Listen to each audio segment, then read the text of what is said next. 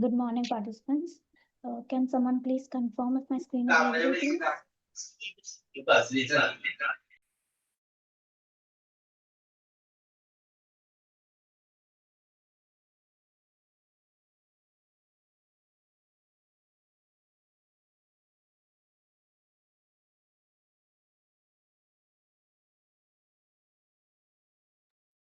Thank you so much, Smith sir.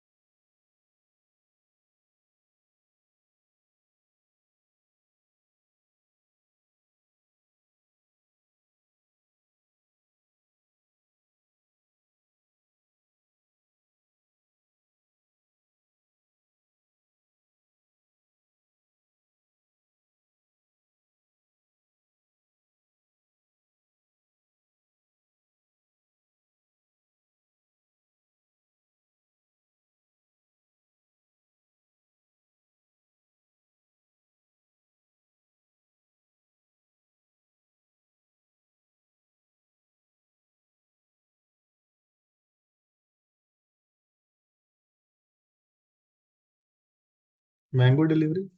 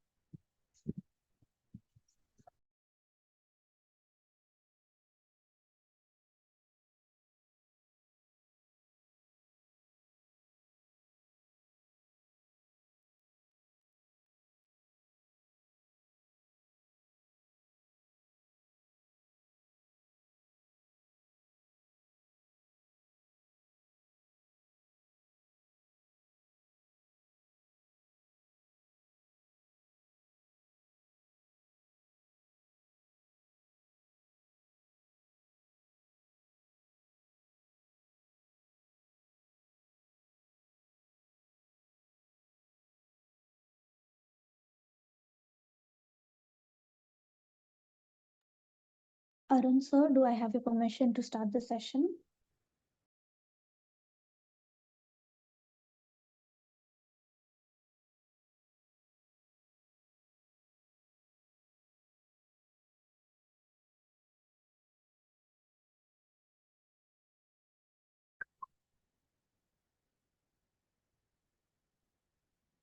So do I have your permission to deliver the welcome address? Yeah, good morning, everyone. Yes, ma'am. Good morning, sir. Good morning. I think I can see some people here. I think if you have any problem, you can unmute and ask. Before that, sir, can I deliver the welcome address for the day? Ma'am, no need of that. Just this is a problem session. Thank you. right? Thank Okay. you.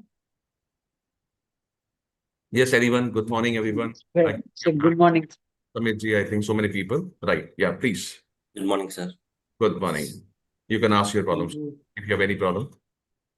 Yogesh, I can see Yogesh ji. Okay, that's good. Yes, Priya ji. sir. I have missed your online lectures like interaction because of some work that week. The first week of June, you have taken the classes, but I have understood the concepts, all the concepts. But I have one query actually that regarding attendance. Like you have taught the attendance, how to take it on uh, the My Learning app. So on that side, can we take on regular basis? Like college allows that attendance.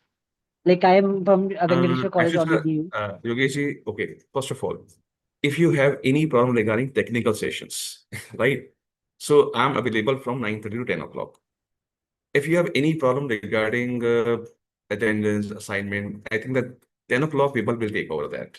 So here right now, I will only talk about technical, like if you have any technical problem, right? If you're facing any problem in any technical session, anything else. Right, sir? Okay. Okay, sir. Just give me a minute, right? Thank you. Sir.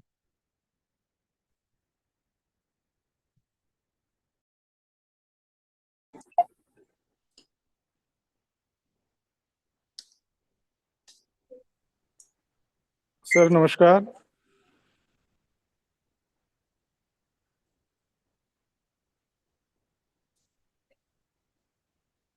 Sir नमस्कार sir, right जी बताइए sir. Sir एक बार और file upload करना जरा बता देते। Sir file किस पे अपलोड करनी है आपको बताइए। माई क्लास पे। सर आप एक काम करिए, अभी आप अपनी स्क्रीन शेयर करिए, मैं आपकी हेल्प करता हूँ। सर मैं अभी तो मोबाइल पे हूँ। सर फिर बात नहीं आ जाएगी। अगर देखिए बड़ा सिंपल, आप अभी सिस्टम चेंज कर दीजिए, like you have enough time, right?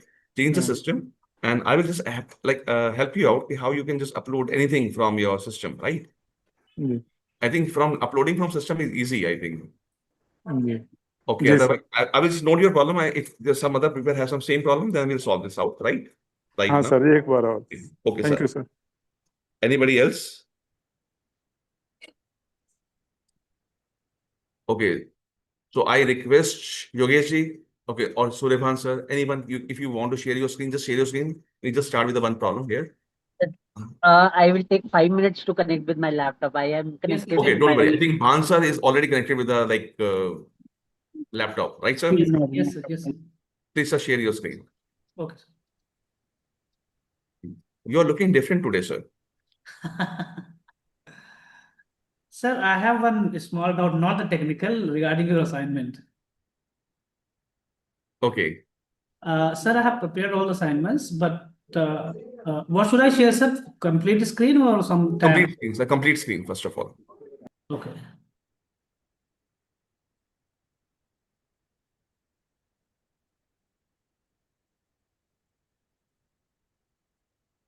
Yes, sir. Okay, sir. Sir, okay, I think there's a one query from the earlier person, right? But how to upload a file? Sir, just open LMS, right, sir? Yeah, yes, sir. Sir, okay, just open any assignment here. Any assignment. Activity, right? Activity this. Now just scroll down, sir. Ah, yes, sir. Add submission. Can you see? Okay, everyone just check that we have a add submission here. I'm sorry. Don't worry, sir. Yes, Easy. sir. Add submission. Click on add submission. So when you say add submission, can you see on just scroll up, scroll up? No, it's working, sir. It takes few seconds. It will take some time, right? Okay. So you here just drag and drop your file here. So this is clear, sir? Everyone, just check that how to upload. Okay, I think Dr. Bhan also tell you is I think your network is slow right now. Sir, every time it takes No, time. sir, it takes time. Sir, it takes Okay. time. Take time. Okay. Yeah. Now it's fine. Now just see here. So Suresh, you just check this. You have to just click on either drop and drag here, or you can just add a file here. Fine, yes, both Click on this, add. You can browse your file and choose your file here. Clear, sir? Yes, sir. Thank you, Bansir, for this. Thank you. Yes, good morning, everyone. If you have any problem in any technical session, and regarding if you have a problem for any elements, etc., you can ask, right?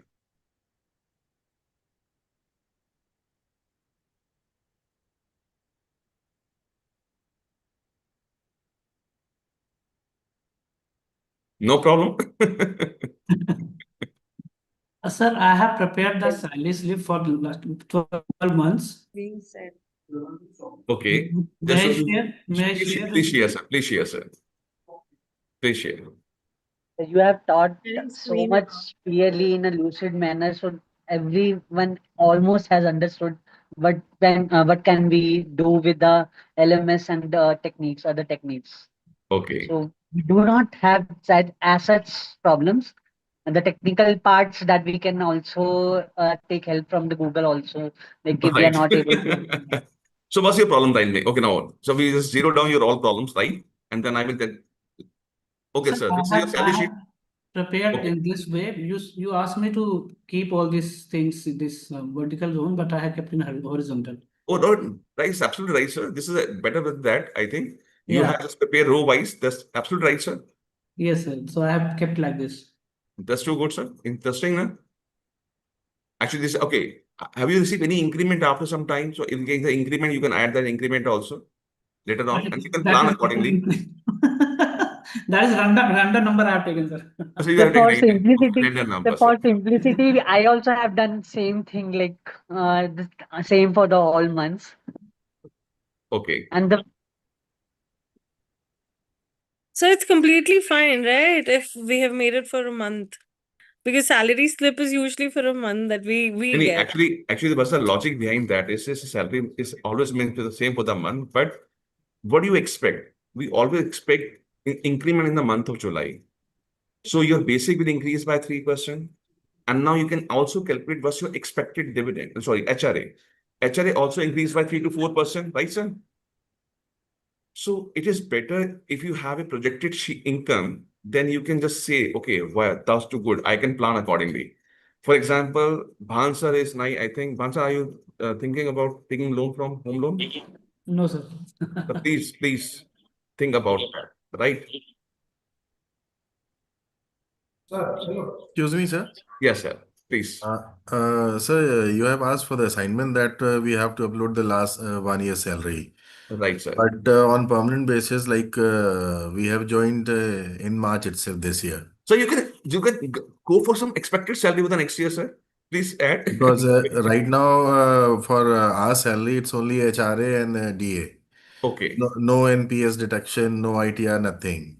Okay. Because from July onwards, we will be like going through that NPS. and everything. Actually, you can take some imaginary figures here, right? Actually, the main point is that you just learn how to add formulas, how to use formulas and functions, actually. The main logic behind that is that. Okay. Now you can estimate accordingly, right, sir? Or you can just calculate the projected salary of the next year. Okay. Right, sir? Okay. Sir, another question. If we take 2 months, which is June and July, so Okay. we projected salary, we can show that it has increased in July, and Yes. in June we had the older, like the current salary, and we can show in July our salary has increased. So can we do like 2 months? Yes, ma'am. In June, you want only June and July, that's all, nothing else. So because salary slip usually is for a month, right? So Ma'am, if actually, Jyotsna ji, main logic behind that, you can just calculate what's your projected income of the next year or the last year. okay, sir. Maybe if you want to calculate the last year income or your projected income of the next year. Okay, That's better, okay.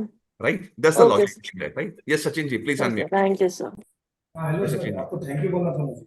अरे sir नहीं thanks मत नहीं बोलिए नहीं, आप। Reason क्या, मतलब मैं पीपीटी बनाता था कभी भी, तो मुझे वीडियो डालना आता नहीं था। तो कल मैंने बनाया, तो पुराना एडिट की, पहले मोबाइल पे चल रहा था मेरा, अभी कॉलेज ऐसे स्टार्ट हो गया, मैंने पीपीटी बनाया वो, and then I am happy, completely happy. ऐसे बहुत अच्छा लगा मुझे कि मैं वीडियो डाल रहा हूँ, कुछ अलग कर रहा हूँ।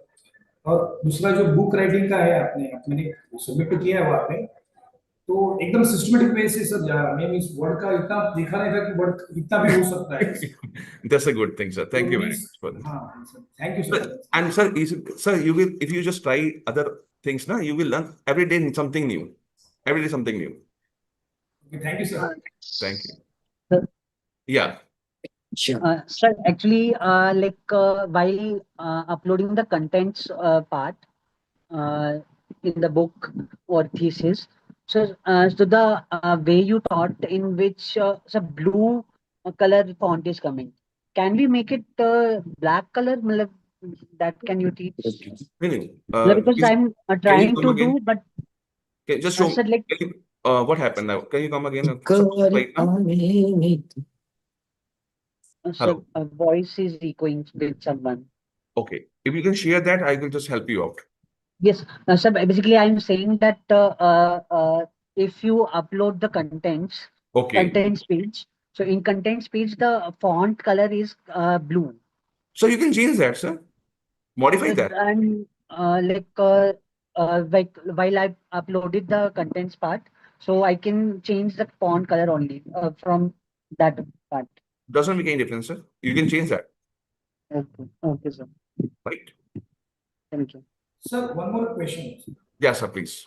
सर मैंने जब बुक बनाया ना तो मेरा जो फ्रंट पेज है इंट्रोडक्शन का, जो कलर पेज में मैंने किया क्या ना, उसका भी पेज नंबर आ रहा है. मुझे वो पेज नंबर नहीं चाहिए था. मुझे एक दो इंडेक्स का भी पेज नंबर आ रहा है. मेरा जो एक्चुअल टॉपिक स्टार्ट हो रहा है वहां से मुझे पेज नंबर चाहिए 1 2 Sir, actually, you can just divide into section actually. What happened now, you say Ah. section 1, section 2. Actually, if you just divide the sections, na, so it will not start with your title page. Section B, just divide the section like in the you divide section in a PPT, na. You just go to the top and say section 1 for the title, section to start with the section 2 only. Okay. Right, sir? Try that. Thank you. Just give me a minute, sir.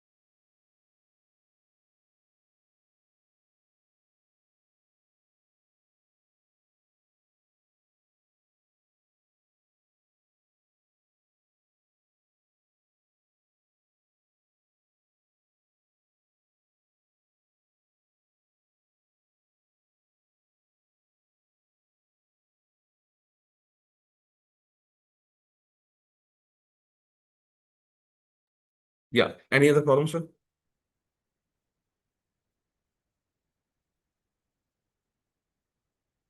Okay. If anyone has any problem, just raise your hand and I can just allow you to unmute.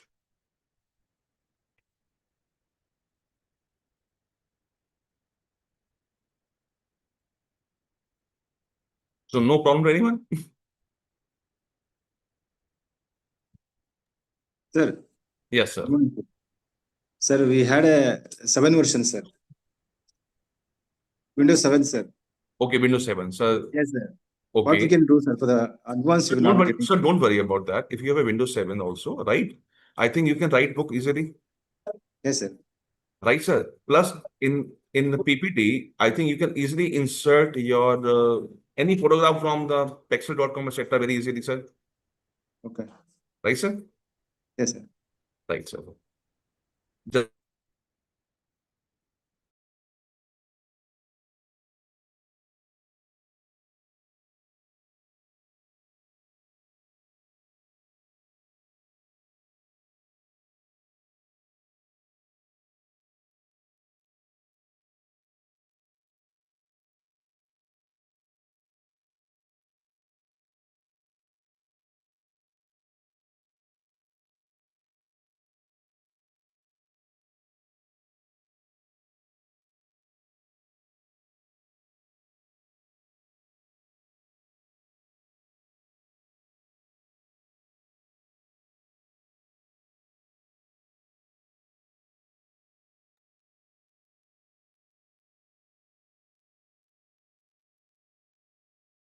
Yes, Anupriya ji. Okay. Okay. Anupriya ji, can you share your screen? Then I will just tell you what's the difference between these two. Anupriya ji, can you unmute? Yeah, please. Yes, Anupriya ji. Actually, when you're talking about the footnotes and citation, actually citation, you will go for any kind of bibliography and references also. But footnote is basically just if you want to give any note on the same page, then we use footnotes actually. Right? For example, writing the name of the authors, the first author, second author, third author, right? If you want to give in the footnotes, you can give in the footnotes. But for the references and the bibliography, we use citations. Right, ma'am? Okay. Thank you so much, sir. Thank you, ma'am.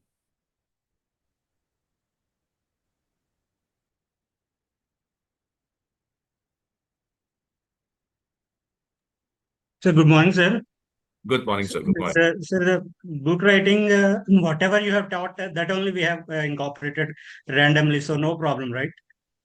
Sir, no problem in that, sir. Actually, the main idea is that you just know how to write a book. Yeah. Okay. Right, sir? Okay. Thanks. So text can be random, right? Up to 30 Text, pages. anything, sir, anything. Now, Yeah. if you want to start with your own paper, you can start with your own paper. You can write your notes also, right? Yes. It's a very good way if you want to share notes with your students, right? Why not you Yeah. write in a form of a book and just share the PDF with the students? Yeah. Right, sir? Okay. There's a logic behind Thanks. that. Right. Okay. Thank you, sir.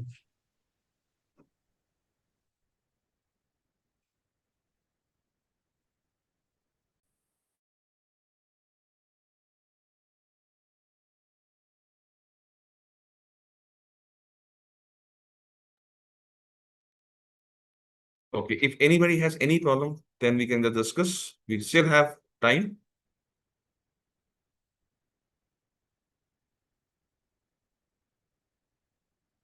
Who's the coordinator right now?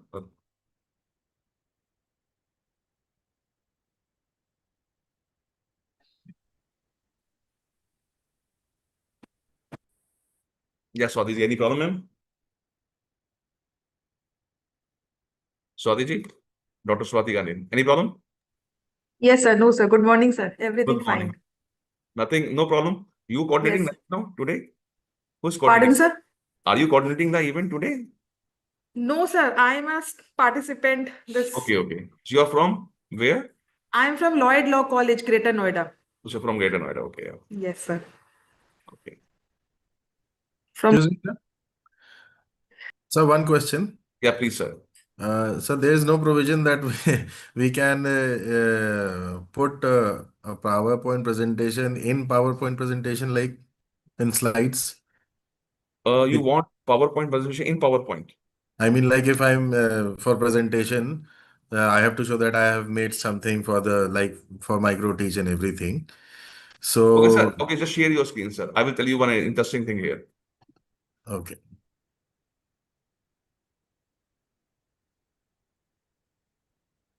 Do you have prepared any PPT of yours? Yes. Okay, just show me that. Okay, Is it visible, sir? visible, sir. Visible. You're just sharing screen line. Okay. So can you go to view? Click on the view option. View on the top. Yeah, actually. On the top, we have a view option like slideshow, record, and No, the actually. view and the view. Yeah.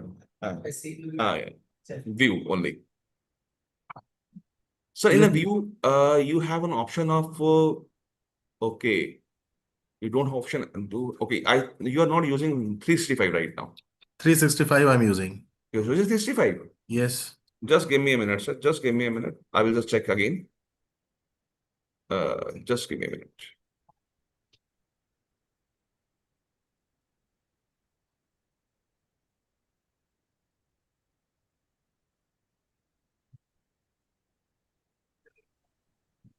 मी सही नाही करणार मग परत सही नाही करणार मग असं अरे मी सांगतो ना तुला काय करायचं तू टेन्शन नको घेऊ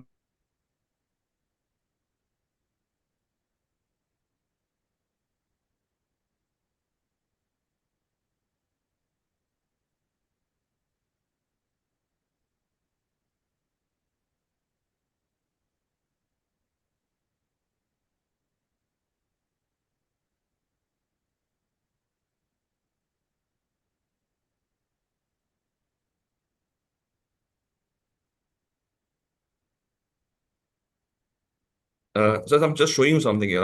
I'm sharing my screen, right? Okay. Shall I stop mine? So don't worry, don't worry. Okay. It will automatically stop, right? Okay.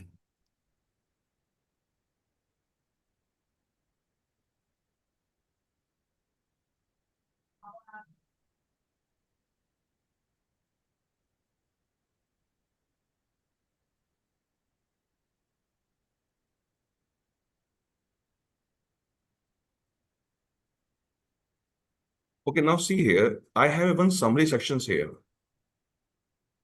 Right? What's the benefit of summary section now when I go for the slideshow? Na? So I am not able to see yours. So it's not able to see. So sir, actually stop share and then check that. Okay. Check please. Is visible to everyone or not visible? Check Yes, everyone. yes. Now I can see. Visible to everyone. Yeah, yeah.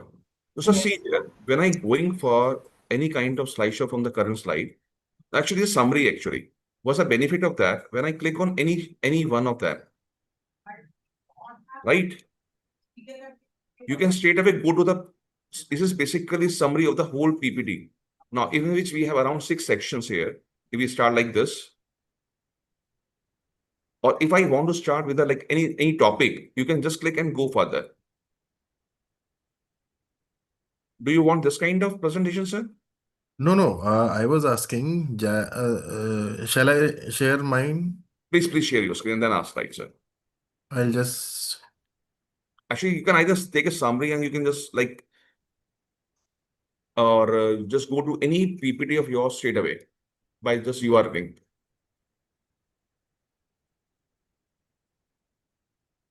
Share yourself. Is it visible, sir? Just sir, just a minute. Not visible, sir. Right, sir. So for example, I have prepared one slide. Okay. I'll just go to that slide. Okay. This one. Right. Okay. Okay. For example, like these are my resources that I would be using in my teaching class. Right. Right. So Okay. I've used certain charts, this and that. Okay. And I would be using, for example, PPT presentation also. Okay. Right. So I wanted that whatever any presentation, small presentation, like for any sample. Right. Right, I sir. have prepared of 2 or 3 slides that can be put. This is just a picture I have created. Okay. Okay. So instead of this, if I can put a presentation itself or 4 or 5 slides. Possible, sir. Now, I will understand Because, that. Now, sir, I will tell you that. I was actually, putting and it says you can't put presentation within presentation. No, sir. I will tell you the like easy way of that. Okay. Sir, okay. Go to home. So, okay. Now, first of all, sir. Okay. Come end of the slides. Okay. How many slides are there, sir? 6 or 7? Okay. So now, after thank you, sir. Put your cursor. Add a new slide here. New slide, sir. Any new slide, right? One more. Anything else? Anything else? Anything else? Okay. Change the layout of this. Yeah, change the layout of this. Right, sir? So now, sir, before slide number 19, actually put your cursor between 18 and 19. Go to section. Right? Click here. Add a section, right, sir? Okay, and okay, it's a new section. If you want to change the name of that, write down new lecture. New lecture, right? For example. Okay. Rename? Rename, sir. Okay. So now, sir, close this. Okay, got it. Okay, now go to any slide of previous slide, sir. Go to any previous slide. Okay, sir, for example, no, any previous slide, sir. Go to slide number 2 or 3. Right, sir? Okay, sir, for example, we say lesson plan. Okay, click on, select the lesson plan. Sorry? Select the lesson plan, sir. Select text. Select the whole text lesson plan, sir. Okay, okay, okay. Yeah. Now right click here, sir. After right click, can you see insert a URL, hyperlink? So again, select, sir, again, actually you deselect lesson plan. Select lesson plan. right click and hyperlink. Hyperlink, sir. Click on the hyperlink. Hyperlink, click on this. Then it's asking for which slide. Can you see we have an option here? Okay, You can okay. hyperlink with some other slide also. You can hyperlink the slide number. Now see here. Do you have a slide number here? Slide number 1. Okay, no. So current page is there. Okay, and then what's the next option, sir? First is current page, current folder. Then next is what's the next option? Browse pages. Next option. Recent files. Okay, and we have more anything else here? Or okay, on the right hand side, on the left hand side again. Left hand side we have existing file or web page. Okay, then we have next is place in this document. Yes, sir. Place in this document. Okay. So shall I put? Click on there. Click here. Or now, sir, click on slide number 19 on the right hand side. Click on slide number 19 and say OK. Right, sir? Okay, sir. Now go for presentation. Right from the first slide. Sir, go for the slideshow, sir. Go for slideshow. From beginning? From beginning, sir. Right. Okay. This is your first slide, sir. Okay. Now click for the next one. Second. So now can you see on the top we have a lesson plan. For example, you want to link your slide number 19 from here. Click on the lesson plan, sir. Click on lesson plan. Click here. You straight away reach to slide number 19. Okay. Similarly, you can link your different PPTs with there here. For example, you are right now working in PPT number 1. So the way I have written PowerPoint presentation. Yes, sir. So I will click on presentation and it would be going to another slide. Another one, right. That will open the presentation. Right, sir. We'll open the presentation. Now just check again. Okay. Just, sir, go back. Escape, right. So again, go back to slide number 3. Sir, here, for example, 10 minutes, CD1, just like CD1. CD1. CO1. CO1, sorry. Oh, CO1. Just. No issues, sir. No right issues. click, right click, sir. Right click. Right click here. Again, hyperlink, sir. Okay. Okay, now, sir, go to the top one. Now, if you want to add any other PPT, just take any other PPT over here. Select any other PPT.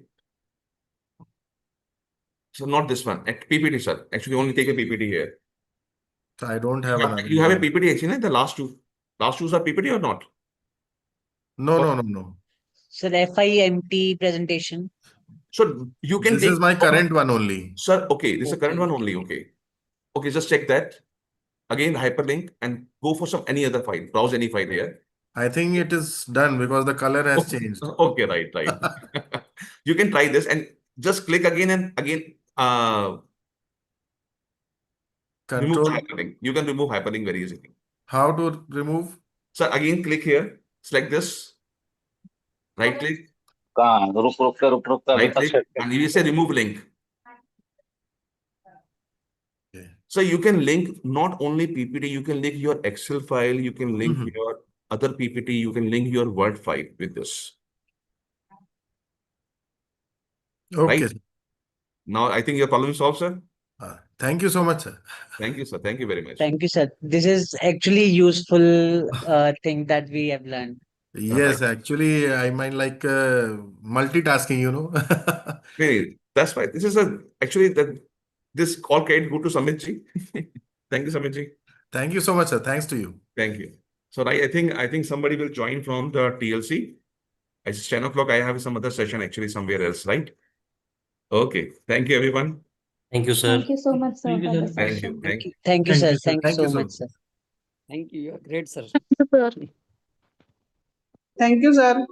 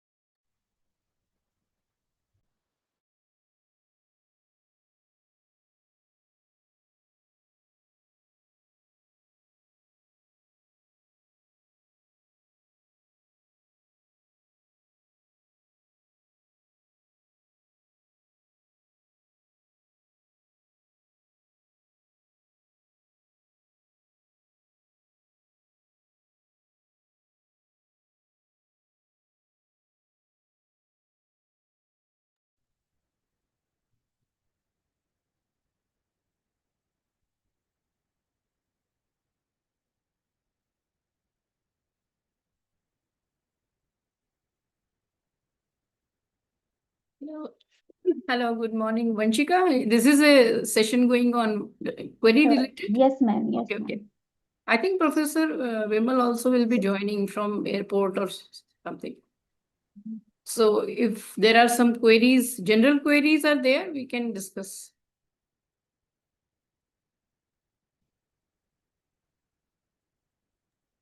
If anyone has any queries, please go ahead and Yeah, what all ask them. sessions have been taken? Actually, I have joined today for some time, so I have no idea.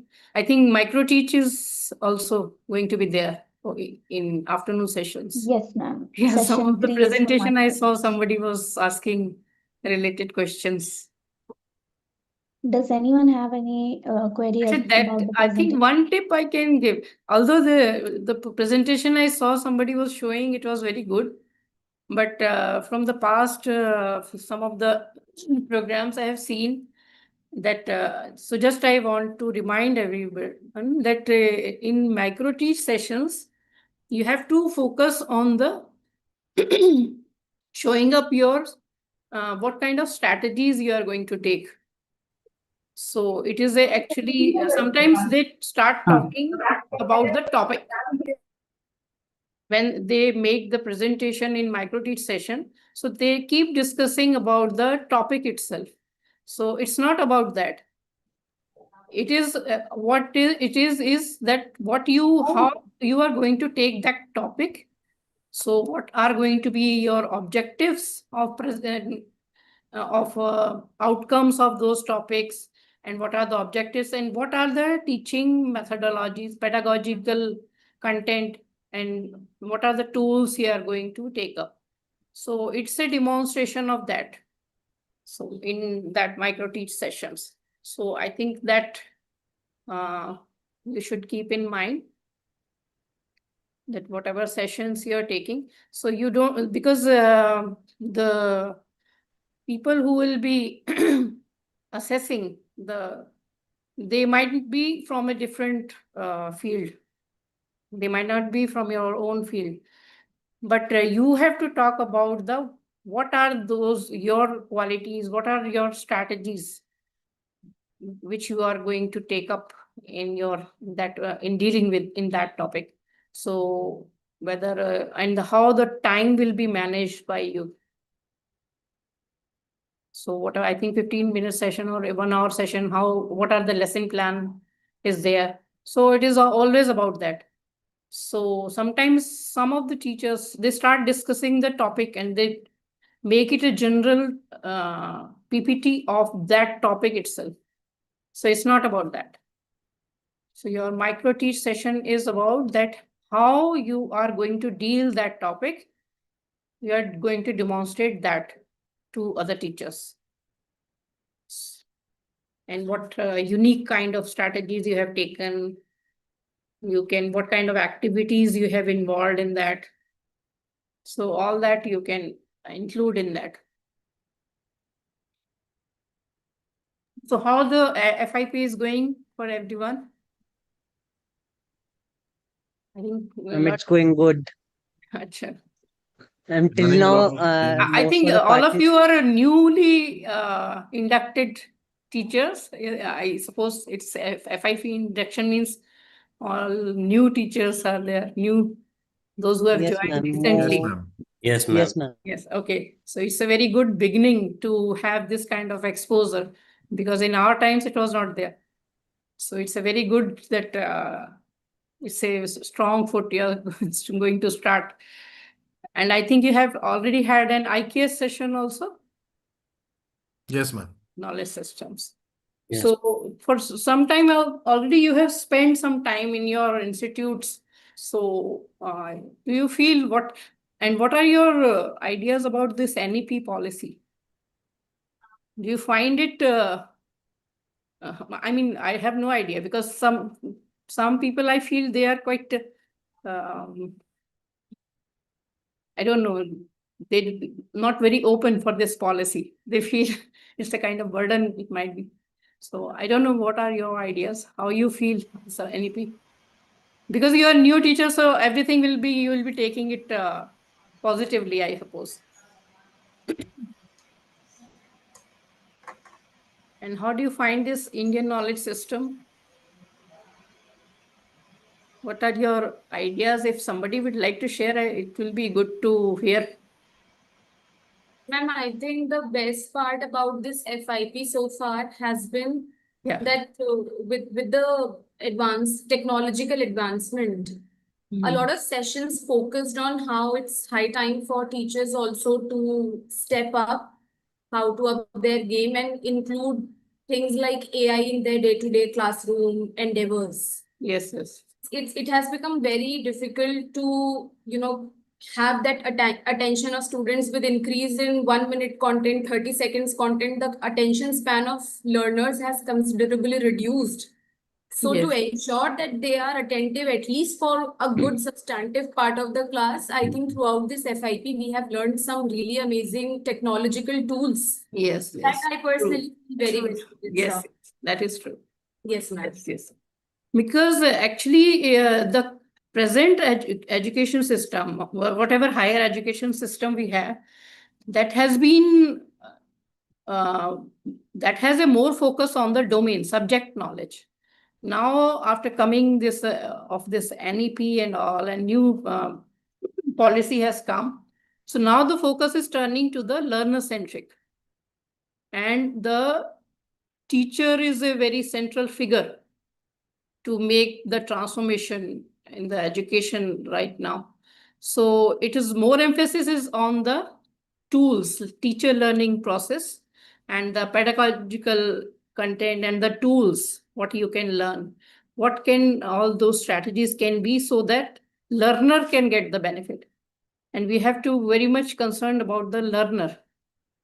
So that kind of focus was not there in the earlier system.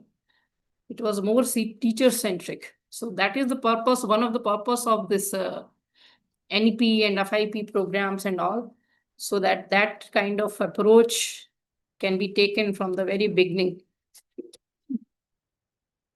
So all the tools, and there you have to be like, you have to be very much in the world of the learner, students also. What background they're coming from, what are their needs, what are their problems, so that your teaching is effective.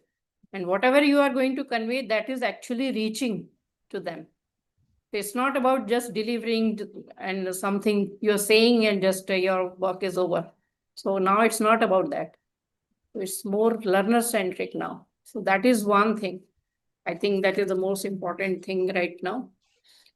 And another component which has been added is like the Indian knowledge system, which is this NEP, which is actually the Indian roots, the culture, the rich heritage.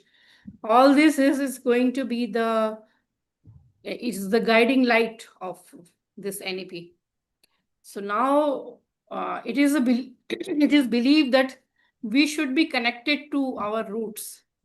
So that kind of teaching should be there. तो ऐसा नहीं है जैसे वो कुछ examples होते हैं ना कि हम बस कुछ पढ़ाते आ रहे हैं बिना कंसर्न के कि वो स्टूडेंट्स के लिए यूजफुल है भी या नहीं. हमारी कुछ पोएम्स याद होंगी बचपन की, जैक कैन जिल फॉल, और वो जो उस टाइप की होती हैं, या rain rain go away. And somebody was sharing के राजस्थान जैसी जगह में भी वो बच्चे को ये पोएम बोलनी पड़ रही है कि रेन रेन गो अवे. वो सोच रहे हैं कि पानी आए और ज्यादा बारिश हो, इस तरह की चीजें हों, बट उसकी जगह वो वही एक चीज रट्टाफिकेशन चल रहा है. और बचपन में तो बच्चे भी देयर इज नो कनेक्शन. तो कनेक्शन इसीलिए जो हमारा जो कुछ हम पढ़ा रहे हैं, इट्स वेरी इंपॉर्टेंट कि वो जो हमारे सराउंडिंग्स हैं उससे भी रिलेट होना चाहिए और रियल लाइफ एग्जाम्पल्स हों, और जो कुछ हम और हमारी अपनी language, that's why the language is also important. So earlier teachings mother tongue में है तो सबसे पहले मदर टंग ही सीखता है बच्चा, और उसके बाद लोकल लैंग्वेजेस हैं, अगर रीजनल लैंग्वेजेस हैं तो it's more easy for the children, for the students to learn and assimilate the knowledge. So these are the actually basic components of this NEP. तो जहाँ की जिस locality में रहते हैं, not only the teaching, our research also should be of that kind. तो हम जो problems लें जो research में, they also should be practically they should be related with our surroundings. तो जो बड़ी क्लासेस में जो ग्रेजुएशन में अभी तो BSc में आपका रिसर्च भी आ गया है. In the last year, your research projects will be there. So all we have to look into those kind of problem solving which are actually present in our life. तो हम उनसे relate कर पाए country level पे, national level पे भी, city level पे भी, और हमारे local region में जो problems हैं. So especially the projects, and they will be it will be a feeling of accomplishment also for the students when they are really practically trying to solve some problems in their life. So the teachings should not be disconnected. It's not कि अभी तक जो है जो theory पढ़ रहे हैं, whatever we are studying there, और वो practical life में उसका कोई उसका use ही नहीं पता है. Graduations करके निकलते हैं से they are just zero कि how to use this knowledge, no idea. कुछ papers पास करके बस निकल गए और real life में वही employment भी नहीं है. तो वो इसलिए नहीं है कि there is no connection between the application side and the theoretical side. And Indian knowledge systems be it is not a kind of one subject like physics chemistry जैसा कोई एक subject नहीं है Indian knowledge system. It includes everybody. हमारे जो इतना जो करोड़ की हमारी जो सारा जो people of India और geographical सारा जो हमारा streamline है since the ancient times, जो कुछ भी अब तक accumulate होता आ रहा है वो भी, और आपके traditions भी, and you, me, everybody is included in that. So that requires some processing, I think.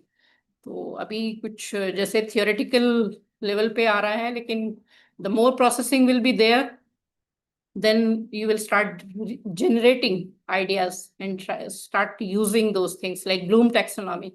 First level तो अभी वही होता है ना, remembering, accumulating information, then थोड़ा सा understanding बढ़ेगा, फिर उसके बाद आपका applications आएगा, फिर you will start using the solving the problem, evaluation आएगा, और फिर आप you will start synthesizing, you will start reconnecting the things in the practical life, और आपके अपनी तरफ से regeneration शुरू हो जाएगा उन्हीं सब चीजों के लिए.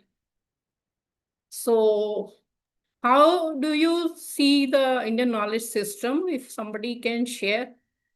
What Excuse me, ma'am. Yes, please. Good morning. Yes. I was teaching this paper to forensic students last semester. They are affiliated to National Forensic Science University, Gujarat, and National Forensic Science University. So they are BSc, MSc students. So one thing that I figured, like on the basis of the primary research that I did before while I was preparing for my lectures and things like that, is that although the syllabus is the same, but जैसे engineering के बच्चे जब पढ़ते हैं, social sciences के बच्चे जब Indian knowledge system पढ़ते हैं, तो उसमें थोड़ा सा tweak कर दिया उन्होंने syllabus को, या जो rubrics हैं उनके, and I feel that मतलब there is some gap. Because I was also teaching it for the first time, so बहुत effort and बहुत ज़्यादा reach out करना पड़ा लोगों को, so that way. So I think I have seen that a lot of courses and workshops Indian are being knowledge conducted by system the has UGC. been, you say, उसमें मिलाया हुआ है आपने? अच्छा. जी सर, जी मैम, जी ma'am. हाँ, क्योंकि ma'am जैसे basic books, text books जो उसमें रेफरेंस दिया हुआ है कि there is a book by B. Mahadevan that you have to refer to. Yes. But when you actually look at the syllabus of the university that I was teaching Indian knowledge systems too, a lot of rubrics were missing. For example, there is Vastu Shastra, but then there is not a lot on yoga. Because जब मैं पढ़ा रही थी तो हमें बहुत ज़्यादा सूक्ष्म स्थूल शरीर के बारे में बात करनी है और बहुत सारी चीज़ों के बारे में बात करनी है, which is mostly yoga, Vedantic philosophy. So that thing is not that thing, that kind of that information is missing from the basic referencing of the text. Just for example, Professor Kapil Kapoor ki kitab hai. There are two that's available on the internet. But then I mean मुझे लगता है कि अगर हमें ये पढ़ाना है तो हमें और ट्रेनिंग और like resource building की जरूरत है, या हमें यूनिवर्सिटी एक्चुअली न्यू सब्जेक्ट है तो अभी थोड़ा रिसोर्सेज डेवलप हो रहे हैं, बहुत सी बुक्स आ रही है। बी महादेवन की बुक तो काफी कवर करती है काफी टॉपिक्स को। I mean you are saying you are teaching actually forensic subject? No ma'am, I am saying that मैं फोरेंसिक्स के स्टूडेंट्स को पढ़ा रही हूँ, तो उनका सिलेबस जो है ना, अच्छा उनके सिलेबस में, लेकिन जो उनके सिलेबस में इंडियन नॉलेज IKS उनके सिलेबस में जो है वो थोड़ा सा डिफरेंट है, for example as compare to somebody maybe studying IKS from syllabus social science may background. need to be modified उसमें। हाँ, maybe uniformity, I don't know if uniformity is the answer, but then there needs to be tweaks, or the material should be available. Because, and this is a compulsory paper, the students have to pass it.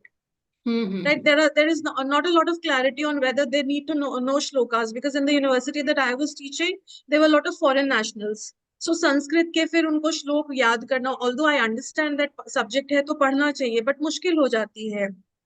And 2 credit का paper है, तो थोड़ी मुझे लगता है कि we need to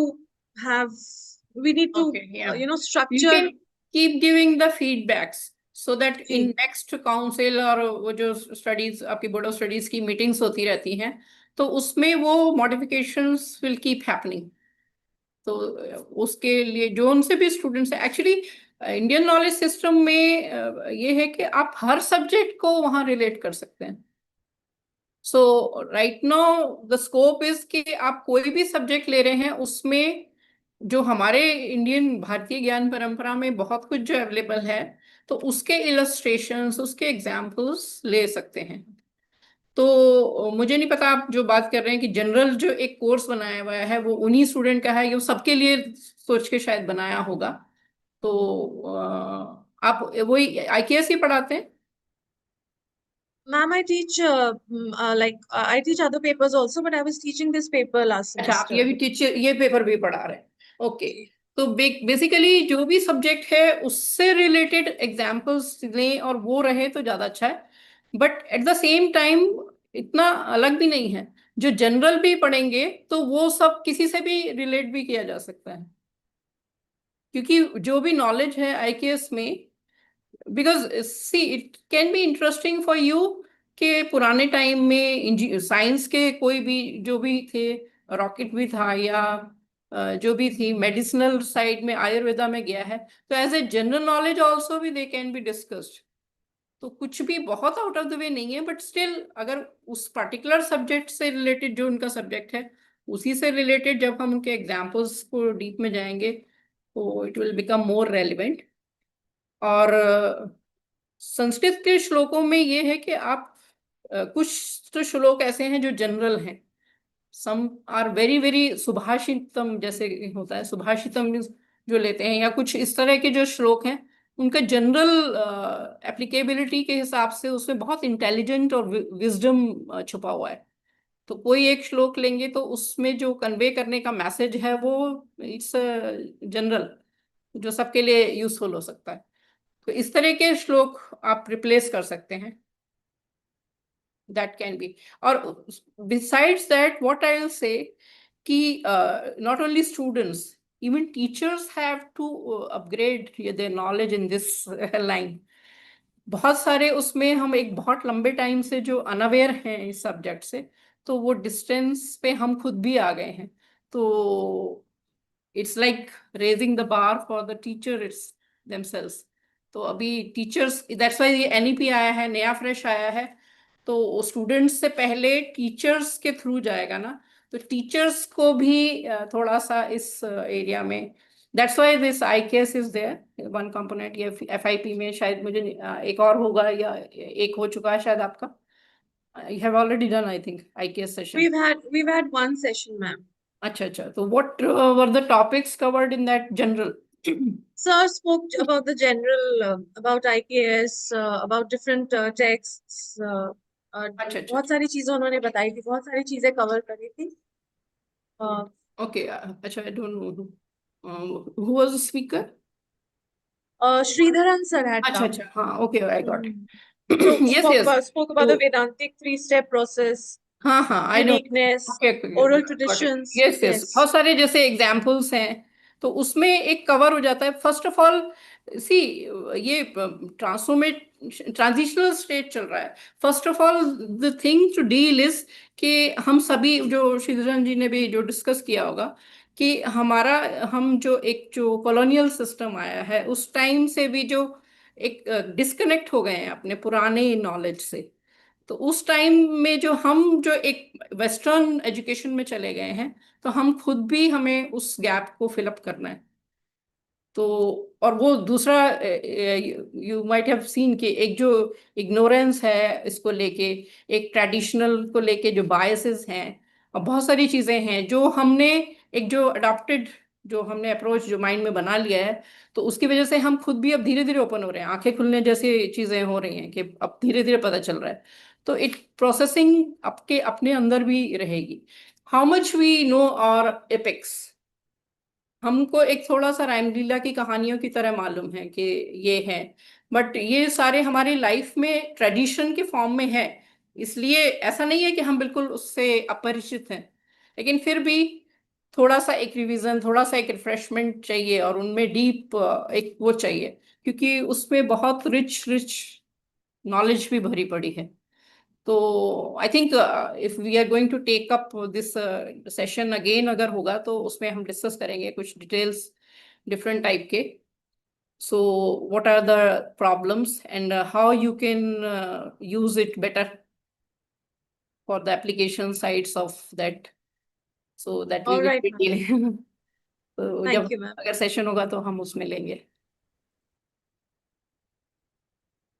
तो इसमें हमारे अपने ही वेस्टर्न, ठीक है, हमें साइंस को भी वो भी करना है. साइंस भी चाहिए हमें, पुराना भी चाहिए और नया भी चाहिए.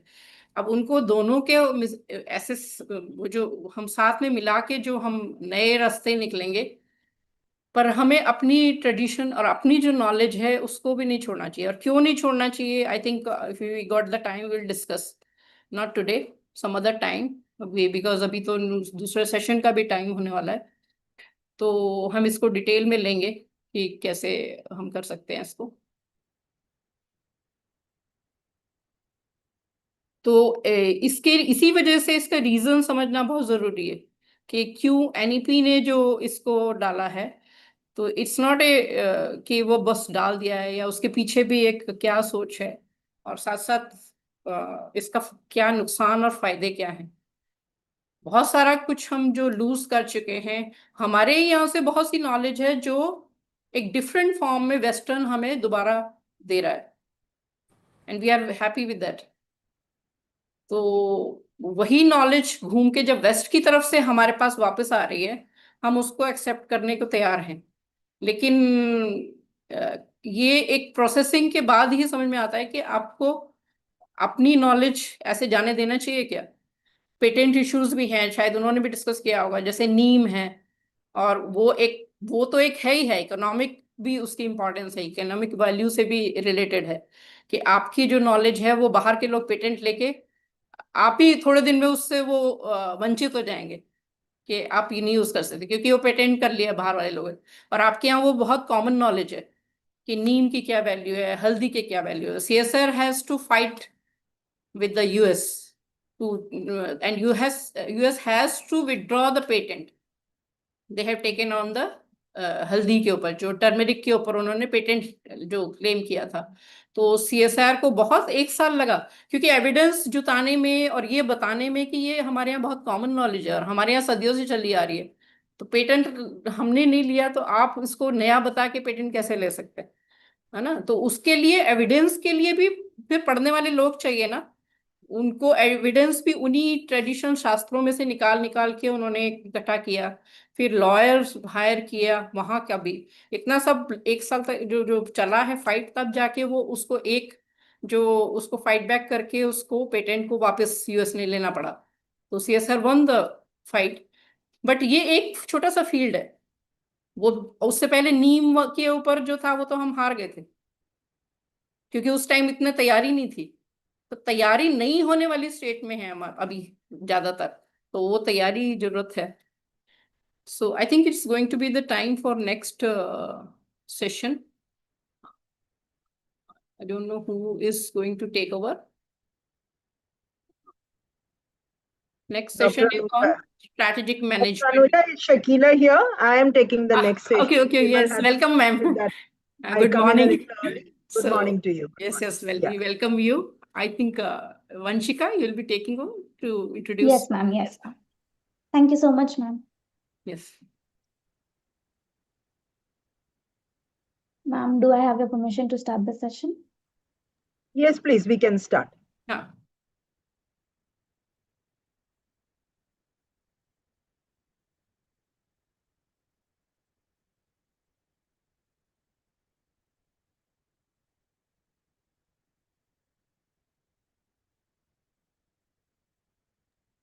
Is my screen visible, ma'am? No, it's not.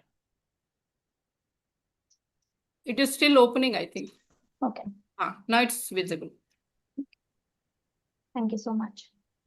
We now move on to our second session of the day, titled Strategic Planning and Management. It is a pleasure to welcome Professor Shakila Shamsu, ma'am,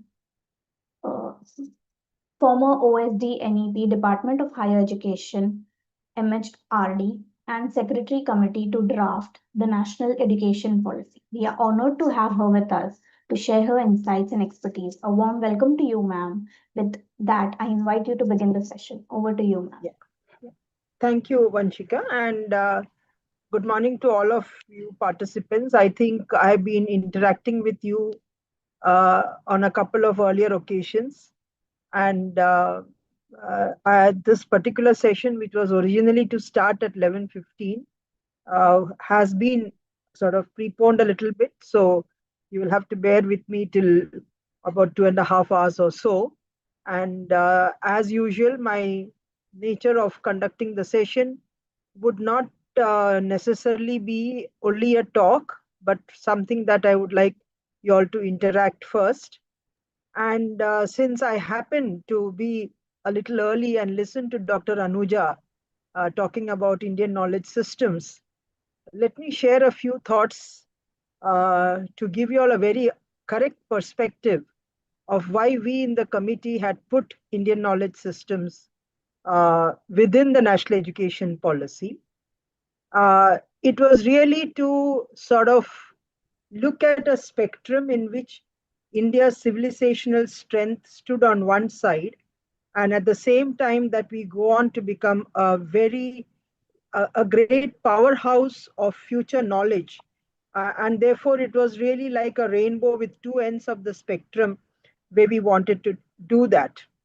At the same time, I would still sort of labor the point, having seen that many of the institutions offer IKS in a very lopsided manner in which IKS is really being inculcated in our institutions.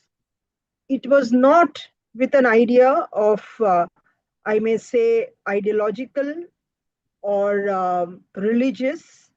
It was more in a sense of trying to encompass India's scientific strength, astrological strengths, India's art and culture, India's metallurgy, India's shipbuilding, and many other forms of knowledge, including what Anuja had just said, in terms of the patents of certain things that we were very strong about, but which, due to international economic imperialism, we had to lose out on that.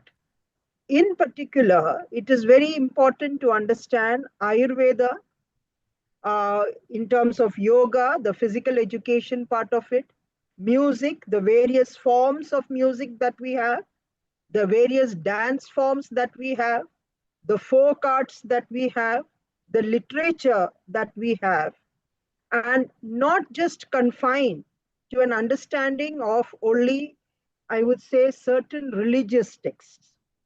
what would happen in the consequence of it is that if we only studied the religious texts as part of the Indian knowledge systems, which was never the intention of confining IKS only to that, you will not get to know the wealth of knowledge that Indian civilization had possessed. The shipbuilding industry, for example, was a kind of a skill that was there only with the typical architecture that Indians knew.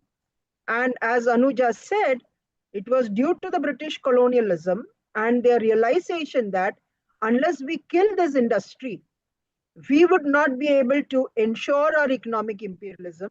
And that is how the shipbuilding industry in India, which was one of our very core strengths, came to a complete standstill. We have now picked up the threads again. That's a different matter. But this was one area that we have. Ayurveda, Unani, all forms of what we call alternate forms of medicine have actually originated from here, including in algebra, mathematics. Mathematics, we have very strong strengths. The entire Panini methodology of doing and Vedic mathematics that came all have got a certain kind of a scientific rationale, and the way in which the quantifications have taken place, the algorithms that they have thought about. Even the system of law in terms of Arthashastra, that also was a very strong area. So my humble request to all of y'all in various institutions, don't confine IKS to only understanding scriptures and religious texts. It is a much, much broad area. And I would urge you all to look at the UGC guidelines, which have listed out about 10 or 12 areas, ranging from astronomy, astrology, physical education, medicine, mathematics, arts and culture, metallurgy, various crafts. These have all been listed out. So please, when you are offering it in your institution, depending upon the number of credits that you may be offering, whether it is 4 credits or 6 credits, and whatever strengths your institution has in terms of the expert resource persons, and if you don't have, you can take them as adjunct faculty, cover a number of these areas, because you have to ensure that we do justice to what the National Education Policy 2020, when incorporating the need to talk about Indian knowledges, had to have this broad exposure rather than confining it to a limited area of merely the scriptures and the religious texts. So in the context of having heard what Anuja had spoken, I also want you all as faculty who are attending a faculty induction program and not just a refresher course, to understand that the IKS, the UGC guideline, should be a guiding document. Depending upon the number of credits and the availability of the experts, if you don't have faculty within your institutions, you have to get people from adjunct faculty. The same mistake that we are doing in skill enhancement courses, where our own faculty are doubling up to take up skill-based courses. If we do it in IKS, we will have a set of students come out of the institutions, maybe 5 years from now, who have really not understood the entire spectrum of what Indian knowledge systems encompass. And it, in the context of the fact that we are speaking today, a day before the International Day of Yoga, which is again one of our Indian knowledge systems and a strength that we need to bank upon. Please get this perspective and have a look at the UGC guidelines so that you have a much more comprehensive understanding of Indian knowledge systems across a range of disciplines and not confined to 1 or 2 limited areas. I just thought that since Anuja is also here, let me also share my thoughts on how I've been hearing from many institutions as to what needs to be taught and what needs to be covered. But it is not just a limited area of only these that we have to cover of text and scriptures, but much beyond that into astronomy, astrology, mathematics, shipbuilding industries, metallurgy, physical education, music, art and culture, literature, This is the range that we are talking about.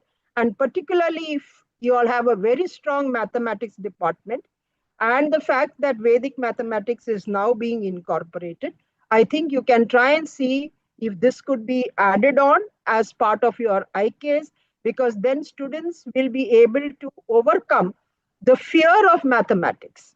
And similarly, because you see what happens is the older systems, including Arthashastra, for example, the interpretations of law, and the fact that I'm going to talk about good governance, how Arthashastra talked about certain fundamental principles of good governance.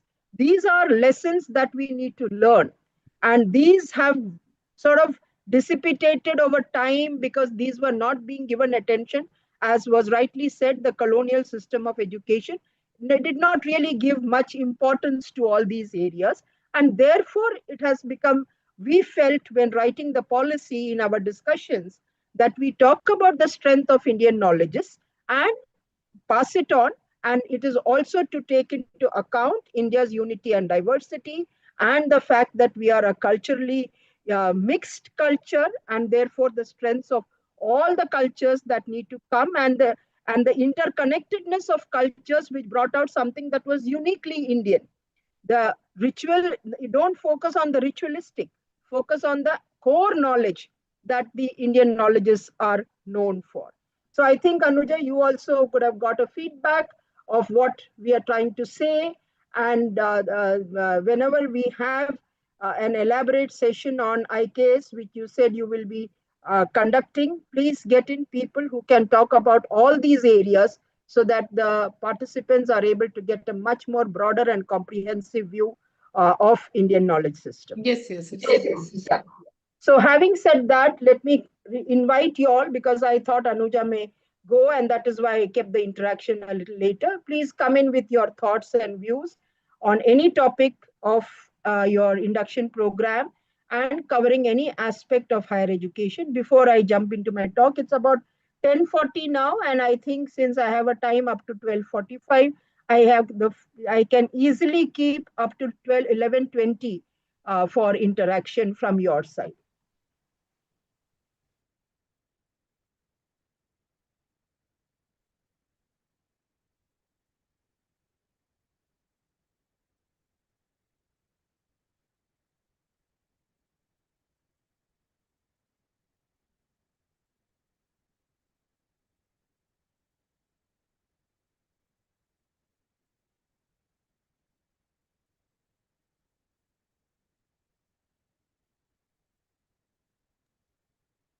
Are we still warming up, or are there no questions? Please feel free to ask on any aspect, please. Good morning, ma'am. This is Ruchi Agarwal. Ma'am, this is not a question, just a matter of concern.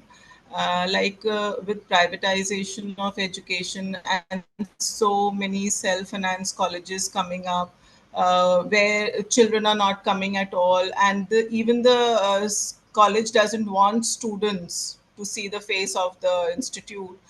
They just want that. How do we? How are we going to implement, bring about these changes, which we, although I agree that hum jo kar rahe hain, like we should do our best, lekin when we take a holistic approach, how are we going to bring about these changes in our higher education? Okay, so the role of the private sector, Dr. Ruchi, it's not that it has been a very recent phenomenon. Private participation, both in school education, in professional education, and in general higher education, has always been there. And what we need to recognize is the fact that they have helped in the process of ensuring larger numbers coming in. But concerns are coming in terms of whether these private institutions are becoming very commercialized. And the opening up of self-financing courses was only a kind of an arrangement where governments allowed it because these institutions were becoming unviable financially. And therefore, they thought that if there are self-financing courses which charge fees more than what is prescribed in the general sense, they would be able to tide over their finances, which happen to be in the red. Now, there are two ways of looking at it. On one side, we have to accept that while we see education as a public good, and while we see education has to be a public service, we cannot think that the government would be able to continue to do all the financing of higher education. Why it doesn't abdicate itself from the responsibility in school education is because in a federal setup, state governments also ensure a substantial amount of allocations for school education, and therefore, except for major government of India schemes like Samagra Shiksha, which talks about a center-state sharing, the large part of it, you know, the current conflict that has been happening with Tamil Nadu government and the government of India, where the government of India is not releasing the shares of the government of India because they are saying they won't implement NEP. That is a more politically embroiled thing, but that's a substantial amount of funding that comes in from the government of India. Now, except for schemes like Samagra Shiksha, the bulk of the state takes care of the school sector. But in higher education, it is not so. In the higher education sector, it is, though you may have centrally funded institutions like the IITs, the central universities, NITs and ICERs and so on, coming, as I said, under the 17 ministries of the government of India, bulk of them under the Ministry of Education. The large sector of institutions, 150 odd are there by the government of India. The large sector comes from the state sector. And that state sector, we know that there is a enormous paucity of funds available at the disposal. And as I said, some states which give more importance to the social sector may give greater allocation, but many of the states in India are not at same levels of development. So somewhere it may be power, somewhere it may be roads, some other core infrastructure related areas in which greater allocation goes in. Now, we have therefore accepted that the private sector would be there to play. It plays even in the school sector. It plays even, as I said, in professional, medical and engineering and management and so on, teacher education and so on. And it plays even in general higher education. So we cannot visualize a system where generally the government's level of funding is getting reduced. The other player has to be the private sector. The only thing that we are putting as a word of caution is that we should not allow for too much of, let us say, commercialization, inexorbitant fees, irregular practices. There should be a degree of transparency. You cannot say, I promise the moon, and then do not offer any of those facilities when the student takes admission. They will say that they have good labs, they have good libraries, they have good ICT facilities, they've got good faculty. But when the student goes, none of these things are really there in the degree of excellence. Now, that needs to be monitored. But self-financing courses, the increasing role of the private sector, the setting up of private universities, all these will gradually tend to be a reality and a growing role that they may be playing. The role of the government is to ensure proper oversight so that it is equitable. They also offer free ships and scholarships, which is what we wrote in the policy. We clearly mentioned that the private and the public institution would be governed by the same lens so that they will follow all the norms and standards laid down by the regulators and will ensure that wherever there is a meritorious student who cannot afford to pay the fees, that they will ensure scholarships would be available even to them. Now, that being said, on paper, we all know that there is a huge gap between what is actually professed and what is really being said, and that the private institutions are really not bothered about equity or inclusion. I'm not putting that as a generalization. There are good players who do that, but the bulk of the private are not. And even in the self-financing courses, a kind of a cost analysis has not been done in terms of the fees that are being prescribed. If they are very high, they need to know what is going into that in terms of breaking down the cost, which is not really taking place. Now, this scenario does not mean that our higher education cannot bring about reforms. Let me tell you the flip side of it. When NEP brought about all these very revolutionary recommendations, a bulk of the private players, both in school education and in higher education, were able to embrace these changes much more than the public funded institutions who were resistant to it. Because the private feels that they have a free hand, and this became like an enabler by which they were able to adapt to that. So we cannot really make a statement or make a generalization of, in that sense, that all private are doing bad, all private is commercialized, that we have to do away with it. We cannot do away with the private sector. Let us be very clear about it. They operate in the health sector, they operate in the education space, they operate in all the social sectors today, be it sports, be it culture, in all this. If it's all going to come from government funding, we will never be able to achieve the kind of growth that we are visualizing.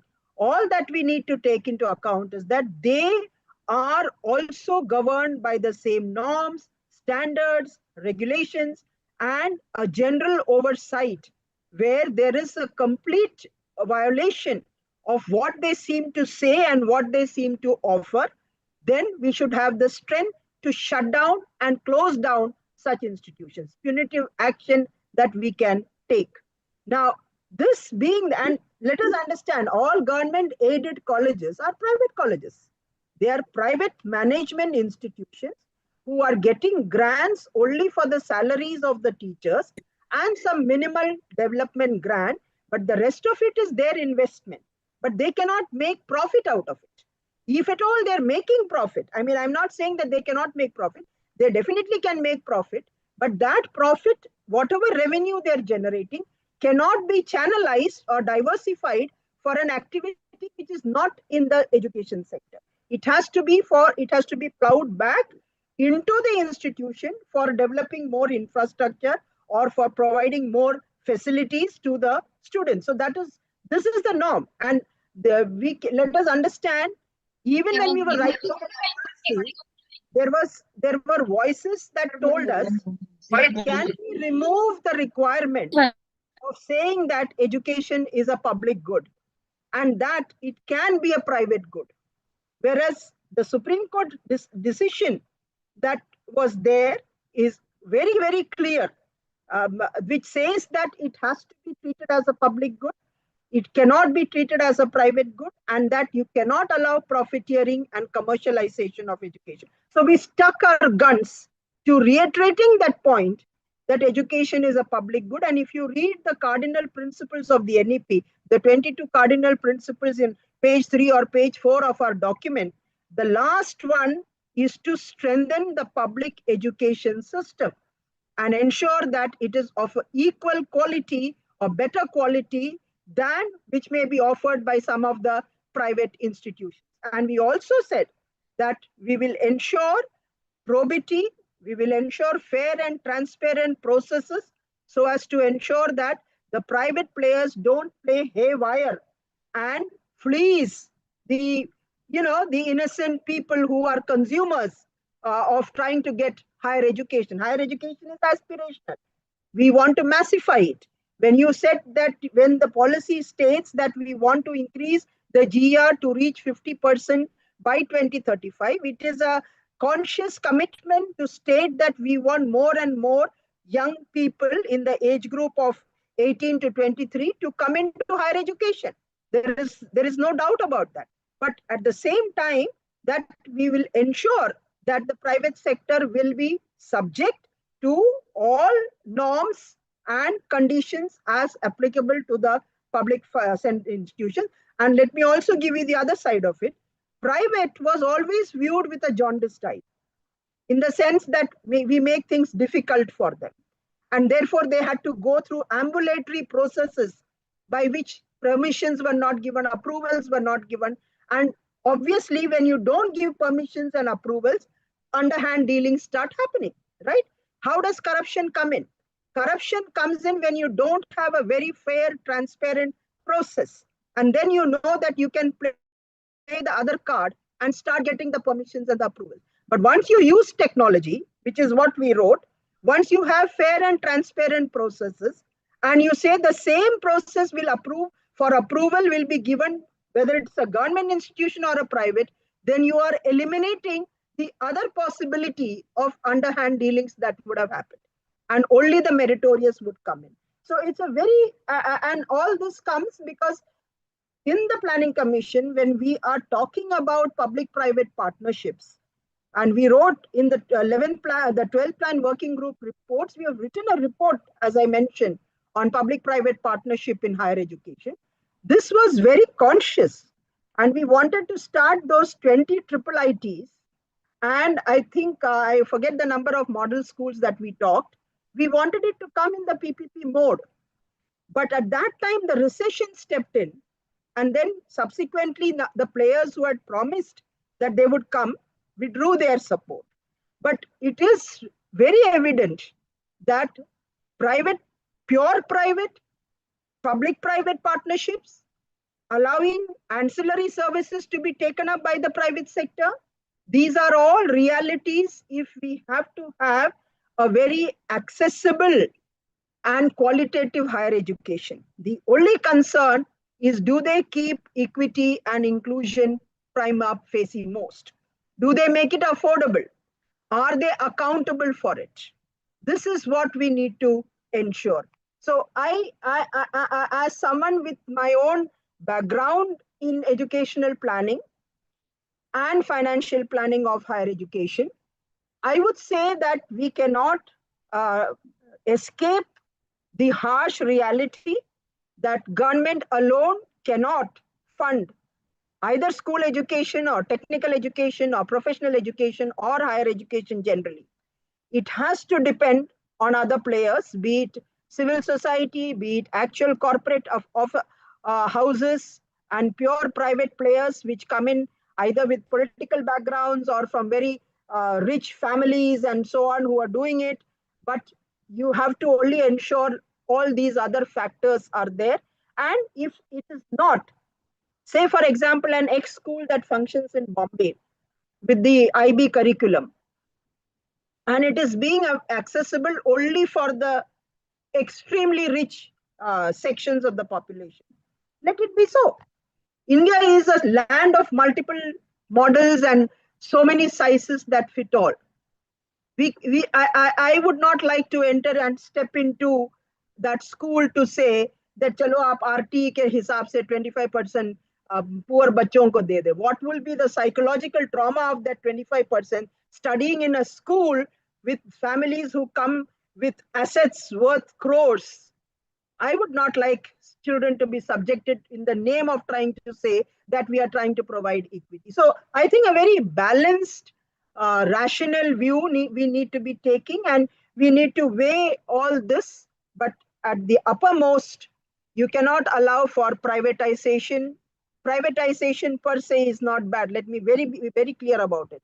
And it is only that when privatization becomes corrupt, or it is commercialized, or it is used for profiteering through unfair means and promising something and not delivering it, then I think the government oversight needs to come in.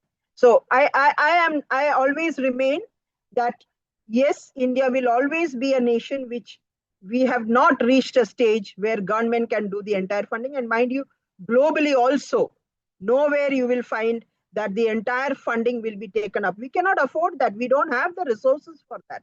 So while we may like it or not, this is there to stay. And I think we only need to ensure that there are internal controls, checks and balances that will ensure that there is equity and affordability and accountability. Yeah. Thank you, ma'am. Hello, ma'am. Yes, good afternoon. Good day to you. Yeah. I'm Dr. Sachin Rao. मैं मेरा question है madam कि जो हम लोग अभी देखो हम लोग मैं रूरल एरिया में पढ़ा था, तो यहाँ पे क्लास सिस्टम नहीं है। अगर जो क्लास सिस्टम है लाइक कोटा हब ये जो है वो आगे न्यू एजुकेशन पॉलिसी में चलेगा या गायब हो जाएगा, क्योंकि बच्चों में जो डिस्क्रिमिनेशन हो रहा है, गरीब बच्चे नहीं पढ़ रहे क्लास में और जिनके पास फाइनेंशियल कंडीशन अच्छी है they are affording the class, तो आगे जाके न्यू एजुकेशन पॉलिसी में ऐसे इक्वलिटी होगा कि नहीं होगा? नहीं, आप जो बता रहे हैं कि जो फाइनेंशियली वीक है उसमें एनईपी का हिसाब से वो लोग पढ़ाई करेंगे या नहीं करेंगे। एक तो लेट अस अंडरस्टैंड, एनईपी के पॉलिसी में हमने एग्जिस्टिंग सोशल स्ट्रेटा में कुछ भी बदलाव नहीं लाया है।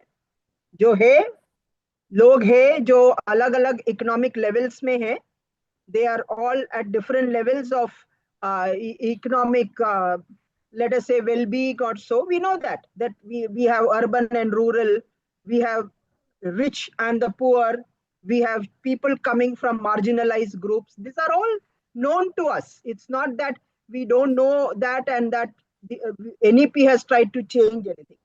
The question is, earlier and I'm not trying to say that 1968 policy or 1986 policy have not addressed the issue of equity, but you're concerned that because NEP came, it is likely that the poor will have lesser access and lesser, let us say, affordability. That I would say is wrong, because we have not said anything in the policy which says that I will not teach children who come from poor backgrounds, or that we will not teach children who are not able to afford the fees. On the contrary, in our chapter on equity and inclusion, we have very clearly said that firstly, we made that higher education can be other than in English medium. Why we said that? So that if there are institutions having teachers who can teach in Hindi or Marathi or Gujarati or Bengali or any language in this country, you can start teaching higher education in that language, so that more people from the rural background are feeling comfortable about coming into higher education. This is the first thing. Second, we said that wherever there is a concentration of certain social groups like SCs or STs or minorities or OBCs or so on, that we will declare them as special education zones. And Government of India, including some state governments, have got this concept of aspirational districts. Aspirational districts are where gender parity is low and the higher education GER is less than the national average.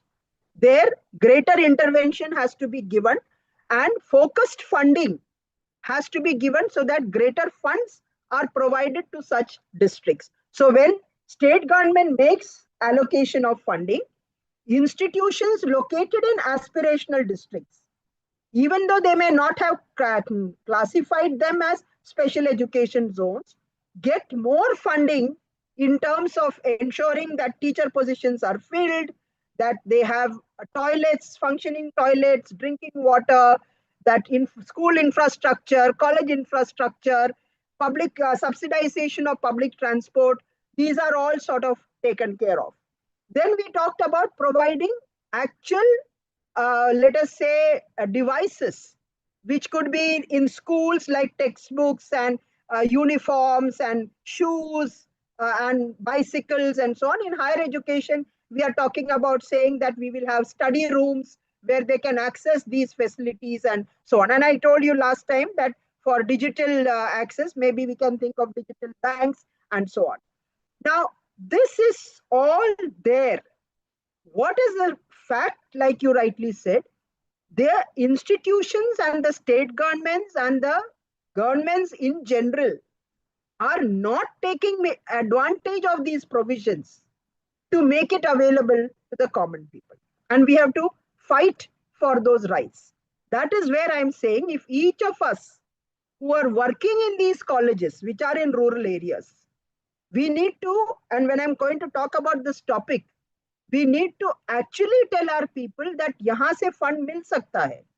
ये बच्चों को जिसको scholarship मिलना है, ये fund से scholarship. Not all scholarships come from the UGC or from the CSIR and so on. There are many other departments. Department of Social Justice. Department of Social Justice is purely to take care of children coming from families who are not able to afford higher education. Department of Disability Affairs. For children with physical disabilities, learning disabilities, they have got funds to be given as scholarships. Getting transport subsidy so that children are able to travel to their places of institution. The point is that our institutions do not explore all this. And we also think, yeah, that is for the parent, that is for the student. Conduct programs. आपके जब संस्था में आप एक meeting बुला के आपके जो कैचमेंट एरिया है जहां से बच्चे आने वाले हैं इनके साथ बात करके आप खुद एक पहले आप ये एक एम्पावरमेंट लेके जाइए ताकि आपको पता चलेगा कौन सा वेबसाइट में क्या अवेलेबल है और ये बच्चों को अगर खुद से भरना नहीं आता है वो फॉर्म कोई सीनियर स्टूडेंट को लगा दे ताकि वो उसको हेल्प करे वो फॉर्म सबमिट करे ऐसे नहीं कि आज फॉर्म सबमिट करे और कल पैसा आना शुरू हो जाएगा but it may take 6 months और 8 months बट वो प्रोविजन है and you can find it and there are ways to do that. So NEP 2020 आने से ये नहीं है कि ज्यादा बच्चों को हम उससे हायर एजुकेशन से बाहर के सिचुएशन में डाल रहे हैं. My Hindi may not be great and I'm not getting the words when I'm trying to look for it. We are not trying to put them out of the system. We are trying to get them into the system. In fact, the disparities we would like to reduce in their participation. That is why for tribal children, we have said in the schools, for example, that जहाँ पे tribal dialects बोला जाता है, जिसमें script नहीं है, the nearest language should be made available with that kind of a language teacher. Language एक बहुत बड़ी समस्या है, जो हमारे स्कूल शिक्षा में बहुत बच्चों को वंचित करते हैं, क्योंकि बच्चे समझ नहीं पाएंगे. अगर मैं आपका ये सेशन चाइनीज लैंग्वेज में बोलना शुरू करूंगी, आप उसी टाइम वीडियो और ऑडियो सब ऑफ करके लॉग आउट करके चले जाएंगे. यही चीज हमारे बच्चों को आप समझिए, वो 8 बजे स्कूल में आ रहा है. ये स्कूल में इसलिए आ रहा है कि यहाँ पे 2 टाइम खाना मिलती है. पहले 1 टाइम देते थे, अभी हम NEP में बोल के 2 टाइम बना दिए. ब्रेकफास्ट भी दिया और हमने लंच भी बात किया है. हमने ब्रेकफास्ट इसलिए इंक्लूड किया है कि इंडिया जैसे कंट्री में बच्चे 24 घंटे हंगर में हैं. 24 आवर साइकिल ऑफ हंगर. जो 1 टाइम स्कूल में लंच मिलती थी, उसके बाद में घर पे कुछ भी खाने को नहीं मिल सकता है और नेक्स्ट डे अगले लंच तक वो भूखा है. इसी वजह से हमने बताया कि उसको ब्रेकफास्ट भी इंक्लूड कीजिए. उसके लिए फंड्स चाहिए और अगर फंड्स नहीं है तो मुझे लगता है कि सोशल रिस्पॉन्सिबिलिटी से भी कोई भी कॉर्पोरेट हाउस दे सकते हैं फंड्स एक इंस्टीट्यूशन को, ताकि hunger which is the most significant thing for our survival, ये एटलीस्ट हम ओवरकम करें. If we have the sensitivity, institutions like we are talking about the IB curriculum and all, if there is a human heart beating over there, they should think about those children who are starving over there and not having food, malnutrition. Children in Bihar, in some part of Bihar, there are roots under the mud. They'll eat that roots because there is nothing to eat otherwise. So that is where we are telling, हमने ये सारे चीज इसलिए include किया है कि let us be aware that poverty is one of the reasons why children do not come into schools. And coming into higher education, we must be aware कि ये जो background से बच्चे आए हैं is not the privileged person like you and me. We are very privileged and we are still grumbling and complaining, I don't know about what all things, that we didn't upgrade our phone, we did not buy a television which is 75 inches. What all we are complaining about, we do not know, when there are people over here in this country who are not having basic food to eat, who are not having basic medicines. But leave aside my social angle to it. I am only trying to tell you, nothing we have written in this policy which is different from earlier policies, which have always reiterated and reinforced the fact that we must enhance educational participation. For that purpose, we need to subsidize education. We need to ensure scholarships are there. We need to provide study rooms, hostel facilities, other devices like textbooks, access to libraries, providing that faculty are there who can teach in all different languages. All these are there. तो ये जो change लेके आना है, हम इतना ही as a faculty sensitive रहे कि मैंने जैसे गए टाइम भी बताया कि we should know our students, we should know the background that they come from. RT जब हम लेके आए थे, I think all of you know the right to education. We are talking about 25% coming from the very weaker, economically weaker sections in a neighborhood who should get access, and so all schools are mandated to do that. The children who are coming from the well-to-do families, they are taken in some of the schools to visit the homes of children who come from these backgrounds, so that they are provoked to understanding what we think as, so essential is not there. What is most fundamental is missing in their houses. They are living in small houses where roads, they may have having to walk through actual dirty places to reach wherever they are staying, and they don't have, it's not that I have a master bedroom, it is with AC and all. There is nothing. I mean, it's just a small place in which the entire family is staying. This feeling should be there of concern, not pity, not sympathy, but actual feeling that you have been fortunate in whatever situation you are, but these are not having that, and what all we can do also. Not that सब चीज government ही कर पाएंगे, हम भी क्या कर सकते हैं, किसी भी फंड से हम पैसे निकाल के दे सकते हैं क्या? अगर आपको अफोर्ड कर सकते हैं और थोड़े थोड़े आप दे पाएंगे, that is your individual philanthropy, but otherwise what ways we can do to help them. So that is the way in which Dr. Sachin, I can fully understand, relate to you, but policy में हमने ये नहीं बताया है कि rural बच्चे नहीं पढ़ेंगे, जो आप गोरे नहीं है तो हम नहीं पढ़ाएंगे, आपके 2 हाथ और पाँव नहीं है तो हम नहीं पढ़ाएंगे. हमने ऐसे कुछ नहीं बताया है. हमने ये बताया कि सभी स्टूडेंट्स जो भी है उसको एक्सेस मिलनी है गुड एजुकेशन को. और ये भी नहीं, हमने ये भी बताया है कि ये नहीं बताया कि रिच स्टूडेंट्स को अच्छे एजुकेशन देंगे और पुअर स्टूडेंट्स को पुअर एजुकेशन देंगे. हमने ये भी नहीं बताया है. लेकिन जो कहना है, जो पॉलिसी लिखा है और जो करना है, इसमें बहुत गैप है, और वो सिर्फ सरकार से नहीं आएगी. हमारी भी इक्वली इंपॉर्टेंट रोल है कि हम भी इसमें शामिल होके जो कुछ हम लेवरेज कर पाएंगे हमारे नॉलेज से और हमारे संस्थाओं में जो बाकी फैकल्टी है, कलेक्टिवली हम क्या कर सकते हैं और एज अ कम्युनिटी क्या कर सकते हैं. I am telling you that civil society, parents, local people who are there in the community, ये सारे का कंट्रीब्यूशन होना है to have an educated society. तो आप बिना चिंता रहे, जो पॉलिसीज बाहर के होते हैं, बाकी इकोनॉमिक पॉलिसी से जो इकोनॉमिक डिवाइड बढ़ रही है, इसके ऊपर मैं कुछ कमेंट नहीं करना पाऊंगी, and I don't think it is uchit on my part to comment on it.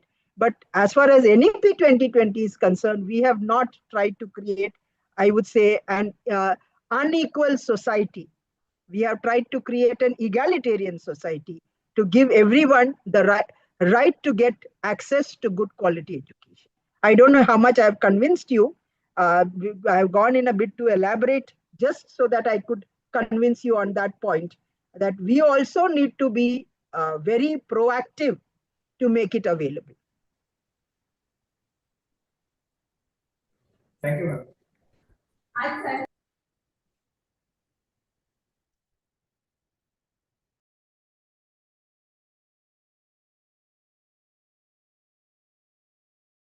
Can we have some other thoughts?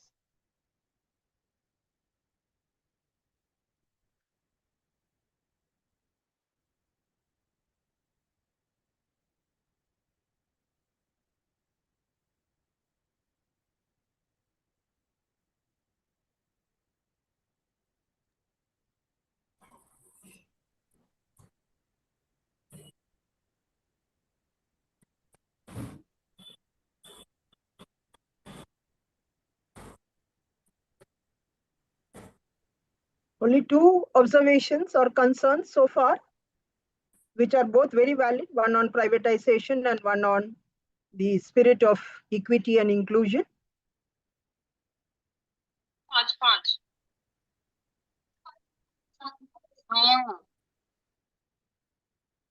We have one more good friend who seems to be involved in something else and multitasking for attendance in the FIP. Any other observations, please? Can I hear some more people? I think we are about 78 participants. Only Good two morning, have madam. spoken. Good morning. Good morning ma'am. Madam मैं झारखंड से आता हूँ, धनबाद जिले से। तो ma'am I have seen that schools set up for जो tribal की आपने बात की मैडम, तो ट्राइबल्स स्कूल हैं वो, और वहां पर सारी चीजें ट्राइबल जो कुड़ुक भाषा है, संथाली भाषा है, उरांव भाषा है, उसके द्वारा मतलब शिक्षा का प्रचार प्रसार किया जा रहा है। एंड मैम पर मैं देखता हूँ कि जो जिन बच्चों को वो शिक्षा दी जा रही है उस भाषा के माध्यम से, जो कि ट्राइबल्स है मैडम, उन्हें मांझी कहा जाता है, so ma'am they are not coming in the मुख्य धारा, the mainstream. Somewhere something miscarriage of our education system is happening and they are not coming into the mainstream, है ना, और आगे नहीं बढ़ पाते मैडम। तो मुझे लगता है, जब मैंने उनसे बात करी तो मुझे लगता है मैडम जो इंफ्रास्ट्रक्चर जो हमारा है, जो आधारभूत संरचनाएं हमारी हैं, वहां पर हम नहीं पहुंच पा रही हैं, और बच्चे वेल इंसेंटिवाइज कहें, और कहाँ हो रहा है madam, like we have to deal this situation in very serious manner, कि हमारे जो कल के भविष्य हैं हम कैसे उनको ट्रीट कर रहे हैं, वो क्यों नहीं आ रहे हैं। बट मैडम झारखंड इलाके के जो लड़के हैं उनका खेल जो है madam, play games, they are coming in that direction, but in शिक्षा जगत madam, education system, that is not being still significantly madam, we are witnessing that. I think हमारे सरकार को वहां भी ध्यान देना चाहिए मैडम, कैसे वो बच्चे हमारे आए। मैडम आपने इंडियन नॉलेज सिस्टम की बात की, मैडम अनुजा ने भी बात की। मैडम मेरी जो पीएचडी की थीसिस है मैडम, वो इंडियन भारतीय ज्ञान परंपरा के ऊपर ही है, जहाँ की मैंने ये बताया कि पश्चिमी सभ्यता का जो पुर्तगाल मैडम, मैं जीआरएस में डिपार्टमेंट ऑफ जर्मनी और रोमांस स्टडीज में मैं अभी भी नियुक्त हुआ हूँ मैडम, पुर्तगाली भाषा को मैं पढ़ाता हूँ वहां पर मैडम। तो मैडम वहां मैंने देखा है कि वहां के जो राइटर्स है ma'am, and I am also developing course madam on Indian knowledge system in Portuguese society. So madam वहां के जो लोग हैं, वो वहां के सबसे बड़े राइटर हैं मैडम, उन्होंने हमारे यहाँ की फिलॉसफी को कैसे कॉपी करके और वहां पर कैसे उन्होंने पोएट्री लिखी है मैडम, उसी परंपरा में, जैसे डब्ल्यू बी ईट्स हैं, टी एस इलियट हैं, और फर्नांडो पेसो है मैडम, कैसे लिखा है। तो हाँ मैडम, हमें बहुत कुछ चीजों पर अभी काम करना है, ताकि हम एक नया, एक रोबस्ट सिस्टम ले आ पाए, जहां भारतीय ज्ञान परंपरा को हम बता पाए within the nation madam and outside the nation. We have to work a lot madam for both the front madam. ये मेरा मैडम हम्बल सबमिशन है। Thank you madam for your thoughtful and session madam, thank you. So let me respond to your question on the tribal integration actually. ये जो dialects है जो tribal बच्चे बोलते हैं, अलग अलग, जो पूरे Jharkhand area, Chhattisgarh, north east, ये सब जगह पे सिर्फ ट्राइबल लैंग्वेज में, एक तो ट्राइबल लैंग्वेज टीचर्स अवेलेबल कम थे, और इसलिए हमने फोकस किया है और इंश्योर किया है, firstly that they should be people who are familiar with the tribal languages, second that they should be female teachers. स्कूलों में बहुत डिफरेंस होती है एक मेल टीचर और एक फीमेल टीचर होने में। फीमेल टीचर्स में there is a certain sense of belonging to the students. They feel more close and are able to open up. Therefore, we have encouraged that more number of female teachers should be appointed in tribal schools and ashram schools and so on. Ashram schools ministry of social justice करती है, और tribal schools हमारे नीचे ministry of education के नीचे आती है, और यही पैटर्न रहता है स्टेट्स में भी। और ये जो ट्राइबल वेलफेयर्स और जो सोशल जस्टिस और मिनिस्ट्री ऑफ एजुकेशन, इनको एक साथ लेके आके कोऑर्डिनेटेड, क्योंकि हमने जैसे एनईपी में बताया है कि बच्चे 3 साल से लेके 6 साल तक जो फाउंडेशनल स्टेज है, वहां पे हमने एक foundational literacy and numeracy mission के भी फोकस लेके आए हैं, क्योंकि ये जो बच्चे ड्रॉप आउट करते हैं, इनका कंप्यूटेशनल स्किल्स, इनका रीडिंग स्किल्स, इनका राइटिंग स्किल्स के ऊपर फोकस करके उनको साथ साथ बाकी बच्चों के साथ साथ जो लेके आना है, वो मिशन मोड में लेके आए। और उनके जो मॉड्यूल हमने बनाए हैं early childhood care and education के लिए, वो मॉड्यूल में हमने ट्राइबल अफेयर्स मिनिस्ट्री और एजुकेशन और सोशल जस्टिस तीनों को और विमेन एंड चाइल्ड मिनिस्ट्री को भी जोड़ते हुए इस तरह से लाए हैं। बट जैसे मैंने पहले भी बताया था जब डॉक्टर सचिन पूछे थे, सिर्फ सरकार की तरफ से करने से ये चीजों का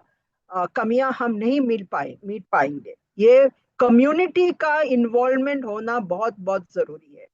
अब वहां पे रिटायर्ड जैसे टीचर्स होते हैं या सोशल वर्कर्स होते हैं, इनको भी इन्वॉल्व करते हुए ही ट्राइबल बच्चों को अगर मेन स्ट्रीम में लेके आना है, एक तो उनका एक फीलिंग है कि वो सबसे अलग है, और उनको एक फीलिंग होना है कि वो अलग नहीं है क्योंकि आप कई जगह जन्म लिए हैं या आप कई फैमिली में जन्म लिया है, इसके वजह से आप अलग डेफिनेटली होंगे, बट ये आप भी एक इक्वल राइट है आपको एजुकेशन लेके आने में।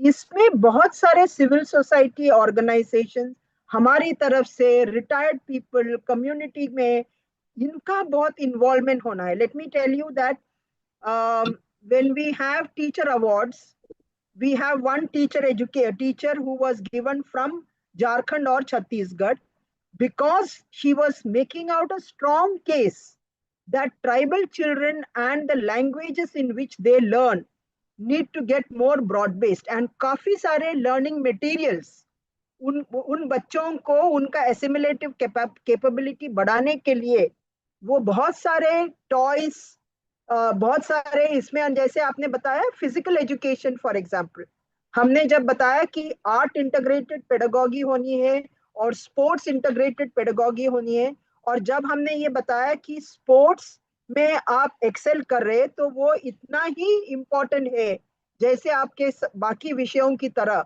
और सभी को समानता से लेके आए। ये नहीं कि हम मैथ्स को ज्यादा इंपॉर्टेंस दे या साइंस को ज्यादा इंपॉर्टेंस दे या इंग्लिश लैंग्वेज को ज्यादा। आप अगर म्यूजिक में माहिर है या आप अगर डांस में माहिर है, आप अगर पेंटिंग में माहिर हो, आप अगर खेल कूद में माहिर हो, ये सभी को हम एक्सेप्ट करें कि आदमी हर एक बच्चों में जो पोटेंशियल है इसको आप मैक्सिमाइज करें।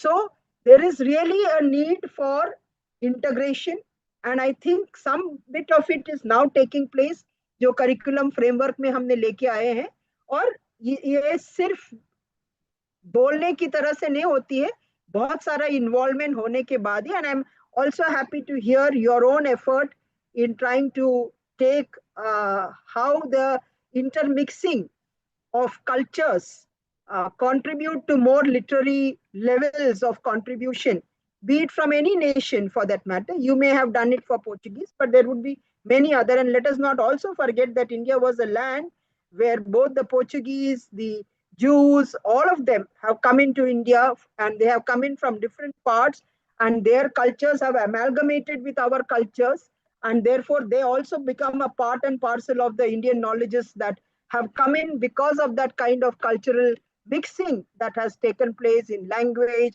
in art forms, and in many other ways. So happy to hear that from you, Dr. Anil, and thank you for that observation. If there are no questions, I'll jump into the topic. Anyone who wants to speak anything now?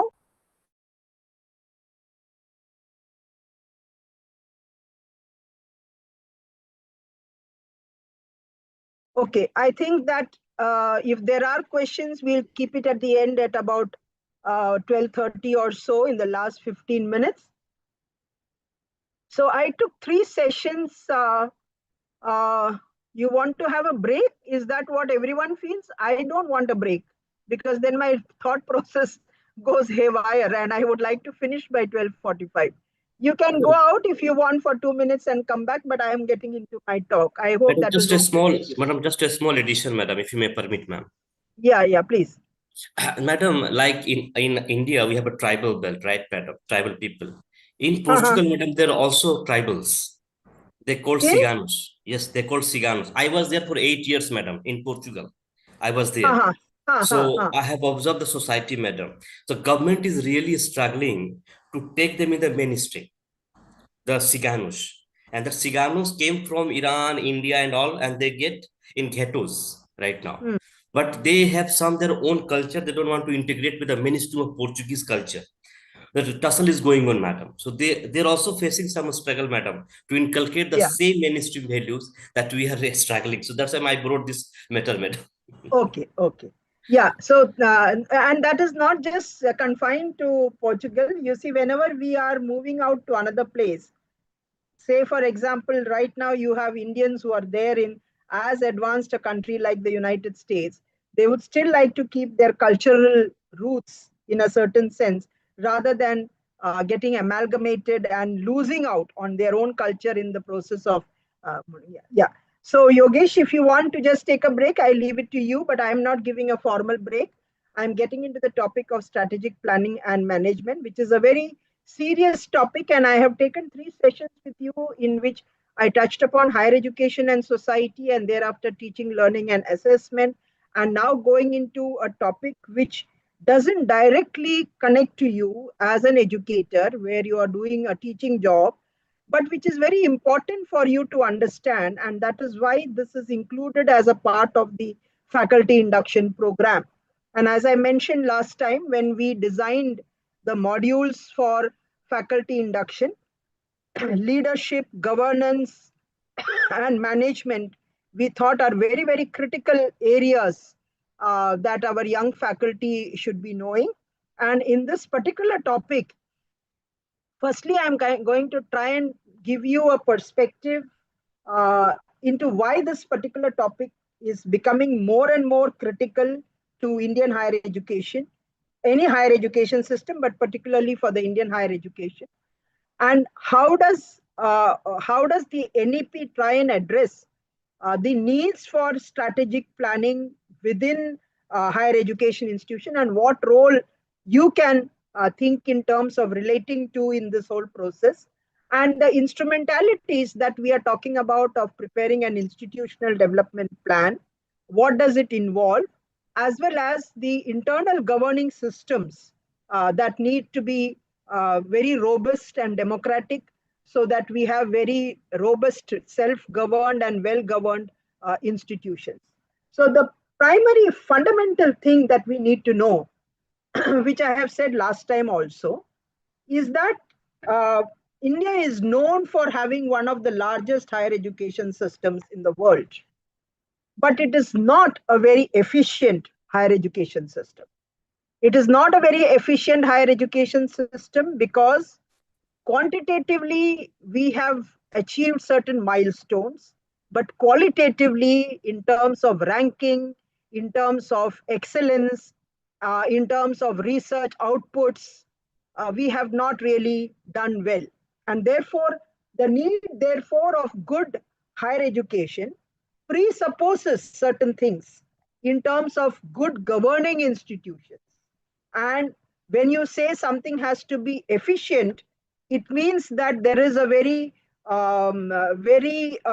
robust manner in which inputs which are there lead to developing outputs. And are we a higher education system with greater focus only on the input and for investment that needs to come in, but not very conscious about the outcomes and the outputs? That is where this whole thing of strategic management of higher education, strategic planning and management of higher education becomes important. So I bring in over here certain things that go beyond the NEP, because of being fortunate to have worked with the Planning Commission while preparing the 11th 5-year plan and working with the ministry while contributing to the preparation of the 12th 5-year plan. And that is where I realized, as a faculty who was teaching, when I got transported into a kind of a different role of an educational planner, the deficits that we have as faculty. So it comes in with a kind of an experience. I am not talking as a bureaucrat. I am talking as an academic who went into the administration and who went into the educational planning, the financial planning, budgeting, and so on. And that deficit has made me realize that young faculty must come to know about certain fundamental challenges that Indian higher education system faces. So at the first, I'm trying to project to you some of the major challenges which all of you are knowing. I'm only presenting it in a manner that makes it coherent. That what are the challenges in Indian higher education system, where those challenges need to be addressed by having very empowered higher education institutions. So as I said, quantitatively, a very large higher education system, 1,200 universities, 47 or 48,000 affiliated colleges, 13 to 14,000 standalone institutions, 1.6 million faculty, 44 million students. All these are there in terms of numbers. And quantitatively, we have also set targets that we will reach 50% GER. So by 2035, we are looking at about 80 million students in higher education, which is about 50% of the students in the age cohort of 18 to 23 coming into higher education. We are also thinking in terms of looking at expansion of higher education, not just in brick and mortar, but through virtual mode universities, digital universities, setting up, encouraging quality open and distance learning channels or distance education programs. These are taking place. Now, qualitatively, our outcomes are not very satisfying. These are seen in the fact that our graduates are not getting jobs. And it is not because there is unemployment in the market. We are facing a challenge where they are graduates with a valid degree, but when they are to try for jobs, they don't seem to be possessing what we call the employability skills. So there is a huge gap between what we think are actual graduates. We call that as the a kind of a placebo effect. When you say that there are 44 million students, are these 44 million students who are graduating getting absorbed into the job market? There is where that gap seems to be coming. And one of the reasons attributed is because of the poor employability skills of our students, not having communication skills, not knowing problem solving, not capable of decision making, not handling time properly, unable to cope with stress, not doing things in a collaborative and with teamwork. These are missing, and these are required in today's world of work. And it is this we try to address in the NEP by firstly coming about with a very multidisciplinary undergraduate program where we have embedded internship so that we can overcome that gap between the world of education and the world of work. So one is the poor graduate learning outcomes. The other is the unemployability factor, which is the low employability skills that our graduates are having. Third is at the institutional level, that our institutions are not coming up in the global rankings. We cannot take pride by saying that around 30 or 40 institutions come in the top 500 rankings. It is not. Within the first 100, we are not there. In the next 100, we are not there. In the next 300, we are not there. Up to 500, when we go, we are seeing some 50 odd institutions who are getting reflected in the Times ranking or Shanghai rankings or QS rankings, whichever rankings we are talking about, which means that there is a quality deficit. Now, when attributing this quality deficit, there are certain challenges that we see. One is the gap between teaching and research. The undergraduate education focuses largely on teaching, and teaching by rote, which I told has to be abandoned last time. And therefore, when you teach by rote, these students do not pick up all the skills that are required in the job market. This is the first gap that we are talking about. We never inculcated a spirit of research. So in the National Curriculum Framework for School Education, right from class 6, we are saying that in the curricular and pedagogical restructuring, we must abandon textbook-based questions, give children problems, give them activities, give them quizzes, put them into small projects so that there is real learning that is happening. And that again is to be translated or carried forward right from class 6 going on to 7, 8, 9, 10, 11, 12 into your higher education system. So that you start realizing that the spirit of inquiry that children must have is nurtured from school education as they go into their secondary stages and then enter into higher education. And within higher education, don't just look at knowledge dissemination, but also provoke knowledge generation in terms of new products, in terms of patents, in terms of publications, in terms of new research that students can do. It is not just about passing examination. So the gap between teaching and research needs to be bridged. And that is one aspect of addressing that poor graduate outcomes.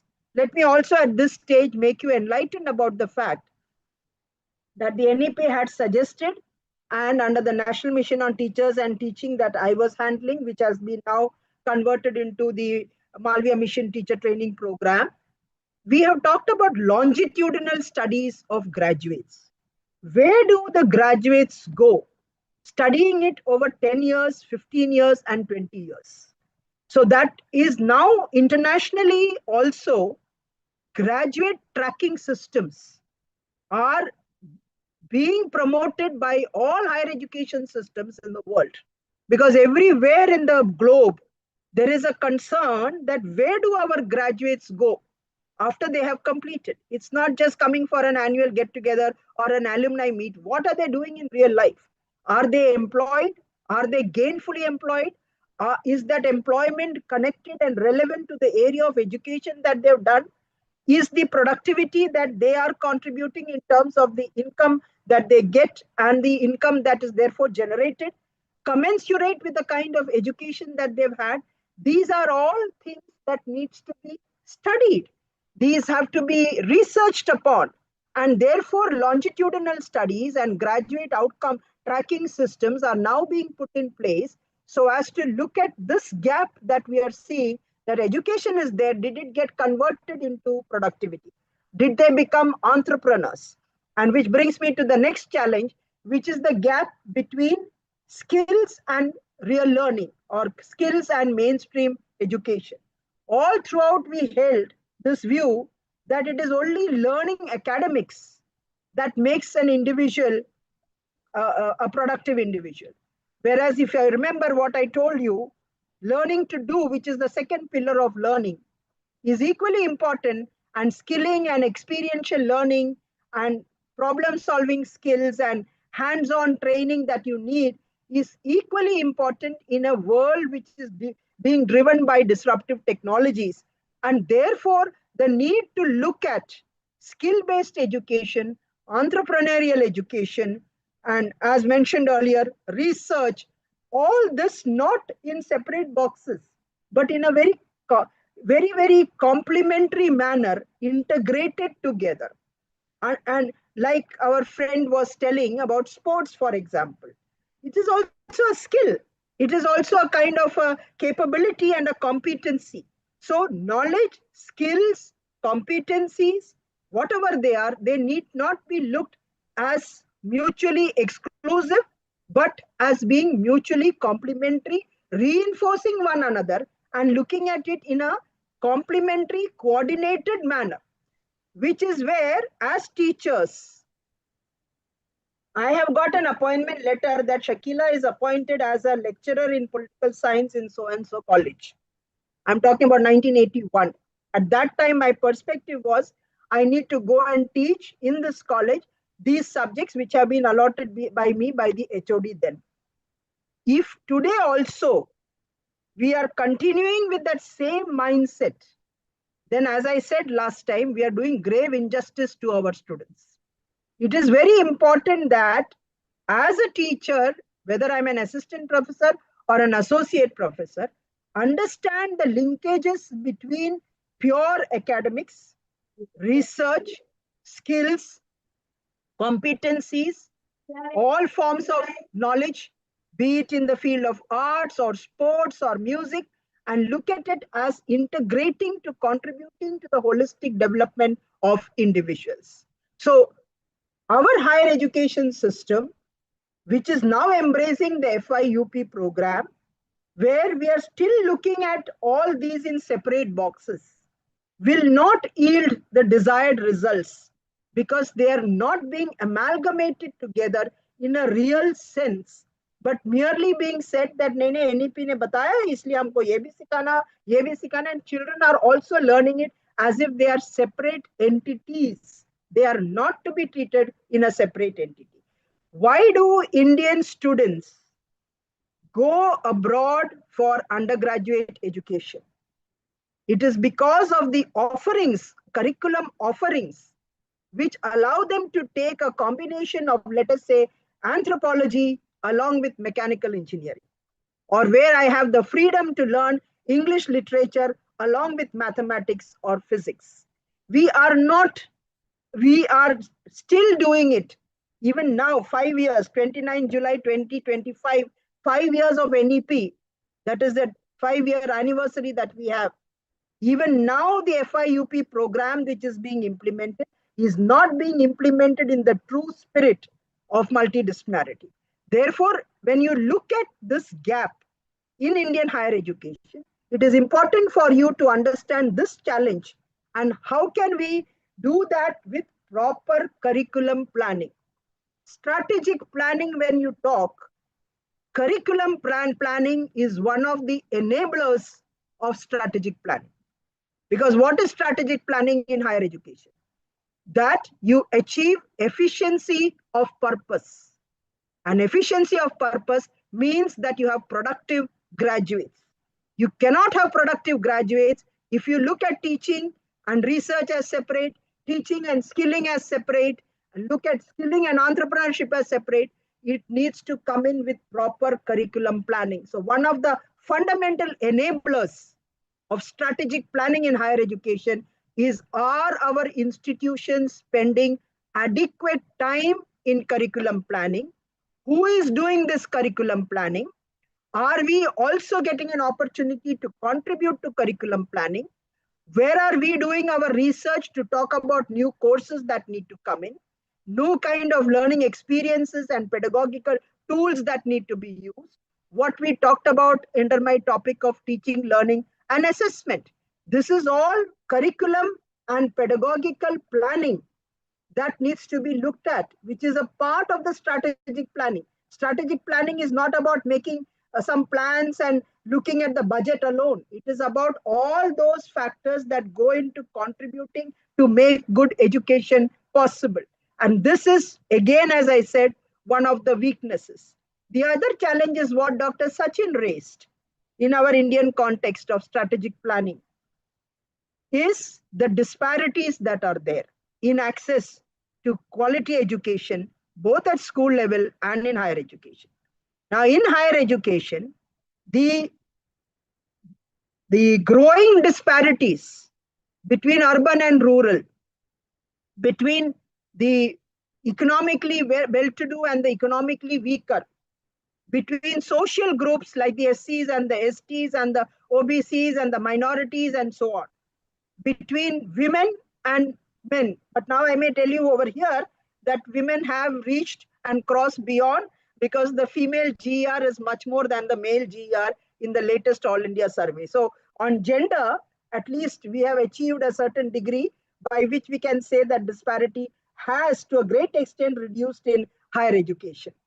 Then between those children with disabilities, both physical disabilities and learning disabilities, then transgenders who need to be mainstreamed, children coming from urban poor background, those children living in slums and so on. When you're talking about urban and rural, please understand urban poor are as much as a disadvantage than the rural poor. Children living in slums and these kind, migrant children, children coming from vulnerable sections of human trafficking and so on. These all people have a right to get education. And therefore, on the aspect of strategic planning, I'm linking it, the challenge with the strategic planning. The governments, all governments have a gender budget. All governments have reservations. It is not merely enough to say that that reservation is there. Are those seats getting filled in? Both in the teachers as well as in the students, not just the students. Even for the teachers, many of you here may raise your arms and may be willing to shout at me saying that because of the reservation policies, we people are not getting our jobs, because always the merit list is taken up to see that the roster is filled in for SCs, STs, and linguistic OBCs and religious OBCs and so on, depending upon each state government. Now, the fact is that you must ensure equity to address the disparities. And we have still not reached a stage to treat equals as unequals, and to treat unequals as equals are both against the spirit of an egalitarian society. So for strategic planning, it is not merely adequate to say in your document that these are the gaps. This is the GR of the SCs and the STs and the OBCs and the minorities and the physically disabled women and so on. You know the gaps. How do you address it to ensure that their participation increases? One is facilities. One is financial support and scholarships and freeships. The other is to ensure that by nature, there is no differentiation, or I may say discrimination in the curriculum, in the way in which teaching and learning happens. You cannot have teachers who promote discrimination against sections of the society or against one another in a class. As I said, I can't walk into the class and say, today I will teach only the fair-skinned students. I will teach only the Brahmin students, or I will teach only the students following this religion, or so on. You can't do that. So you need to look at strategic planning in your document, what interventions, what targeted action is done. Now, gender budgeting. And let me tell you the mockery of gender budgeting. Gender budgeting says that 3% of your budget for any activity is earmarked for women. And how do we actually factor that budget? We say that suppose you spend 100 rupees, that you calculate 3% assumption that women have been also taken into account, not actually ensure that that many percentage actually got a benefit of that gender budget. That is where here we talked about in the NEP that we will create gender inclusion fund, so that it is not merely earmarking in the budget, but it is actually ensuring how many women got hostel facilities, got transport subsidies, got, let us say, a reduction in the fees, or any other benefits that we can extend so that more women come into it. How many children with different disabilities? How many children with coming from SC backgrounds? How many coming from ST background? I told you that I am an alma mater of Mithibai College. Mithibai College in Bombay is a linguistic minority institution. Why? Because it is run by a Gujarati speaking management. And Gujaratis are treated as linguistic minorities in Maharashtra. Now, it is not that Mithibai College is not having resources. It is only the nomenclature that is there. And therefore, they have a right of admission to give it to the linguistic minority. So the way in which you do the strategic planning involves looking at data, and our thing that नहीं इससे हमें क्या लेना देना है, मैं तो वहां जाके ये सब्जेक्ट सिखा के वापस आना है. No, you must feel a part of your entire institution's organic growth, and along with your HOD, along with your other fellow colleagues, you must also be aware in the institution what are the numbers. It is not enough during some annual function that the principal comes and reads an annual report. You must also be aware of actually what is happening in your institution. Are they inclusive? Are they allowing for all genders? Are they looking at children with disabilities? Simple thing that I may ask you. The places that you all are teaching right now, how many children with physical and learning disabilities are there in your class? Are you trying to understand that in your given vicinity, in your catchment area, there are no such children? If they are not there, where are they? This is your proactive role in strategic planning. So looking at equity and inclusion means going beyond what is the available data to find out where those missing people are if they are not coming into higher education, and what measures you can do to get them into higher education. This is the next challenge that you look at in strategic planning. Autonomy and accountability. And let me try and club up these three together. Not that I'm clubbing them, I'm only trying to say it. One is the huge discussions that we've been always having. How much of autonomy should we give to higher education institutions? And how much of accountability should we give it to them? How do you balance autonomy and accountability through internal checks and balances, through external regulation, and so on? The next is in terms of the modes of learning and the technologies and the kind of infrastructure that you have. Faculty, what are the kind of facilities that you give and the service conditions? And for internationalization and collaboration within the institution within India and outside the country, what are we doing? These are some challenges which we need to look at from the point of view of strategic planning. And I'll come to the document that you make for the strategic plan. So in terms of autonomy and accountability, all higher education institutions are autonomous institutions. You are bound by broad frameworks of rules and regulations prepared either by the government of India, if it is a centrally funded institution, or by the state government, and by the regulators. If it is general education, it is UGC. If it is teacher education, it's NCT. If it's technical education, it is AICT. You are bound by the broad framework. Within that, the curriculum that you design, the kind of administrative freedom that you have, the financial freedom that you have are very much there. What is accountable is that since taxpayers' public money is invested in that institution, they have to ensure that all transparency in the way in which that expenditure was done, when giving contracts, whether the procedures were followed, whether administrative procedures, financial procedures, general procedures of transparency and public probity were ensured.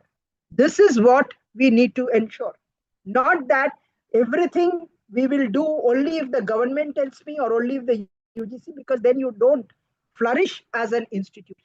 This balancing has to be provided, has to be taken care of. Now, this, I'll come to more details when I go into the institutional development plan. The whole thing regarding investment in your libraries, in your laboratories, in your physical infrastructure, in classrooms, in buildings, and so on. There has to be well laid out planning to ensure optimal utilization of the resources. And wherever there are deficits, we need to find out alternate ways to do it. And this challenge comes predominantly where always resources are a constraint in public and public aided institutions, government and government aided. Maybe there even in private, but I am talking about largely public education.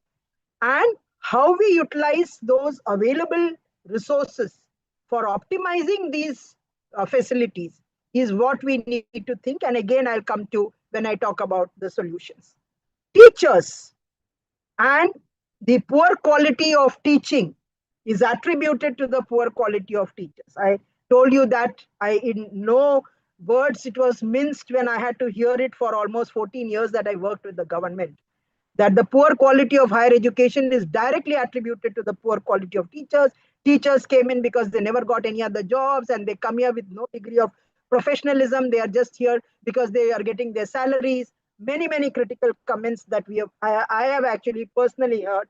And that is where we talked about having a training program, including your FIP, all are the outcomes of that. Leadership development we are talking about. But we have said in the policy very clearly, certain minimum conditions of service, that you have facilities without which teachers may not be able to function. You can't be there if there is no drinking water, if there is no sanitation and toilets. You can't have that kind of, and you should have decent staff rooms. You must be provided all the facilities and amenities needed for teaching and learning, including ICT facilities. Now, here, how much of resources are there, whether they are being actually used, Instead of saying that they're not providing it, we need to find out what is the budget. Do we have budget factored for that? If the budget is factored, why is it not being spent? These are all things that we need to. And for the faculty, ensuring not just the minimum conditions of service, but ensuring that faculty need to get training and continuous professional development. I should get leave to participate in seminars and conferences.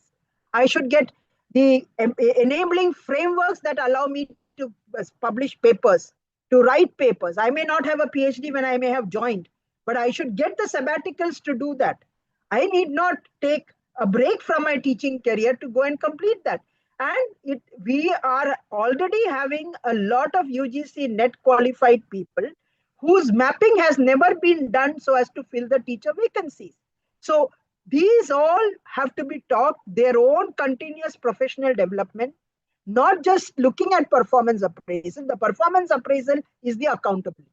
And the performance appraisal that comes for your career growth and career advancement is one part of the accountability. But what is there so that you become a more effective teacher, and what is missing in terms of the basic conditions, these all have to be looked at as a pipeline chain, right from the attracting good talent into higher education teaching to recruitment procedures, which are not constantly changed, like we are right now witnessing a lot of it that is happening. And then looking at ensuring minimum conditions and teaching learning environment and resources that should be there, and opportunities for career growth and leadership development, which should be one value chain that we look at. Collaboration is another area which is a challenge in Indian higher education. Today's 21st century is all about collaborative learning. Our multidisciplinary FIUP programs require you to collaborate with industry, require you to collaborate with various institutions to make multidisciplinarity, require you to collaborate with corporate houses in terms of trying to provide value-added courses. We are talking about all these models that we are looking at. And these factors are not being done under the care of saying, no, my institution is self-sufficient. We are not self-sufficient. We are not a resource-rich institution. And we must collaborate so that we get more resources, so that we are able to leverage all the support from industry coming in for making our students develop employability skills, develop new and niche areas, research and innovation. These are all essential, and we must move towards collaboration. There are clear UGC guidelines how to collaborate with institutions so as to make multidisciplinarity a reality. And the last part of the challenge is budgeting.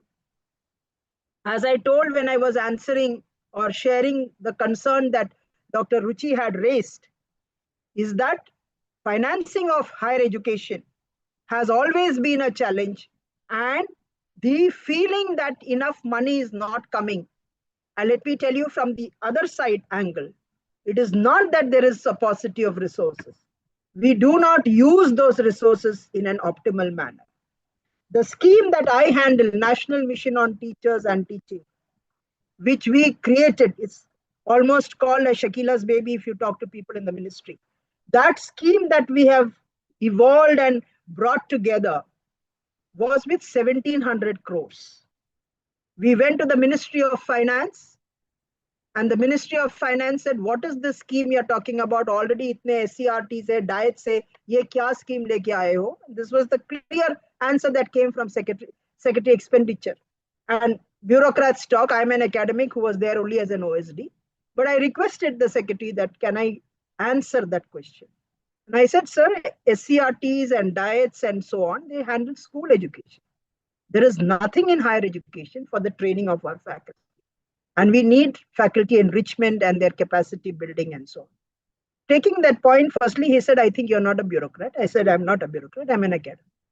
And he said that I take your concern on board, reduce your budget to 900 crores, less than 1,000. I will give approvals for that. So now we reworked on the budget.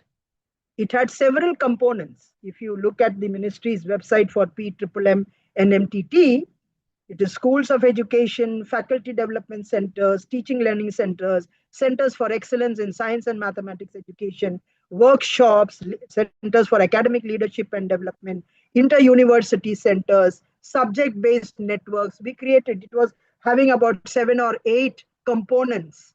And we branched out later to add FIP and leadership development and ARPIT, which were 3 more new additions that came.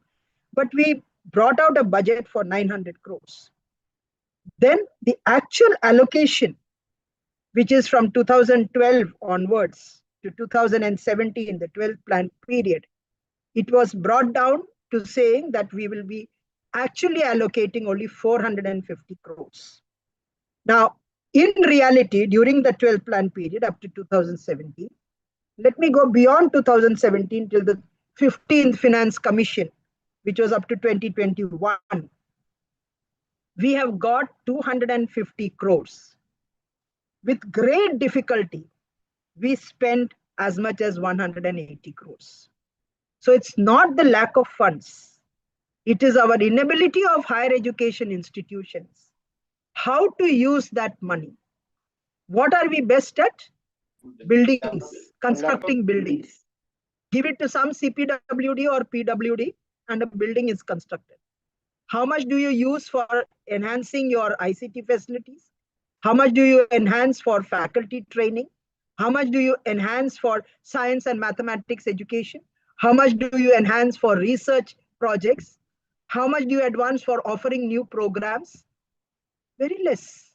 So here is an academic situated in the bureaucratic setup where I have seen the other side of the story, where we are talking and lamenting about lack of funds.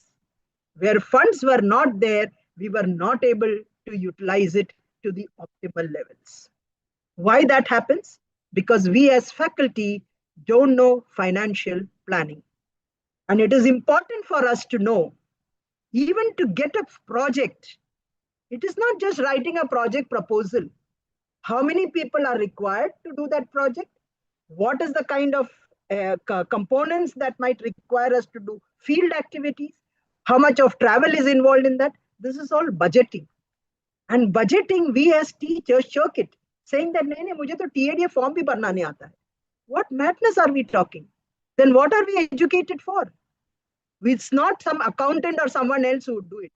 As faculty, we must be actually aware of how to prepare, plan budgets, plan our financial for our department, for the discipline, what new areas we want, what new equipment we want, what are the kind of training that is involved, what type of internships that our students will have financial part. We need to break it down to all this. And so when we look at higher education financing, it is a fact that we are having limited resources. It is a fact that we are asked to cut down on our expected budgets, but it is also a fact that we have not been able to optimally utilize available funds in the best manner possible. So to address all this, it is important that as higher education faculty, when we have written in the policy for strategic planning, that all higher education institutions, be they colleges or institutions or universities, must prepare what we call an institutional development plan. If you are not there on ResearchGate, you can Google and you can get my article on institutional development plan, where it is available on ResearchGate, but even if you Google my name, you will be able to get that article. That preparing an institutional development plan is a very robust exercise in strategic planning. And don't say, I don't have a role in it. You may not currently have a role in it, but you can always do a value addition and get back to your institutions to find out if your colleges are preparing for making an institutional development plan. Leave out the fact that Bombay University may not be doing it, but the colleges who are now collaborating and from the institutions that you come, including Jharkhand and other places that you're coming from, you all must find out whether your institutions are not just offering FYUP to say NEP implementation, but for strategic planning, are we preparing an institutional development plan? Let me just give you a small exercise that you can carry forward in your after the session is over. When you visit your college's website, on the website there is a vision statement, a mission statement, and goals and objectives. This articulation of the vision, mission, goals, and objectives were prepared when that college or that university or that institution was created, whichever year it was. It was never revised. Do we continue with only that old vision? Should we not take into account all the new developments that are taking place? This is very critical for us to see, because interesting how when I raise my hand, the AI automatically raises your hand. That is what technology does. And that is how AI comes into our lives. I didn't raise the hand, but I was speaking with my hand raised, and you saw that I have the AI is operating to say that the speaker has raised the hand. Now, I am trying to tell you, look at your vision statement and your goals and objectives. Skilling was never there at that time. Entrepreneurship was never there at that time. Use of new technologies and disruptive technologies were not there at that time. The whole idea of sustainable development was not there at that time. None of these things would be factored in our old vision and mission statement. So in strategic planning, when we are talking about every HEI making an institutional development plan, at the rudimentary level of an assistant professor, what you can do is revisit your institution's own vision and mission and goals and think what changes you can, bring a group of faculty who can start looking at it and saying, should we not bring about these changes? So for making an IDP, it is not an outsourced activity. It is not given to a third party agency, asking them, giving them some contract and telling them, "Aap hamare college ka IDP bana ke laiye." It is to be prepared by collectively the institution itself, by which I mean faculty representatives, student representatives, parent representatives, senior management representatives, civil society, retired educationists, academicians, scientists, sports person, cultural artists, all of them together having a group which we call a task force. And this task force, speaking to all the various stakeholders, prepares a strategic plan of action. First, revisiting the vision and the mission and the goals and objectives. Then conducting a SWOT analysis. What are the strengths of our institution? What are the weaknesses? What are the opportunities? What are the threats and challenges? So what are our strengths? Is it the good teachers? Are the fact that we are very accessible? Are we having all the ICT facilities? So you can put, for purposes of understanding a SWOT analysis, you can think of what all strengths you have. It's an exercise to assess my own institution's strengths, weaknesses, opportunities, and threats or challenges. And you can factor it in. It is a brainstorming that needs to be done. And you arrive at it and say that these are the strengths. Then you look at, and I will tell you here, you can have a look at the UGC guidelines for preparing an IDP. What are the enablers?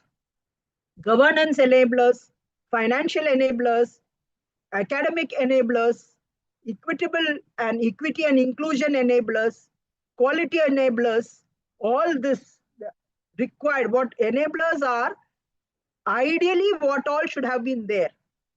Ideally, what requirements are there that can help you to achieve your outcomes. So based on this, you develop an action plan for every year, which can be for 3 years, which is short term, 5 years, which is maybe 5 to 7 is mid-term, and long term can be 10 to 15 years. And when we make this plan, take what NEP said, that from a affiliated college under a host university, can I become an autonomous degree granting college by 2035 or 2040? If I'm already a college with potential for excellence, can I become a teaching intensive university? If I'm already a teaching and research intensive university, can I convert to become a multidisciplinary education and research university? Now, that is the broad one. But for every year, in terms of access, equity, quality, affordability, and accountability, you draw out certain targets based on some key performance indicators. Access, when you say, this is the number for my admissions, and in my catchment, I should be able to either get more admissions. Why is it that admissions are not happening? Do we do good planning? Do we advertise well? Do we brand our institution? What is missing in that? Then, when you look at equity, all sections of the social discriminated sections, poor people, are they coming in? Children with disabilities, people from regional background, language backgrounds, poor people, are they coming in? What is it? For quality, accreditation, ranking, training programs, conferences, various activities that we do, sports related activities, cultural activities, all this, whether they are taking place. Affordability, are we able to offer scholarships? Are we getting grants from the government? Are we getting gender inclusion funds? Why are we not getting? And then accountability. So on all these parameters, you work out for every year certain targets to be achieved. If yours is not an accredited institution, that we will get accredited. If we are already accredited, but we are not in the highest bracket, that we will go for the maturity-based index and get the higher ranking. If we are not participating in rankings, why are we not participating? Should we not participate? And as I said, this is not done by somebody outside. It is to be done by a task force in which you also should get an opportunity to participate. Student representative should be there. Parent representative should be there. The people who are there from the community should be there. Civil society, educationists, academicians, scientists, any researcher for that matter, people from the performing fields, people from sports field, because we are talking about a higher education institution which is offering holistic education. So if your institution has to do strategic planning, you must work towards preparing an IDP, which is prepared internally as a collegiate exercise by members of the various stakeholders, not an outsourced document, and it is not a document that you make and throw it into the library shelf and say, humne IDP bana diya. It's a living document which will help you to review and monitor whether you are achieving the identified goals and targets. And you have a UGC guideline which enables you at the simplistic level, as I told you, that you can initiate, look at your own institution's vision, mission, and goals, do a small SWOT analysis, and find out what are the possible opportunities that you have, what are the challenges, how do we overcome those challenges. This document, as a living document, would be one of the best things that Indian higher education, if we all did it, if all the 1,200 universities and 48,000 affiliated colleges and 13,000 standalone institutions prepared a scientifically, rationally calibrated, coordinated IDP, by 2040, the indices of our Indian higher education will transform. Because it is pure planning with timelines and budgets. And nobody else is going to do this for you. It is to be done by us as belonging to that institution. And there are absolute clarity in how to go about writing an IDP. And our websites must be able to revisit and put up all these new things. Can you have an education where at the time when the college was created, none of these developments were there, and you still continue with that same vision and the mission? That is where we have no planning at all. We have no educational planning in our colleges and our universities. And we all think, nahi, ye mera kaam nahi hai, koi aur karke de dega. It is for us to question, to be proactive, to start looking at that activity so that we do effective management, efficiency of purpose. Why are our admissions falling? Why are students not coming into the classes? Why are teachers not being retained? Why is there so much of attrition? Why are students dropping out? These are all questions that you do when you do a SWOT analysis. And you will get answers for that, hard answers that you will have to face and find out workable and viable solutions. But our higher education institutions are merely lamenting from external forces and saying that nothing is happening.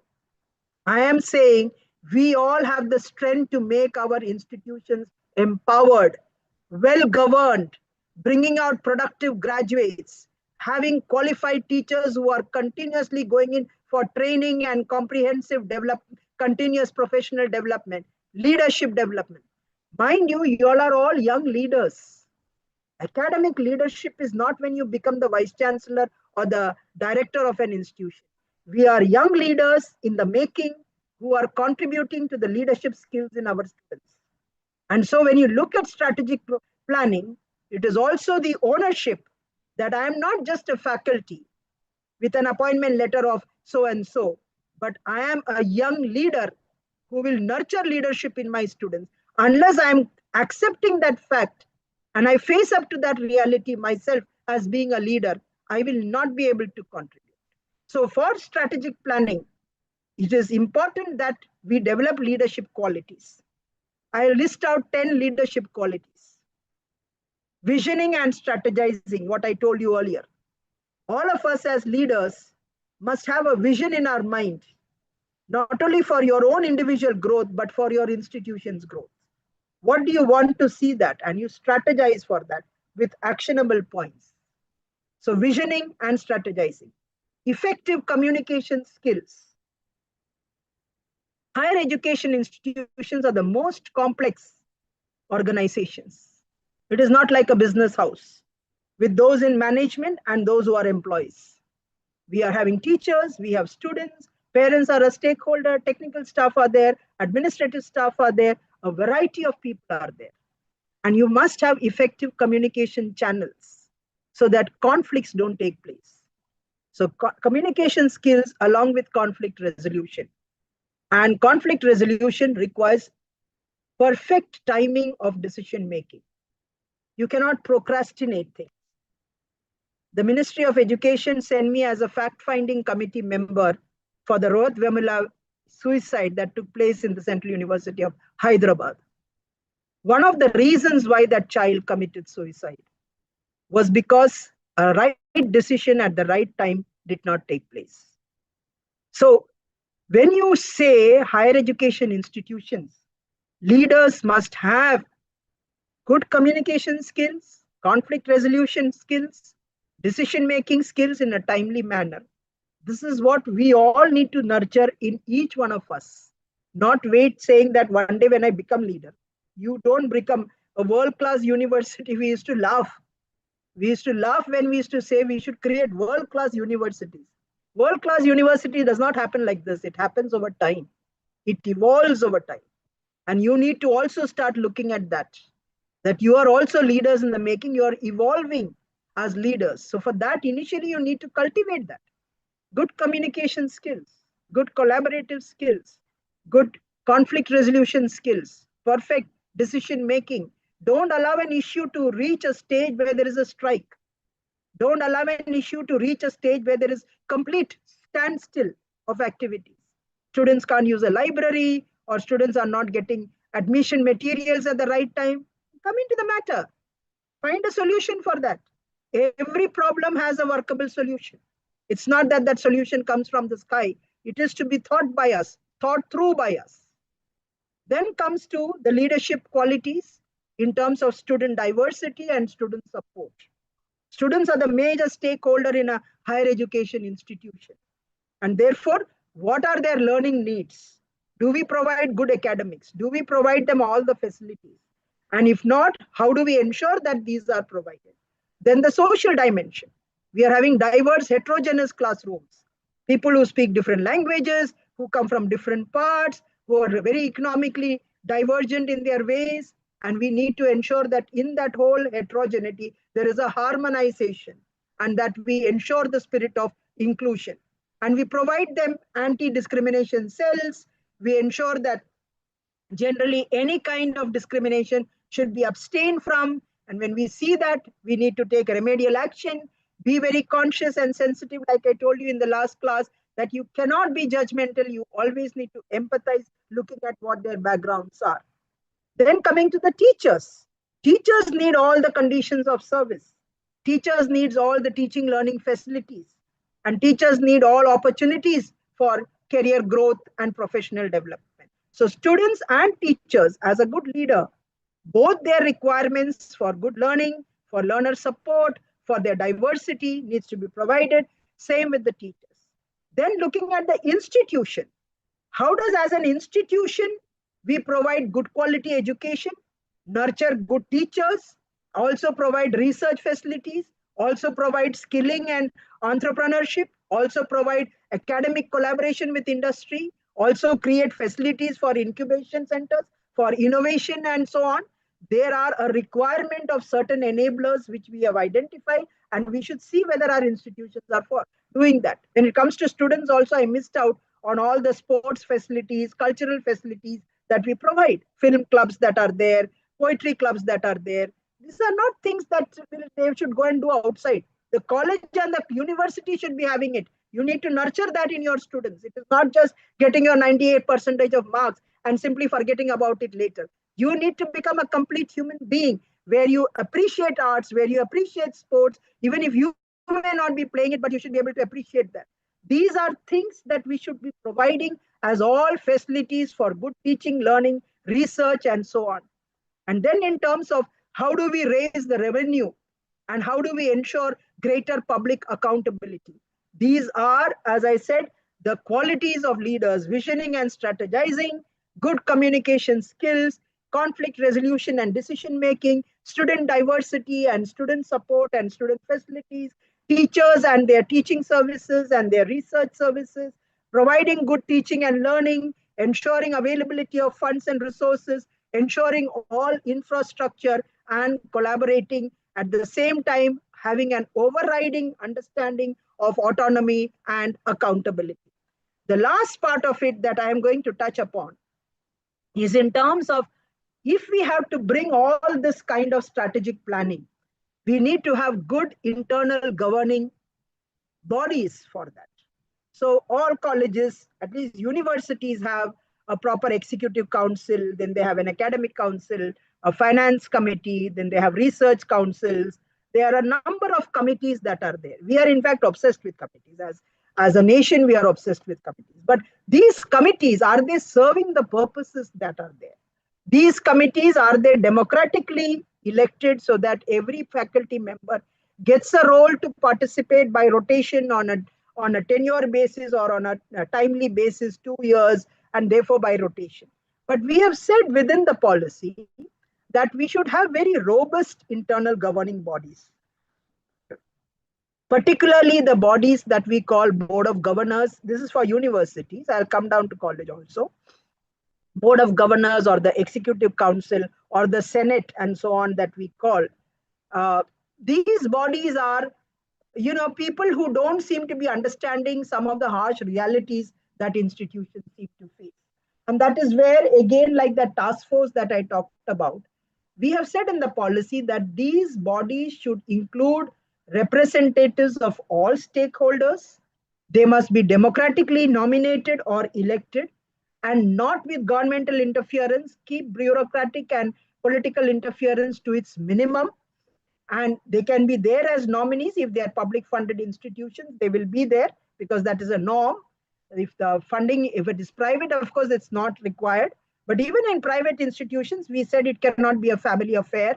It has to be having representatives from parents and students and the civil society and respected academicians within the community, and public representatives, if they feel, should be there, who have a voice in how an institution functions, ensuring that people from various sections of the society are represented, including women and so on. That's, of course, nominal understanding. But these bodies, over and above this, in the universities, we recommended an empowered Board of Governors, which, as I said, like the IDP, should have all stakeholders being represented, including student representatives. Let us not forget, in higher education, our students are not 12 or 13-year-olds. They are 18, 19, 20, 21-year-olds. And they also know they exercise their right to franchise, they vote, they select their political leaders, they must as much have a voice in the corporate governance of their own institution.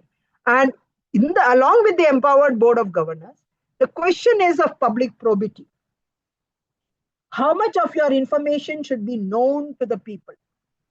Data that we need to have must be available in public domain. You see, I think many of you may be having your brothers or sisters or someone who has gone abroad for studies. If you visit a university or a college website, you know all the information that you need to get about that institution. Who are the faculty, what are the departments, what are the courses, what is the duration, what is the climatic conditions, the weather conditions, where is the housing provided, what are the jobs that you will get by studying this course. Everything is available. One way of ensuring effective governance is not just to have empowered board of governors or proper senates and academic councils and finance committees and anti-discrimination committees and so on, but actually putting up all the relevant information that we have talked about that an institution deals with in the public domain, including your IDP. Your IDP must be there in the public domain. What are you visualizing your college going forward? And as I said, it is a document that you need to keep reviewing and monitoring. If I not reached it, why did I not reach it? Make an assessment, then review it and ensure that next time that target is achieved. Thus, using technology, that is why under the accreditation in the NEP, firstly we said that we will make it binary, either accredited or not accredited. You know the percentage of higher education institutions that are accredited in this country? Less than 10% of the total number of institutions. People don't go in because they're very scared about writing that SSR itself, the self-study report, which is a voluminous document. And then you have the inspections coming in. So we said, make it binary, use technology, don't have physical inspections at all, and you allow technology to have that data which is there for public domain.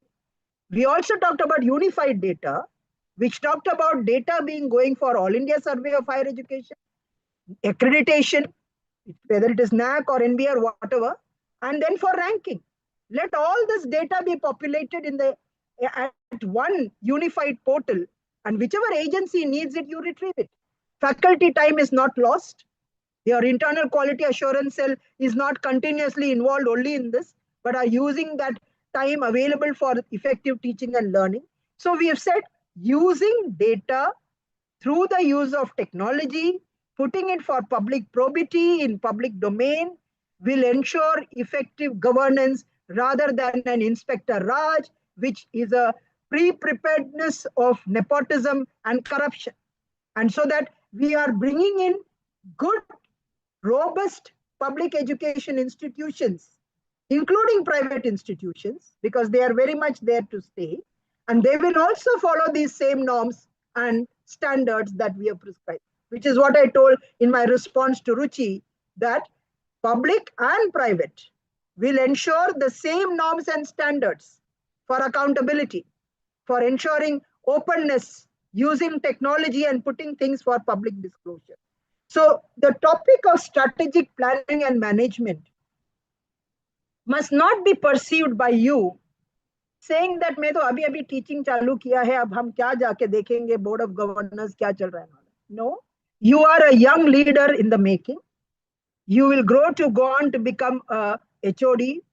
You need to start getting projects, consultancy projects, enhancing your revenue, ensuring all the goals that higher education is envisaging, and be proactive about it. And if your institution is not doing certain things, which is, let us ask ourselves this fundamental question. The college that I'm teaching, do I want it to exist 50 years from now? If I want it to exist, should it not have students? Should it not have good teachers? Should it not have students who graduate and are contributing individuals? Should we not have good research happening? Should we not have good facilities? If we want it, It is not when I am alive that I look at my college or the look at an institution. It is there as an asset created for generations to come. And if you want that to happen, you must also feel an organic part of your institution and contribute to its strategic growth and development through many of the enablers that I just shared with you. And always visualize yourself. As I said, as a teacher, you are the king or the queen in the classroom. As a teacher, I am also an academic leader.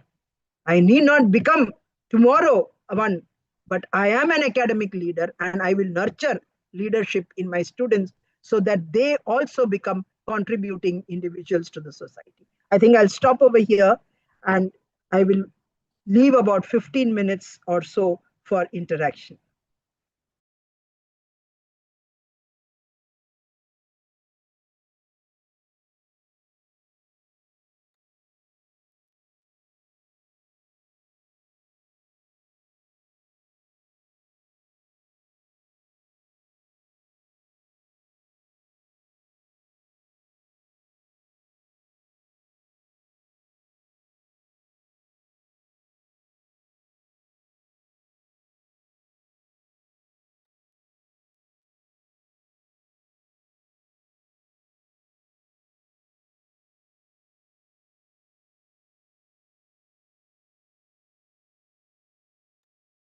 Are we only going to look at each other, or is there any scope for any discussion? If anyone has any questions, queries, feedback, please go ahead and unmute yourself.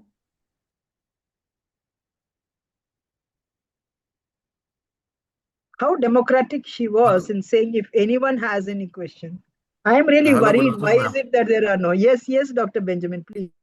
Ma'am, one query I have that for newly inducted faculties, right, in higher education, we are having induction programs, and obviously we are shifting from teacher-centric to learner-centric. So there are provisions for student induction programs also. So how far we have reached to fulfill those provisions in higher education system? Yeah, so we are encouraging higher education colleges to conduct very elaborate student induction meetings where not just students but also parents be invited, because parents tend to be big stumbling blocks in the way of understanding multidisciplinarity and many changes that we are doing. Therefore, parents also should be invited. And if they're not doing it in your own institutions, I think you all should make out a case, at least if the college is not doing it, when you have your first class, seek permission so that you are conducting for the disciplines that you teach as a department, that you will conduct a induction meeting. So the least that you can do if the college is not doing it, which I don't think now there are large numbers which are not doing it. I don't know in your own experience what it is, maybe you all can share. But the bulk of the institutions I have talked to, I think there are student induction meetings happening. May not be that it is being done in the ideal way that we have visualized. That is where I said for student induction meetings and so on, firstly, we should have in higher education parent-teacher associations. It is very important because then it becomes an ongoing process. We think of PTAs only for going with our school children and finding out their marks and listening to what the principal is giving you lectures left and right and center and about your students' behavior, child's behavior and all. But in higher education, parents are important stakeholders. That is why we wrote that in the IDP also. That is why we said they should be part of the governing bodies also. And in induction meetings, you should ask your colleges to do that as a collective one. If it is a very large number and you have to do it combining hybrid models, you can have it both online with offline, so that some parents are there in person and some can be attending it online. But it has to be at least for about 3 hours or so, where you look at telling the parents and the students that this is where you have come out from your safe environments of schooling to colleges where you are making your own decisions and what the course is about and what are the opportunities that you have and so on. So I think you need to do that. If as an institution it is not doing for whatever constraints it has, then I think at a departmental level, at least you should be able to have that ongoing. I haven't Okay, thank you. received any feedback that colleges are not interested in doing it. Okay, What thank you, about ma'am. your own college? What about your own college? You I- never had it? No, ma'am, I have not seen. I know few colleges. I've been to few colleges, but I haven't seen in any of the college such programs as students enter the college. So that's why. No, I think you must insist on that as a very important part of that learning process, and it also it bridges the gap between exactly. the institution and the teachers and the students and the parents on the other side. Because they should be very clear that what future holds for them, what Yes. they are going through the curriculum. Yes. Okay, thank you so much, ma'am.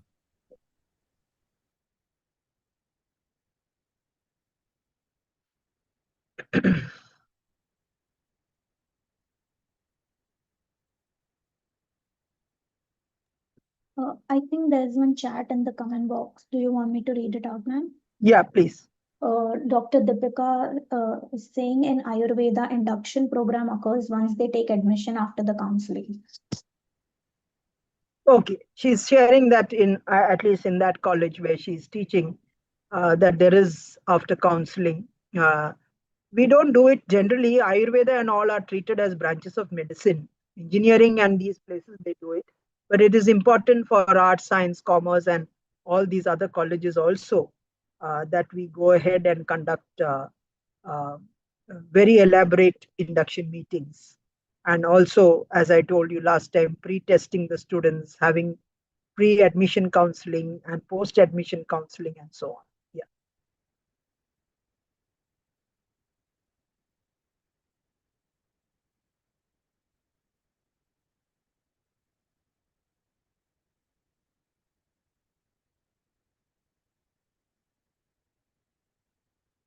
So there are 85 participants, and I think 6 of you have spoken. At least 79 or 78 of you all have just not interacted, and this happens to be my third and final session with the FIP group. Is there anyone who wants to say, please feel unhinged and come forward and share it in any language that you can? I'm sure even if you speak a language I don't understand, someone will translate it for me. Good afternoon, ma'am. This is Dr. Matthew from St. John's College. Ma'am, I just wanted to add that in the management education where I was earlier teaching, there we have a protocol of conducting foundation classes. So before the course formally starts, we have a foundation level classes wherein the students are abreast with the basic modalities of the institutions. What are the basic do's and don'ts, and then what are various department, what's the process. So all these things are put into their culture, and then after this the foundation classes are over, then the formal classes are started. Okay, yeah, that's fine. I mean, any nomenclature you use, the idea is that they should know it. And normally what happens when you call it a foundation class, you have a limitation of not being able to call the parents because it will be strictly only for the students. Whereas if you are having it as an induction meeting, you are having the freedom to invite the parents also. And parents should not be called separately and students should not be called separately. You should always call them together so that they get to know it. There are no miscommunication. What we hear, and if they have it separately, finally the message that they carry forward, if we address them separately, the final communication, what can happen in that can be completely different from what we wanted. So foundation course is fine. It's more like what we do in military education, where students get to know it. What are the kind of disciplines that we have? Talking about military, I think there is no harm in making our children aware that though we are a democracy, there are certain fundamentals of discipline that we should nurture in terms of ensuring that we become good citizens of a country also. So fundamental duties that the Constitution says, responsibility, taking care of the elders, so many values that we know are becoming almost invisible in our so-called Gen Z or whatever we are referring to. is a big crisis which we are seeing in the society. Yeah, that's off the point, but thank you for sharing your own experience, Dr. Thank you, ma'am. Hello, ma'am. Yes, please. Yes, ma'am, this is Dr. Jayashree Mahore. Ma'am, what we have listened, that is what we have heard, there is a biasness in terms of the government institute and the private institute from government side. Regarding the funding, I want to talk. Yeah, please go ahead. Please be free to tell. So, are you saying is that it the government is possible not to giving do some funds to kind of... private? Are you saying that the government is not giving No, funds it to is, private, or that? No, not giving. I'm not in the means conclusion that not giving, but some kind of biasness that it is observed. Might be it is because of we are in other side, because the grass is always greener on next side. Okay, but yes, this kind of biasness is observed. So is it possible from your perspective to some rules and regulations so that it will be equal? I don't know. I don't know the real means what is No, what is there I in can a relate higher to power, that. but I can relate to what you're saying, Dr. Jayashree. In fact, that is the reason why I yes, told at yes. the beginning, public funded and private institutions policy is saying सबको समानते से देखे, सबको, whether you are coming from the private or whether you are a government aided institution, सबको समानते से. But the point is, it is an attitude. It is an attitude. When I get an application coming from a private college or from a private institution, there is a tendency for us to think that your intentions are not good, which is the bias that comes into the yes, play. yes. This is the tendency is That is there, the bias. but there is a loss of the teachers Yes, because I of this understand that. tendency. Yes. See, these are things that you cannot change with rules and regulations. It is an attitudinal bias. And I think it's only when we wake up to the reality that, that in every sector, the role of the private sector is there. And whether it is in hospitality sector, whether it is, how many of us stay in government authorized guest houses? We don't. We go and stay in private housing, and we have gone further with Airbnb and talking about very customized kind of residential accommodations. We don't go into government canteens to have our food. They're all in the private. The same way in health and in education, everywhere the private has come. But always there is a tendency when seeking approvals, when trying for permissions, and which is what the NEP said, that don't look at an institution from the lens of its ownership of public or private.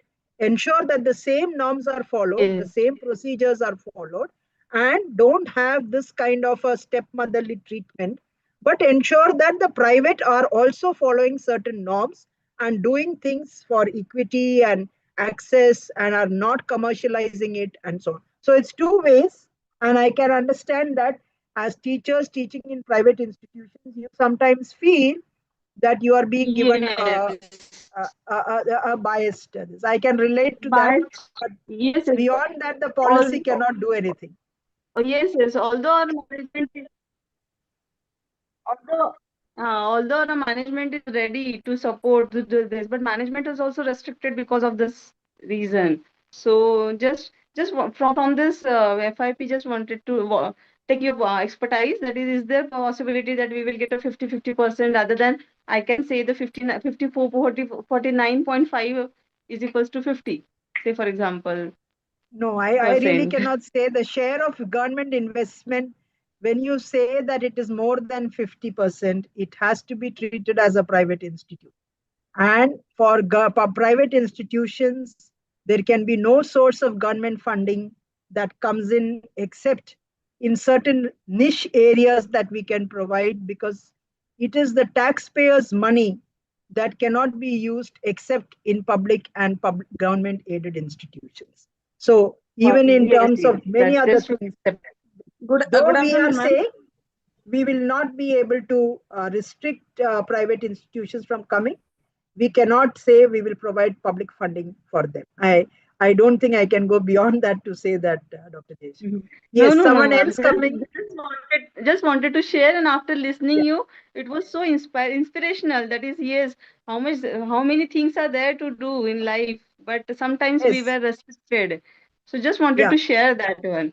Yes, Yeah. I'm Thank not in a conclusion that government is doing biasness. They are also having their own limitations. No, this is a free house. Everything You is can feel accepted. free to tell. I don't represent government. You can freely tell if you feel that I fully take that. Yes, Dr. Subhashini, what do you want to say? Please go ahead. Actually, ma'am, I appreciate all those things which we discussed today, and you inform us. I really enriched with all this information regarding leadership, regarding comprehensive education, and everything.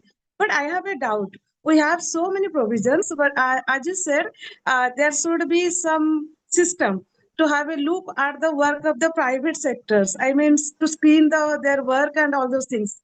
And I'm sorry to say, some mechanism are there, but still we find huge corruption among them.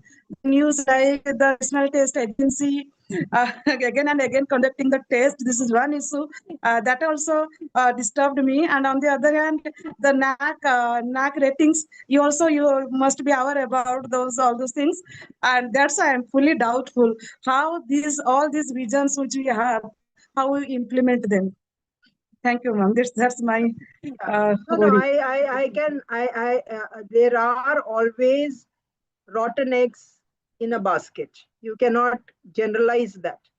There are always aberrations that happen.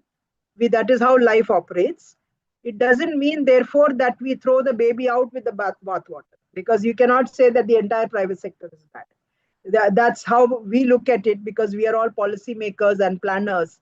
We know that there are certain rotten eggs. All that, as I said at the beginning, oversight and actually seeing whenever there is such things brought to the notice, you take action which is necessary to put things in place and either declare them as, as I said, punitive action. We wanted to write very clearly in the policy that we should close down and shut down.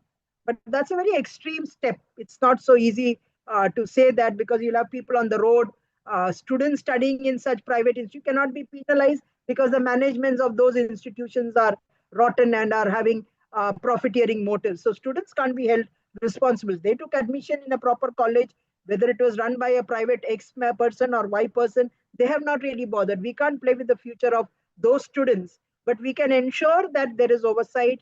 As I said, we ensure that there is not much of profiteering. The one that you are referring to of NAC, action was taken by the NAC authorities. Beyond that, I think it's a question of transparency. When we come to know about it, we have the right to information. Why did it come? Right to information came with that. On a piece of 10 rupees of paper, I can get whatever information I want. This is all because citizens becoming, let us say, the gatekeepers of negative things that are happening is something that we should always be conscious about. Our own rights, our own, whether we are getting our due, whether students are getting their due, everyone has a right. So I take it in the spirit of it, but we cannot throw the baby with the bathwater out. We cannot hold the entire private sector as bad because of a few, let us say, aberrations or rotten eggs. We have to coexist with that and take remedial and corrective actions. Ma'am, I have another one query. This is a little bit different, maybe, but I think you are the right person to address this one. Is it true that with high increase in degrees, or with having a large number of degrees or more education, the intolerance rises, or not? No, come again? What is the question? With the intolerance, whether it rises with the increase in degrees or the education. Intolerance? No. Yes. It is not diametrically connected in any manner to the increase. On the contrary, I would say a more enlightened society should be a more tolerant society. It is not that the increase in are not they more dominated? Are not they more dominated? Are not they more dominated? No. You can't say that. There is no evidence to tell us that. These are all hearsay observations. There is no empirical evidence. There is no scientific study which tells us. We cannot make observations of that kind by what you see within the society and arrive at a conclusion based on a certain set of events that happen. As academicians and as educators, it is very essential that you remain unbiased and actually arrive at conclusions based on real data that supports it. There is no empirical study anywhere in the world which tells that growing intolerance within the society of any kind, be it racial or religious or linguistic or poverty, none of these factors are directly having any connection to an enhanced educational qualification. Absolutely, there is no data which tells us that kind. It may be a general erosion of values that happen. It may be the generations in which we are living in, where instant gratification, lack of getting things immediately results in crime, many other things, where you use that as an excuse. But it is definitely no, there is no data which tells us that. So Dr. Subhashini, I would tell you, don't carry such biased thoughts in your mind. As an educator, you should always be scientific in your thinking. There is no data which tells us that kind of a conclusion. So please remove that thought from your mind. Thank you. Thank you, ma'am.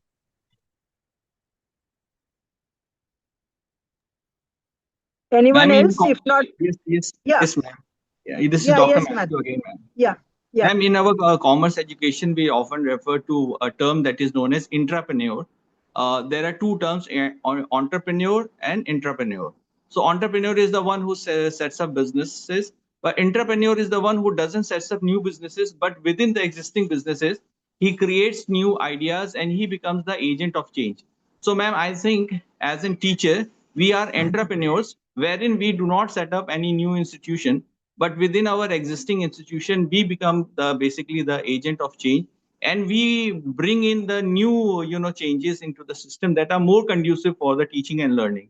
As we discussed about the malpractices and the bad part of education system. So at that point, we have to realize our role, that we have to be that person who will bring about the changes into that system. So that is my thought about this, ma'am. Yeah. So be the change maker. We are the catalyst for the change, and we should be the change makers. I must tell you that it is because I was talking at an FIP program, and you all are much younger in the teaching arena, that your sense of acceptability to many things I said came so willingly.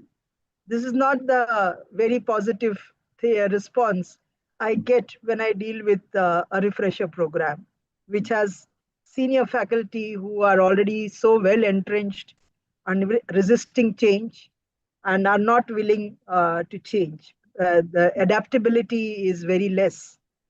So it gives me an enormous sense of gratification that you people have been. Yes, Dishti, you wanted to say something?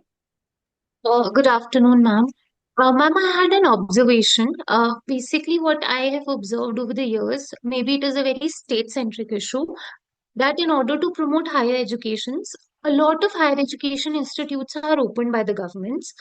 They get the funding, the infrastructure is also built, but unfortunately, the faculties are never appointed there.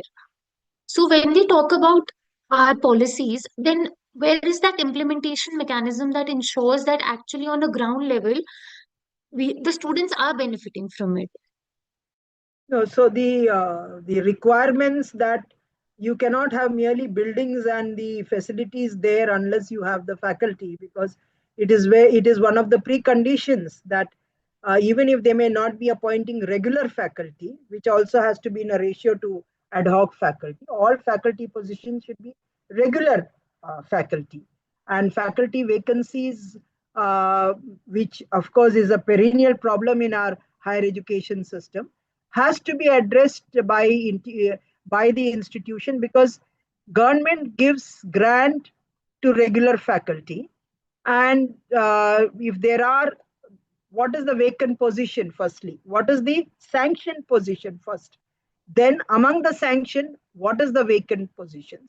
How many are filled in through regular appointments and how many are taken in as ad hoc or are taken in on whatever basis where it is a contract kind of a thing. This is not something that you do once in 10 years. It is to be done with every year so that you take that into account. Now, it is not that this governments are not aware of it, that institutions are not aware of it, but you can't go and shut down an institution saying that you're not appointing faculty. All that you can tell them is that you ensure it. Adding to that crisis is the reservation policy, which I told earlier, because there are certain requirements. If there are sanctioned positions of 10, and you're talking about 15% of the reservation for the SCs and the ST and so on, you need to ensure that that is also followed. You cannot bypass that because that is constitutionally mandated. So I am not trying to say that these should be reasons why faculty position should be left vacant, but regularly ensuring that faculty recruitments happen on a regular basis as per a protocol and as per a standard procedure that needs to be followed must be an ongoing activity. And that is why they call it as a rolling advertisement and so on. So many things that they do. But in spite of that, and the simplest thing that I used to tell when I was in the government was, let us get a database of those who qualified the UGC net. Map it to the region and find out whether these people are actually lying unemployed and map them to the institution. A simple mapping, and with the fact that we have AI available, I don't think this mapping should take really much. But as I said, the intent has to be there, and intent at certain times are not as much as we want. That is where the real problem arises.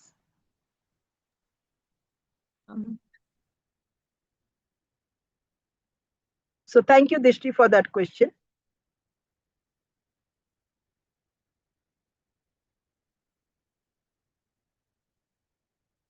Anyone else? Yeah, Ma'am, please, as you please. pointed about this IDP, so how far we as new faculty can be involved in framing this plan? First and foremost, you go back and visit your college website and see what is your vision, mission document and the goals and objectives. Bring it to the knowledge of your HOD that हमने एक भाषण सुना है था एक madam का madam NEP में बताया है कि IDP बनाने के लिए सब कॉलेजेस पे मैंडेटरी है हमारी कॉलेज बना रहे या नहीं बना रहे लेकिन हमारी विजन और मिशन और गोल्स और ऑब्जेक्टिव्स बहुत पुराने दिख रहे हैं इसी को हम रिवाइज करें that would be the starting step. So after you do that exercise, get also a couple of other like-minded faculty in your institution. Otherwise, they will say, Dr. Durga, आप जो भी बोल रहे हैं आप अकेले बोल रहे हैं कोई और साथ आपके साथ cooperate नहीं कर रहे. Get 2 or 3 of you all from other departments, not your own department. Have a look at it. Bring it to the notice of the concerned HODs. Bring it to the college administration and your principals also that this is very essential. Say this one point, do you want this college to exist 50 years from now? Everyone is very keen that the college exists. So they will be keen, अच्छा उसके लिए क्या करना है कि हम 50 साल के बाद भी हम कॉलेज या संस्था बन के रहे इसके लिए क्या क्या करना है तो आप बोलिए कि इसके लिए पहले हमें IDP बनाना है और IDP में ये सारे चीज बनानी है दिस इज व्हाट UGC के गाइडलाइंस भी बताए हैं और इससे हमारी संस्था को ही बेनिफिट मिलेगी unless you put it that it is advantageous in a lighter vein that I said, unless we put it that it is an existential and it is something that is essential to ensure that our institution grows to become a much larger institution. Do you want your college not just to exist, but even after 50 years, does the college just have to be a college? Or can we get a degree granting power? Or can we be a part of a cluster university? Or can I convert to become a teaching intensive university? What is the growth strategy that we are looking at? This is the manner in which you need to have a voice.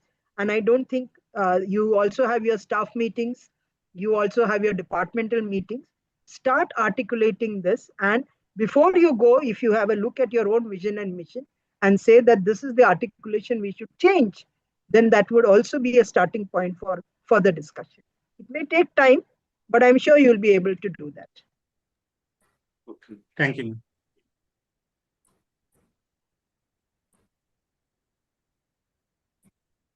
Yeah, so I think there's something in the chat that is coming up. Can you just read the Yes. whole question? Yes, ma'am. Richa Davar ma'am has said, ma'am, first challenge is to get the students with disability into the classroom, but the bigger challenge is to get the students with disabilities into learning environment with their able peers. So I think that disability is more the learning disability students is a greater challenge than those with physical disabilities. Now, ramps and these things are quite common. Colleges have these ramps there. I think you need to have senior students. If there are no lifts available, how you can help students to attend classes. Can we get classes where there are large number of students who are having disability to be held at the ground level rather than at a higher floors? These are all much easier things to handle than dealing with the learning disabilities of these children. Let me also tell you that generally, I think we have gone beyond, and it becomes very anecdotal. If I may tell you my own experience when I was teaching in a college, and I'm talking about 1981, where I walk into the principal's chamber with swing doors to sign the attendance register, because the attendance register requires us to punch in or sign the time that we enter the college and the time that we leave the college. This was my time when I was leaving the college, and I see a student coming on crutches, and I opened the swing door for the student to enter, because the principal is sitting there and I think he wanted to meet the principal. And that student said, "Don't insult me, madam." You see, that is the psyche of a disabled child whom we feel sympathetic about. And that child knew he had that ability to open that swing door and go on one's own. Now, it is very important when we deal with children with both physical and learning disabilities, not to feel pity for them, that they are also capable of and they have their own abilities, and that we help them and enable them to the best extent possible. And I was trying to say this, how many children on our institutions don't come because there is no ramp? You have to take up that as a cause. If there is no ramp where their wheelchair cannot be pulled in, and if they're not coming in wheelchair and in crutches, can other fellow students feel having a role in helping that child to come in? Because not all the time you may be there as a teacher for all the different classes that the child may be going. There are many ways in which you can address that. Most important is that that student should not be made to feel a pitiable person and should not be a subject of ridicule by other students also. Let us not think that we were born with all things intact. We should only be grateful that we have it and that other person is not having it. And that sense of empathy must be cultivated in each one of us. And making them feel a part of it as the mainstream, you see, they may be intellectually very, very strong. And therefore, if they are made leaders of certain activities, then they start getting recognized. Appreciation is one of the best forms in which you can make someone feel a part of the entire process. So be appreciative about them. And that appreciation should come really from within you. That child may be good at some calculation abilities, or may be good at communication, or may be good at some other skill. Find out what is that. Make a special attempt to find out what is that in case of a student who is either learning disabled or physically disabled. And never make that student feel pitied, or never make that student feel as a subject of ridicule. These are some of the socio-emotional qualities that we need to cultivate as teachers and must be also brought about in our students so that they feel part of that class. And wherever physical amenities are not there, please take it up with the concerned authorities so that you say that we are living in a time where these people equally have a right to get education as much as able-bodied people and able-thinking people.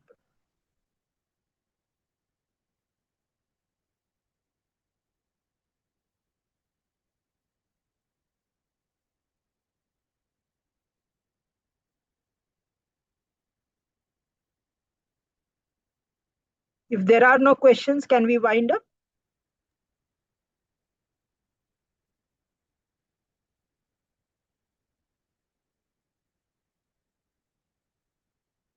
I think, Vanshika, you can wind up. Thank you. We extend our sincere thanks to Shakila ma'am for her insightful session on strategic planning and management in higher education. Your comprehensive overview of the system challenges and the roadmap of aligning teaching, research, and skill development was both timely and thought-provoking. The discussion offered valuable insights in the current challenges in higher education and emphasized the importance of integrated, inclusive, and accountable institutional practices. Thank you once again for your valuable contribution to the session. We also extend our thanks to all the participants for their active involvement, which helped make the session impactful and enriching. Thank you, ma'am. Thank you, ma'am. Thank you. Thank you. Thank you. Stay blessed, you. all of you. Take care. Thank you, ma'am. Thank you very much. We will join back for session 3 at 2 p.m. and we can go for the lunch break now. Thank you so much.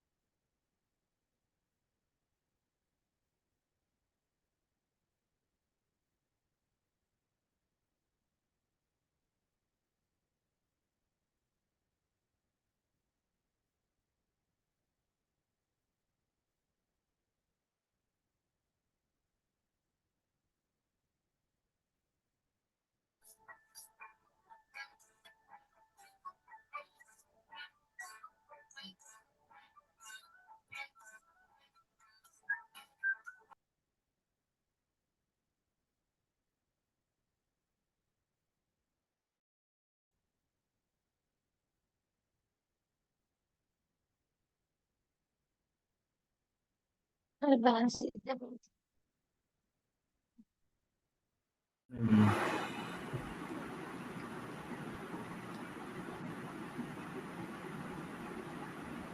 तुमचं ते हे कुठं web camera mike बंद आहे.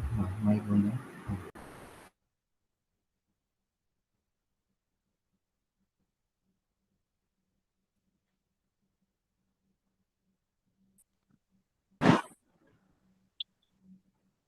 तुमचं video चालू करा.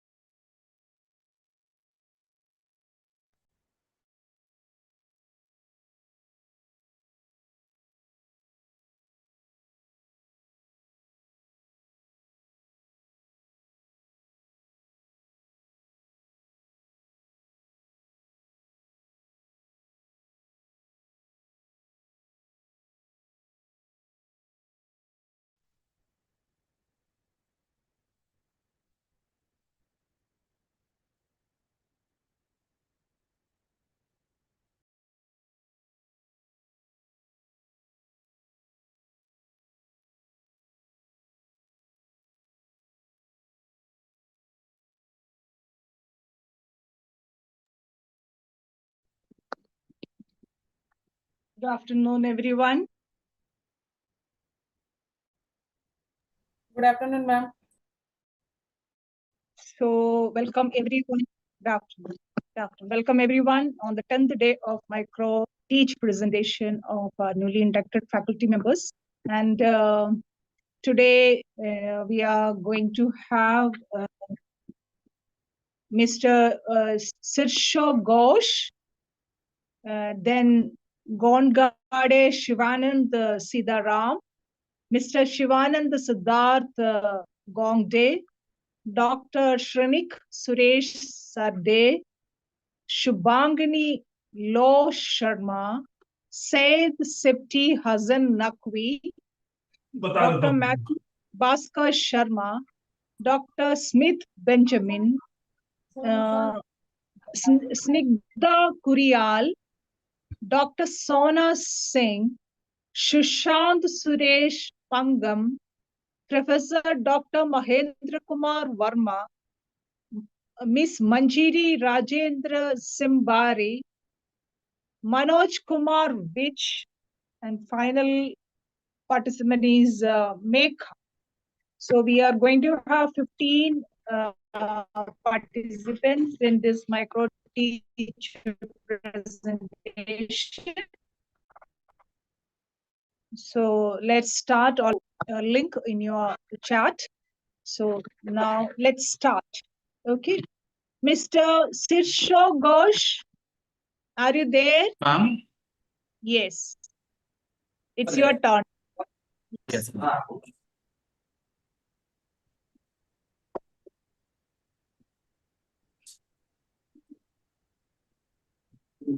Ma'am, is the screen visible? Yes, yes, yes. Audible also. Okay, thank you, ma'am. Once again, a very good afternoon to the respected panelists and all my colleagues. Today, I will be presenting the micro-teach presentation on this topic, the lecture that I have prepared, that is on the implementation of UDHR as a part of international customary law.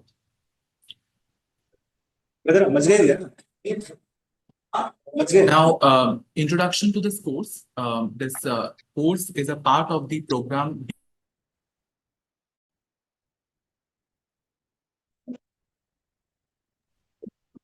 Yes. So this course is a part of the 5-year integrated law program, BLLB. That is Law of Human Rights is the name of the subject. Its code is BL-4005. It is a 4-credit course. As we know that 1 credit is equivalent to 15 notional hours of teaching. So roughly there is going to be 60 hours of teaching in the semester. I am the course faculty and it will be taught in the 4th semester of a 10-semester course. Moving further.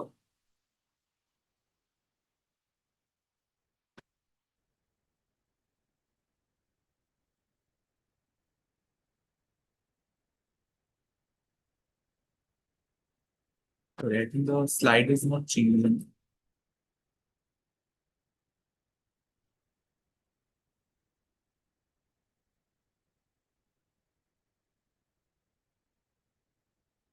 Just share once again.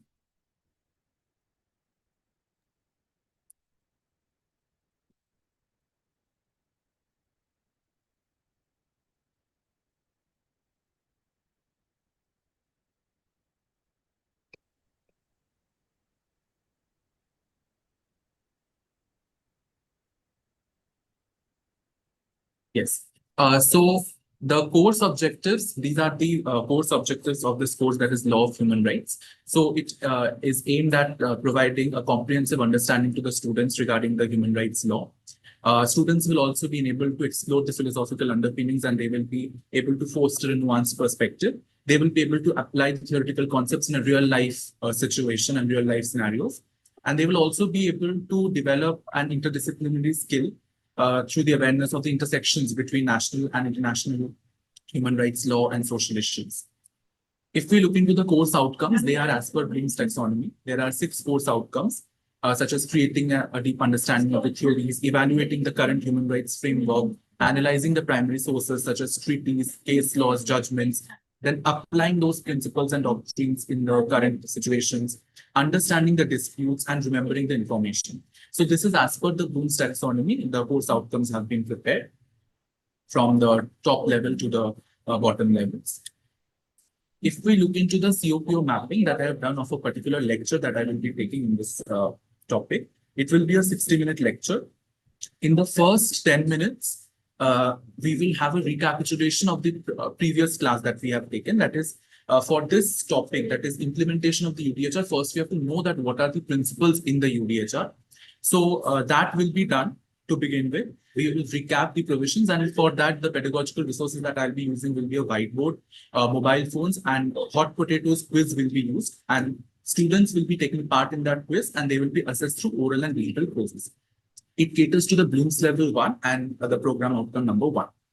Then the next 15 minutes will be devoted to the main lecture on the topic. For that, I will use a PPT presentation. Of course, projector and laptop will be used as pedagogical resources. Students will be understanding the topic and taking notes in this. This caters to Bloom's level 2, and also the program outcome number is the same, that is PO1.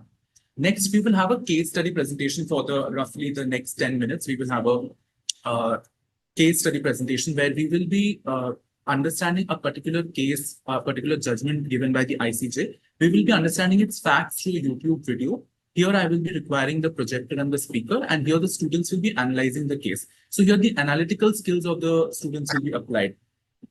So the Bloom's level which is catered to is BL4 and program outcome is number 3. Next, the next 10 minutes will be devoted to sort of a moot court. So in law, we use this activity called moot court, which is like a real life simulation of the court, where 2 parties, they are basically arguing the case. One side represents the petitioner, the other side is the respondent, and they argue the case, argue a fictitious case. So here, we will be dividing the class into two teams, let's say two members each, and they will be both arguing the case from both from two sides, and there will be a peer review. So the entire class can take part in the decision making. And through peer review, we will decide that which side wins. So here, Bloom's level is catered to is Bloom's level number 3, and all the program outcomes from 2 to 7, they are being catered to.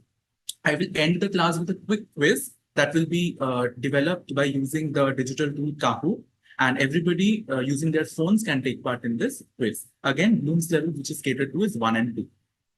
So here is the first learners activity that I will be using. That is, I have created a crossword with the help of Hot Potatoes app. Here, for recapitulating the previous classes study or the previous classes notes, students will be tested by a quick crossword quiz, which is prepared through Hot Potatoes.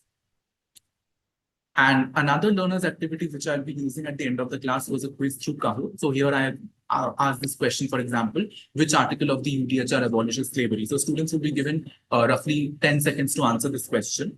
And Article 4, as we can see, is the correct answer. So these learners activities will be used in my class, and that way I will be concluding the class. And to end, I would like to say that, as Plutarch had said, that mind is not a vessel to be filled, but a fire to be kindled. So let us all of us keep the fire of knowledge in us ignited, and let us continue to serve the society as instruments of nation building. And that will be all from my side. Thank you so much. Okay. Thank you, Sirsha Ghosh. And next, okay, thank you. The next speaker is Gongade Shivanand Siddharam. Okay. Okay, madam. Yes.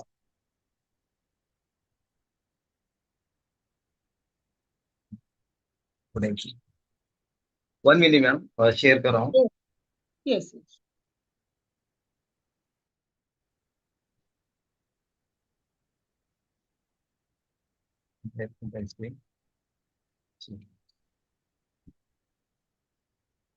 Madam share हो गया?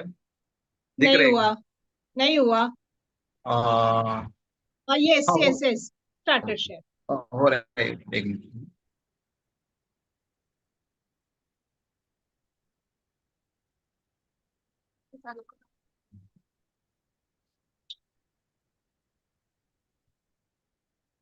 Madam दिख रहे हैं? Yes, yes, yes. Yes. Okay, madam. Good afternoon, everyone. Myself, Shivanand Ghumre, from Fiji Shudare College, Arts, Commerce and Science, Solapur, FIP-004. My topic, micro teaching presentation topic, Introduction to Geomorphology. My next slide, micro teaching plan, Introduction to Geomorphology. This micro teaching plan provides a structure approach in the introduction to geomorphology, a fundamental topic in geography. It outcome the course and programs outcomes, specific learning objective, pedagogical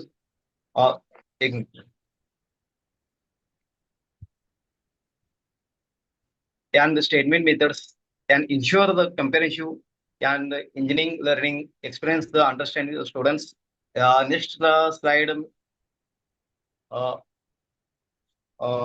Objective of the topic. First point, define the geomorphology. Student will be able to articulate the clear definition of the geomorphology. Second point, explain scope and important. Student will be understand the revelation, the breadth of geomorphology within the geographical studies. Third point, identify major agents. Student will be recognizing the primary process responsibility for landform development. And fourth point, understanding the interrelations process. Student will be gaps how internal and external process interact to shape Earth surface. Course outcomes, 3 outcomes. First outcome, understanding fundamental concept. Student will be the comparison, the course, concept and process of the geomorphology. Second, describe the geographic agents. Student will be able to describe the various agents and process the shape landforms. Third, analyze landform development. Student will be analyze how physical process contribute to the development to different landforms. Next slide, program outcomes. 4 program outcomes here. Acquired knowledge and gaining knowledge of physical geography, including geomorphologic process. Second, apply geographical concept to internship the physical environment. Third, program outcomes, development analytical thinking. It is analytical thinking and scientific reasoning skill.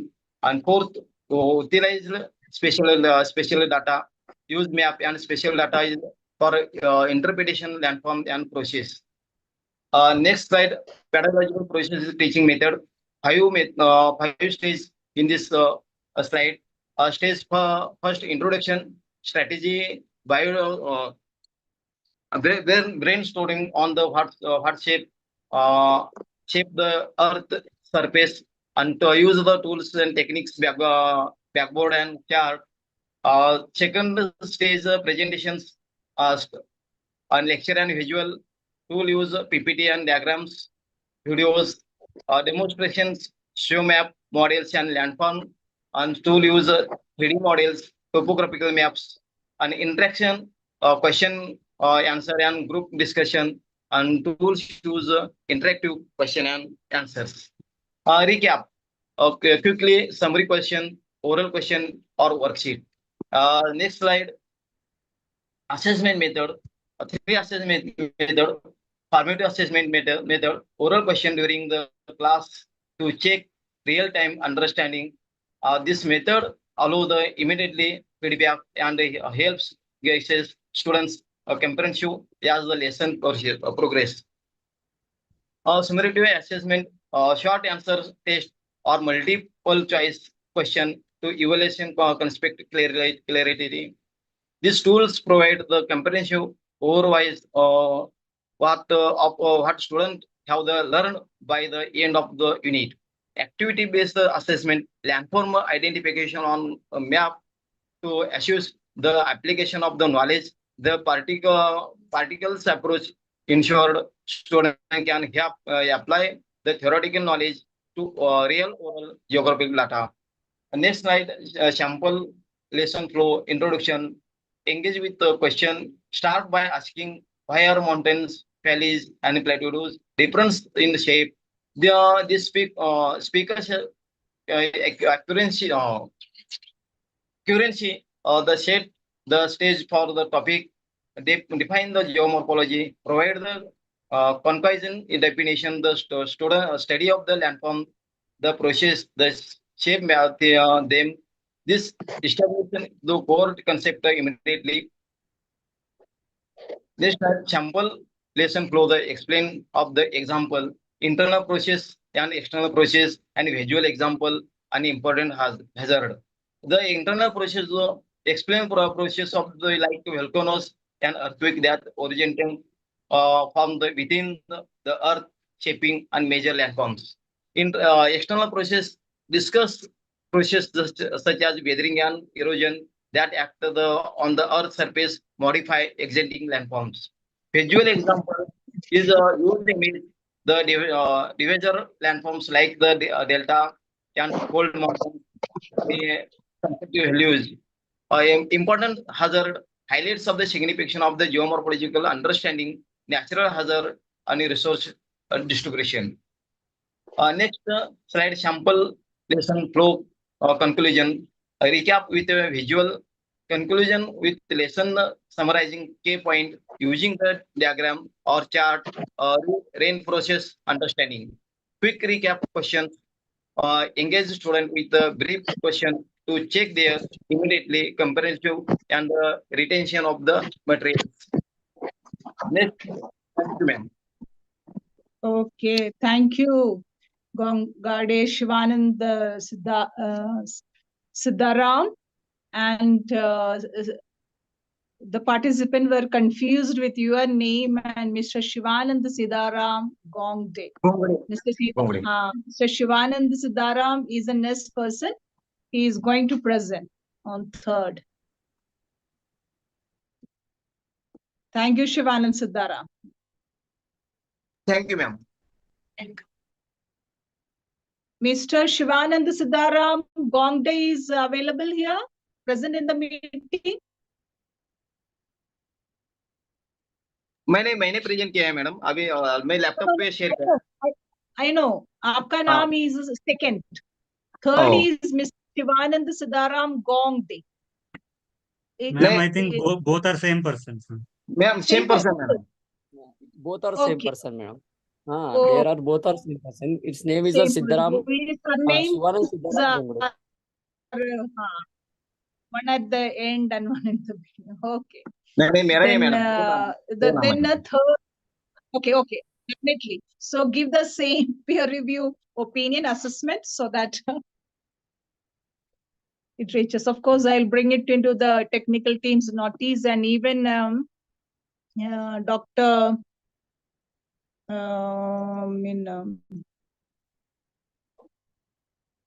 One person is also then Shubhangi Sharma also asked to change the Google form at the moment. It's difficult now because already the form is in circulation for assessment.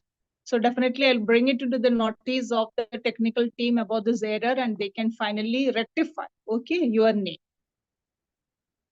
Shubhangi, is it all right? Yes, ma'am, that's definitely all right. Okay. Then Dr. Shrenik Suresh Sarde. Dr. Shrenik Suresh Sarde.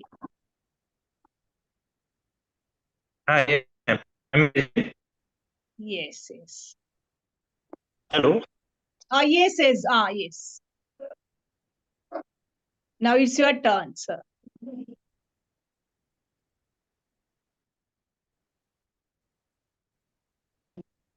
Hello, sir.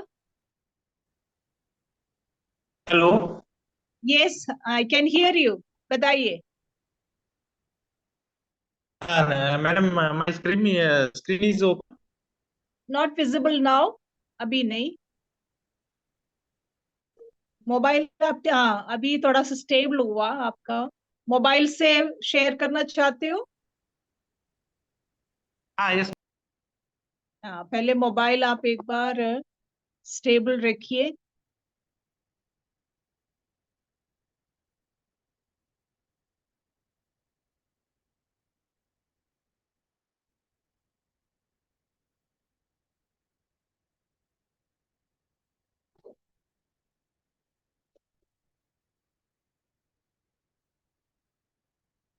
Hello. Yes. आप share करिए अपना screen. अभी हुआ नहीं है.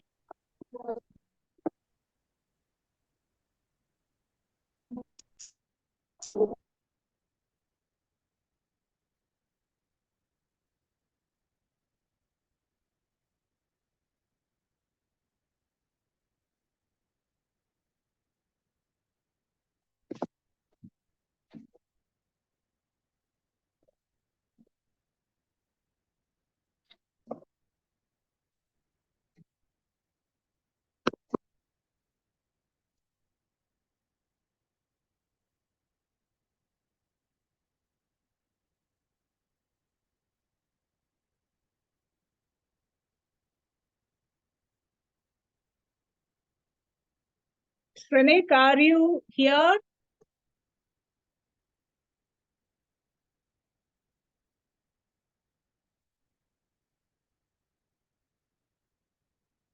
Shrenik, are you trying to share your screen?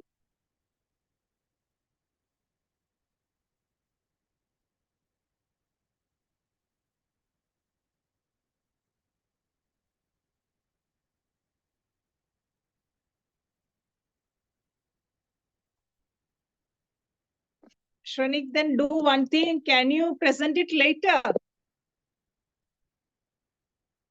Can you hear me?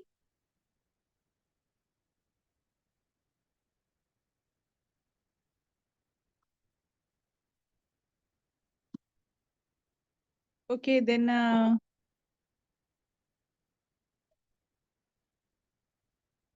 Ankit, please check whether Shrenik is in the meeting now. Ankit, please check whether Dr. Shrenik is in the meeting now. Yes, he is in the meeting now.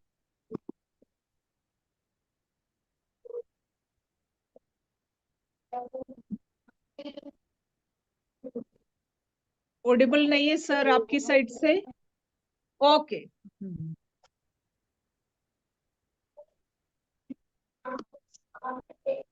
My screen is visible, ma'am. अभी visible नहीं है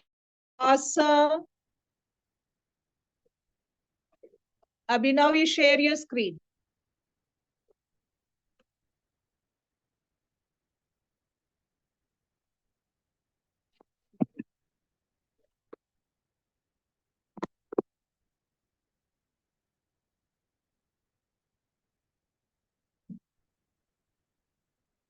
Now you share your screen.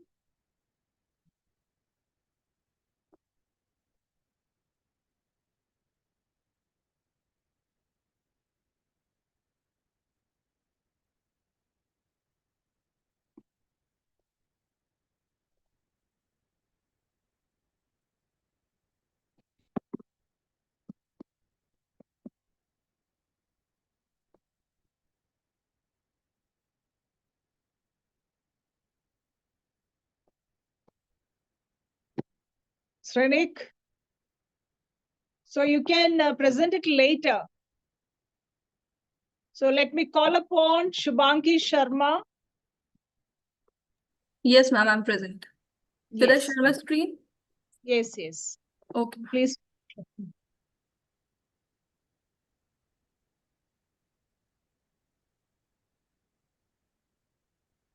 Ma'am, is it visible? Yes, yes, please get. So with your permission, I would like to start, ma'am. Yes, yes, sure, sure. Good afternoon, ma'am, and good afternoon to my fellow professors also. My name is Shubhangi, and I belong to Lloyd Law College, which is affiliated to Chaudhry Charan Singh University. And the topic of my micro teach presentation today is Introduction to the Law of Evidence. And also my code is 003/107. So the title of this course is Law of Evidence, which primarily focuses on Bharatiya Sakshya Adhiniyam 2023. And it is a 4-course credit, and the course code is BL9003, which is obviously according to CCSU University Meerut. And it is divided into 15 modules. The course outcome is that BSA, it has replaced the 153-year-old Evidence Act of India. Now it primarily focuses on digital evidences, modern litigation, and it helps a student to become the future-ready professionals of the India. The unit covers are largely relevancy, admissibility of evidences, confessions, documentary evidences, and so on and so forth. The pedagogy style is going to be case-based method, ICT integrated tools, and obviously the interactive method of teaching the students. The course outcomes are divided into subject-specific learning outcomes and the generic learning outcomes. So firstly, the subject-specific learning outcomes will help a student to understand, analyze, and apply the knowledge of evidence law. And later on, they can evaluate these evidences based upon the need of the requirement in the litigation. The generic outcomes are going to help a student to communicate and digital tools for legal understanding and reasoning.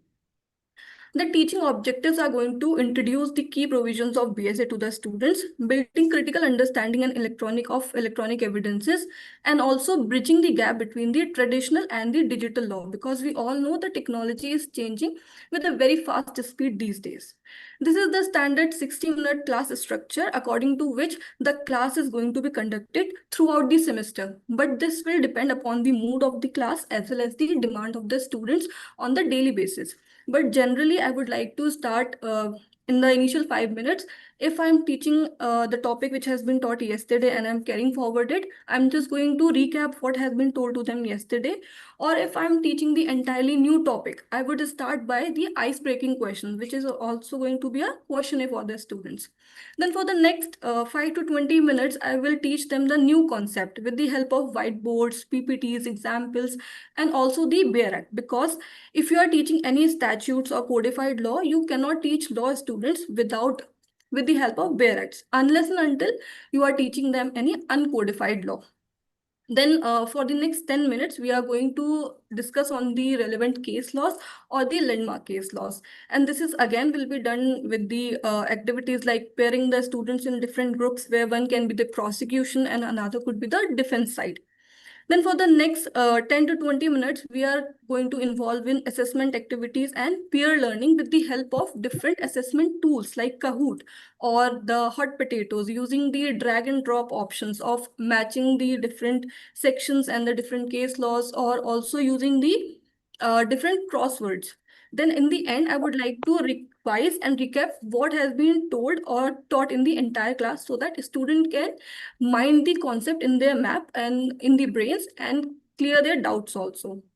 This is the COPO in order to attain the Bloom's taxonomy, but this will be understood with this detailed table. Like take an example of CO2. If I teach student confessions, relevancy, burden of proof, this will directly help them to attain the UGC's directed PO of PO3, PO4 and PO5, which talks about critical thinking, problem solving abilities and analytical reasoning. What will this do? This will help the student to understand and analyze, which will in turn help them to attain their Bloom's taxonomy level, which are like understand, remember, analyze and evaluate.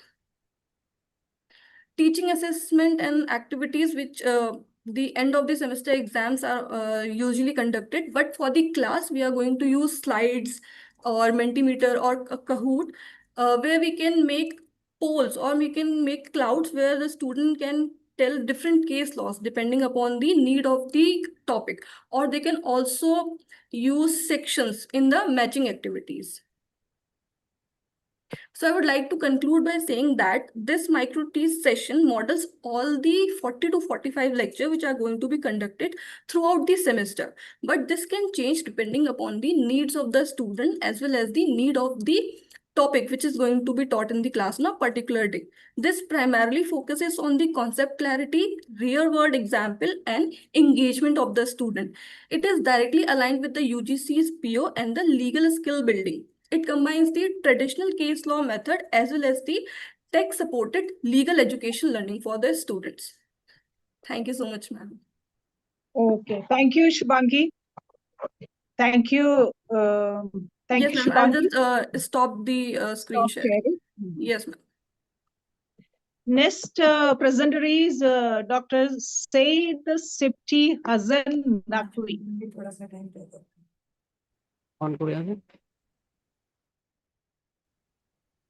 Are you there? Ma'am क्या मेरी आवाज आ रही है? Said. हाँ हाँ आ रही है अभी आ रही है मैम. ठीक है मैम, बहुत शुक्रिया. मैं स्क्रीन शेयर करूं? Yes, sure.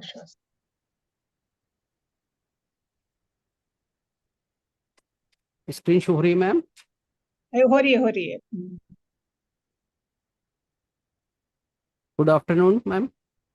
Good afternoon.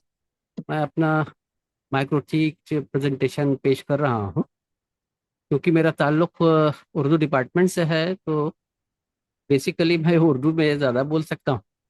मेरा टॉपिक है क्रिटिसिज्म एंड इट्स इम्पोर्टेंस. इसको उर्दू में कहा जाएगा कि तनकीद की तारीफ और अहमियत. ये हमारे एमए उर्दू के तीसरे सेमेस्टर का पेपर है.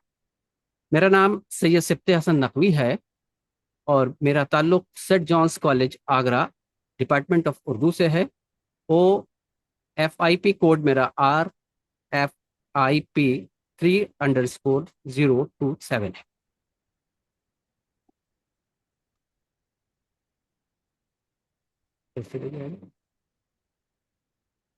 Course programme Ambedkar University Agra का 2025-26 सेशन का है. प्रोग्राम का नाम एमए उर्दू है. सेकेंड ईयर का है, सेमेस्टर थर्ड है. कोर्स का टाइटल है तहकीक व तनकीद और इसको रिसर्च एंड क्रिटिसिज्म इंग्लिश बोलेंगे. इसका क्रेडिट है 5. कोर्स कोड है A030904T. यूनिट 1 है, मॉड्यूल 1 है. टॉपिक है क्रिटिसिज्म एंड इट्स इम्पोर्टेंस, तनकीद की तारीफ और अहमियत. टीचर का name doctor Syed Sibti Hasan Naqvi. Date of delivery of class 19 June 2025. Duration of class 60 minutes. Course objectives हैं to develop a basic understanding of literary criticism, अदबी तनकीद की बुनियादी समझ पैदा करना, तनकीद की शाखों को वाजे करना, to explain the branches of literary criticism, तलबा को तनकीद की अहमियत और इफादियत से रोशनास कराना, to make student aware of the significance and value of the criticism, तनकीद से इंसानी बका और इर्तिका के रिश्ते को समझाना, to explain the relation between the criticism and the human survival and evolution. Course outcome है student will become familiar with the fundamentals of literary criticism, तलबा अदबी तनकीद के मुबादियात से वाकिफ हो जाएंगे। दूसरा कोर्स आउटकम है तलबा तनकीद की शाखों और स्कूलों से वाकिफ हो जाएंगे। Student will become familiar with the branches and schools of criticism. तीसरा है तलबा तनकीद की अहमियत और अफादियत से कमा हक़्क़हू वाकिफ हो जाएंगे। Student will become aware of the importance and usefulness of criticism. चौथा है तनकीद, तलबा तनकीद और इंसानी बका और इर्तिका के बाहिमी रिश्ते से बाखबर हो जाएंगे। Student will become aware of the relationship between criticism and human survival and evolution. ये कोर CO 1, 2, 3, 4 है।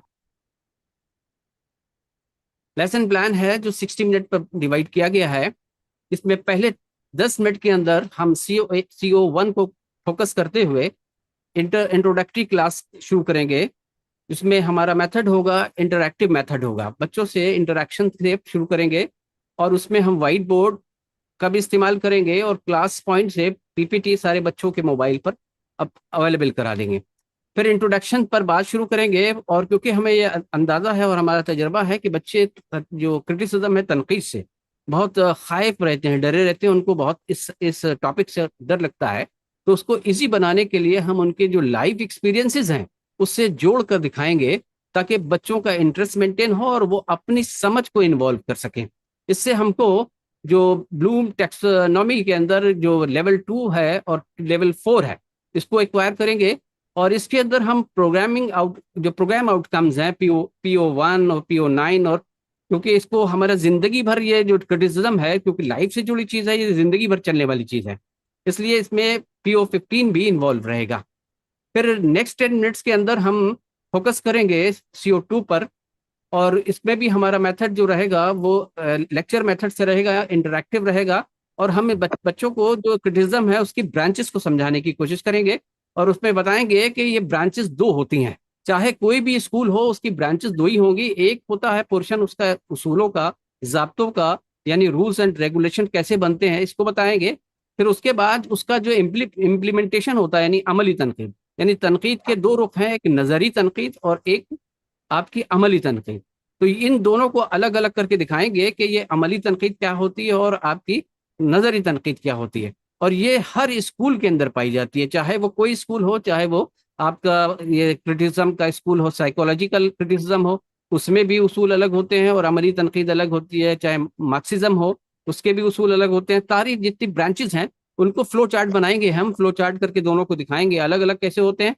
फिर उसको हम ब्रांचेस को दिखाएंगे, सारी ब्रांचेस को दिखाने के बाद सारी ब्रांचेस के अंदर ये कैसे इन्वॉल्व होती है और किन किन बेसिस के ऊपर तैयार हुआ है। फिर हम नेक्स्ट इसमें हमें ब्लूम का टैक्सोनॉमी का लेवल 1 और 2 इसको एक्वायर करेंगे। फिर हम नेक्स्ट 15 मिनट के अंदर अपने CO3 पर फोकस करेंगे और ये भी हमारा इंटरैक्टिव रहेगा मेथड, और यानी इसमें लेक्चर मेथड से काम करेंगे और इसके अंदर हमारा कोशिश रहेगी कि हम उसके ऑब्जेक्टिव्स बताएं, यानी क्रिटिसिज्म क्यों ज़रूरी है, इसके ऑब्जेक्टिव्स क्या होते हैं और क्रिटिसिज्म से हम क्या हासिल करते हैं। इसको बताने के लिए हम जो बड़े बड़े हमारे क्रिटिक्स हैं उनके कोट्स कोट करेंगे, जैसे कि T.S. एलियट ने कहा है कि जिस तरह इंसान एक सांस लेता है और वही सांस की जो कीमत इंसानी ज़िंदगी से है वही तनकीद का रिश्ता है, तो इसकी अहमियत को बताने के लिए इधर हम दिखाएंगे T.S. एलियट और उनका कोट, और उसके बारे में भी T.S. एलियट के बारे में भी दिखाएंगे ताकि उसको बच्चों को T.S. एलियट के बारे में मालूम हो। इसी तरह सारे हमारे जो क्रिटिक्स हैं उनको बताएंगे। उर्दू के अंदर जो सबसे बड़े क्रिटिक और जिनकी बात को सबसे ज़्यादा अहमियत दी जाती है वो है आले अहमद सुरूर। आले अहमद सुरूर का कहना है कि किसी भी तनकीद किसी शहपारे के खरे और खोटे की पहचान है, और खरा और खोटे की पहचान में जो 3 डायमेंशंस निकलते हैं जिसके अंदर एक डेवलपमेंट का भी रास्ता निकलता है उसको भी समझाने की फ्लो चार्ट से कोशिश करेंगे। फिर हम उनको ये जो हमारे स्कॉलर्स हैं, क्रिटिक्स हैं, उनकी फोटो और फोटो के साथ साथ उनकी डेट ऑफ बर्थ को दिखाने की कोशिश करेंगे ताकि वो उनको देख लें और पहचान सकें। इसमें हमें BL1 और BL3 आ जाएगा और इसमें हम 4 प्रोग्राम आउटकम में PO1, PO3 और PO3 भी हासिल करेंगे। नेक्स्ट 10 मिनट्स के अंदर हम CO4 पर फोकस करेंगे। इसके अंदर हम फिलोसफिकल जो साइकोलॉजिकल एंगल्स हैं तनकीद के, यानी क्रिटिसिज्म के फिलोसफिकल साइकोलॉजिकल जो लिंक्स हैं उसको बताने की कोशिश करेंगे, क्योंकि बहुत गहरा रिश्ता है फिलोसफी से, साइकोलॉजी से, और साइकोलॉजिकल क्रिटिसिज्म में खुद एक ब्रांच ही है। उसको समझाने की कोशिश करेंगे ताकि, और उसको बहुत जिंदगी से जोड़ के दिखाने की कोशिश करेंगे ताकि आसानी से समझ सकें। और इसमें क्योंकि अलग अलग सब्जेक्ट से जुड़े हैं तो इसमें मल्टी डिसिप्लिनरी अप्रोच भी काम आएगी कि हम इसमें साइकोलॉजी से कैसे कनेक्ट होते हैं, सोशियोलॉजी से कैसे कनेक्ट होते हैं, तनकीद के रास्ते से जो मल्टी डिसिप्लिन है उनसे कैसे होते हैं। इसमें हम हासिल करेंगे PO1। फिर 5 मिनट के अंदर हम पूरे अपने जितना भी हमने पढ़ाया है उसको रिकैप करेंगे, समरी करेंगे, और उसके बाद हमने इसके अंदर जो आखिर 10 मिनट अपने छोड़े हैं वो एक्टिविटीज के लिए छोड़े। हमने एक्टिविटीज को इस तरह से डिजाइन किया है कि हम एक शेयर को देंगे, यानी एक कॉपलेट देंगे और कॉपलेट के में कुछ वर्ड को मिसिंग छोड़ देंगे। मिसिंग देने के बाद 3 या 4 ग्रुप, अगर हमारी स्ट्रेंथ होगी उसी हिसाब से हम ग्रुप को डिसाइड कर लेंगे कि 3 ग्रुप बनाएंगे या 4 ग्रुप बनाएंगे। फिर उसके बाद जो इतने भी वर्ड होंगे वो एप्रोप्रिएट वर्ड होंगे, यानी हम ये नहीं कहेंगे सही वर्ड चुनिए, सारे वर्ड सही हैं, उनके वर्ड से नई नई मीनिंग और सारा जो पस मंजर है, जो बैकड्रॉप है वो चेंज हो जाता है मीनिंग का। इस तरह के वर्ड्स होंगे और उनसे कहा जाएगा कि एक एक वर्ड हम डिवाइड कर देंगे कि ये वर्ड आपको दे दिया और ये वर्ड आपको दे दिया, ये वर्ड आपको दे दिया, और आप ये वर्ड लिखने के बाद ये बताइए कि इससे क्या इम्पैक्ट पड़ा मीनिंग के ऊपर। तो वो बच्चे इसके अंदर डिसीजन लेंगे अपने वर्ड को चुनने के लिए, तो उनको वर्ड के जरिए से जो मीनिंग पर इम्पैक्ट्स पड़ते हैं, दूसरे वर्ड्स के साथ रिलेशन रखने के, यानी लिटरेरी डिवाइसेस के साथ उनके रिलेशन से क्या क्या मीनिंग पर असर पड़ता है, उनकी लैंग्वेज स्किल इंप्रूव होगी इससे। और वो जजमेंट करने के लिए, क्योंकि क्रिटिसिज्म में बगैर जजमेंट के नहीं चल सकता, तो जजमेंटल उनकी स्किल सामने आएगी और उनको ये मालूम होगा कि एस्थेटिक्स वैल्यूज को बढ़ाना ही एक काम है, यानी जमालियात तनकीद का एक अहम पहलू है, तो एस्थेटिक स्किल्स भी उनमें पैदा होंगी। इस तरह से हम उनमें 10 मिनट ये एक्टिविटीज करके उनके अंदर लैंग्वेज स्किल को, जजमेंटल स्किल को और एस्थेटिक्स स्किल्स को और वैल्यूज को बढ़ाने की कोशिश करेंगे। इस तरह से हम अपने क्लास को लेंगे और हमारा जो अपना असेसमेंट रहेगा, तो एक तो असेसमेंट तो क्वेश्चन आंसर के जरिए से रहेगा, फिर जो एकेडमिक असेसमेंट है असाइनमेंट के जरिए तरह से, तो ये पेपर नंबर यानी तनकीद के पेपर के जो इसमें जो असेसमेंट होगा उसमें इंक्लूड करेंगे ताकि हम उससे अपने इंटरनल असेसमेंट से इसको जज कर सके। Thank you so much ma'am. Thank you sir. Thank you sir. मैं बोला आपको उर्दू में ही बोलना आता है, but you spoke little of Urdu. Thank you ma'am, thank you so much, thank you. Next, Dr. Matthew Bhaskar Sharma. Good afternoon, ma'am. Ma'am, am I audible? Yes, you are audible. Ma'am, just wanted to make one correction. It is not Dr. Matthew Bhaskar Sharma. It is Dr. Matthew Bhaskar Singh. Singh. Okay. Yes. So, okay. In the peer review also, have you checked peer review, how it is? Peer review, I have not checked, ma'am, but in my ID, it is Singh only. Okay. I'll check it today, ma'am. I'll check it. Peer review, it is Singh also. Singh only. Okay, then I'm sorry. Okay.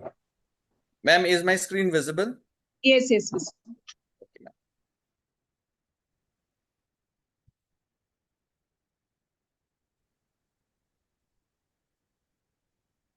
Okay, with the permission of the convener of the presentation, I would like to take the opportunity to begin my micro teaching presentation. The topic of my presentation is capital budgeting and long-term investment. Let me introduce myself in brief. I'm Dr. Matthew Bhaskar Singh from St. John's College, belonging to Faculty of Commerce. My OFIP code is 003/034. Yeah, this is the program profile. The name of the program is BCom, and the topic is related to BCom 5th semester. The title, course title is Business Finance, and the course code is C010503T, and the course credit is 5. The unit taken is 1, and the class duration is 60 minutes. These are the subject specific LOs. So after completion of this topic, the student will be able to define the concepts and explain the need of capital budgeting, identify and classify various techniques of capital budgeting, including net present value, internal rate of return, and ARR. The student will also be able to apply the appropriate capital budgeting techniques in the real life scenarios. The students will always also be able to differentiate between various tools and techniques that are suitable for financial judgments. At the CO5 level, the student will be able to demonstrate their evaluative judgment to evaluate various investment projects using multiple appraisal techniques and method. The students will also be able to concept the basic capital budgeting tools, making various modelings. The generic LOs are, they will be able to demonstrate the critical thinking and apply these critical thinkings to be an informed investor. Lastly, they will be able to work in a group, and they will be able to do their work in a group activity and an organization. These are the COPO mapping. The CO1 will involve a blended teaching model, wherein the pedagogical support that will be required will be PPT videos and self-study and quizzes. It will align with the K2 level of Bloom's taxonomy and will correspond to PO1 level of the course outcome. The next CO2 will involve the problem solving technique method. In this, we will have the pedagogical support of onboard and worksheet, wherein the students will be given some numerical exercises, and the assessment method will be MCQ based method, and it will correspond to the Bloom's taxonomy of K1 and K3 and program outcome of P04 and P01. The CO3 will involve basically the case study method, whereas the pedagogical support will be the handouts containing the case study, which will be given to the students in the class, and it will involve a group discussion, and the assessment method will be based on rubric-based assessment, and it will correspond to the Bloom's taxonomy of K3 and 4 level, and the PO of PO7 and PO4. The next CO3 course objective C will involve project-based learning, whereas the students will use Google Sheets and they will go for a field survey. It will be a live project kind of project. The assessment method will be formative assessment, and it will correspond to K4 and K5 level, and leading to a program outcome of PO6. See, the course objective of 5 will involve Socratic method, where critical thinking judgment will be involved. Here also the pedagogical support will be case materials using handouts, and it will involve a debate or a group discussion in the class, and the assessment will be within the PA group only. This will correspond to the Bloom level of K5 and a program outcome of PO3 and PO7. Lastly, at CO6 level, it will be a project-based learning where the students will develop their own modules using Excel sheets, and they will reflect upon their report, and it will correspond to K6 level, that is create of the Bloom's taxonomy, and PO11 of the program outcome. The first activity will involve the field-based capital budgeting report, wherein the orientation will be given to the students and the briefing will be made to the students about the survey. There will be a formation of group wherein the total class will be divided into a group of 2 to 5 peer members. Each will be assigned a local business of the city wherein they will go. They also will be bestowed with the responsibility of designing the survey instruments using questionnaires and interview sheets. They will go for a field visit for the data collection, and they will collect the information like the initial investment of the business, the project revenues, useful life of the assets, depreciation and salvage value, and the financial detail of the banks and other financial institutions. Based on this data, they will do a data analysis, prepare a report, and they will present their report to the class. This will be a live project, and a mini live project, I can say, that will involve 1 or 2 days of field survey. The second activity will be based on group discussion or debate, where a phrase will be prepared where there will be a debatable topics like whether which technique of capital budgeting is superior to another. Here I have taken phrase like NPV is superior to IRR for capital budgeting for the motion or against the motion of the study. There will be a formation of group, and the research preparation time will be given to the students. Then there will be execution of the debate on the topic and an open statement that will be debate execution. Every person will get a 2 to 3 minutes of time to present their arguments, which will be rebuttal, which each team of the other side will confront. And at the last, there will be a cross examination, and either of the teachers or the audience can ask the students. At the end, there will be judgment and feedback. This particular activity is designed to evaluate and analyze the topic and to have a deeper understanding of the topic and its implications. The last activity will be Excel modeling, whereas a hypothetical scenario will be given to the students. The students will be given 100 crore of a committed fund where they have to invest in the economical sector. Using this hypothetical fund, the student will be, they will select the different sectors to invest this fund. Their selection will be based on the data provided by the BSc or Nifty or other financial news, and they will define the scope of investment into project. Based on this information, they will shortlist the company where they want to commit their funds. They will do the performance background analysis, and based on that, they will forecast the revenue from that particular project. After that, they will use a discount rate by which they will judge whether this investment is suitable for them or viable for them or not.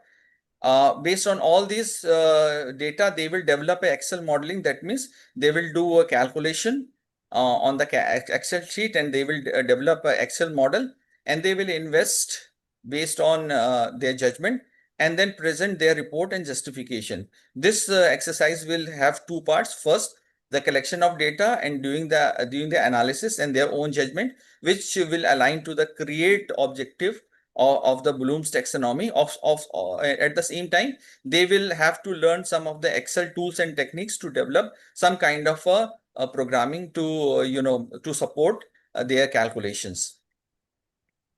At the end of the academic session, the students will be able to understand the different basic concepts and the models of corporate finance and governance.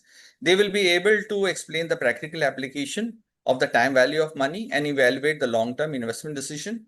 They will also be equipped to apply and use the components of different models for the firm's optimum dividend payouts, and they will also be able to critically examine the recent trends of mergers and acquisitions and their valuation.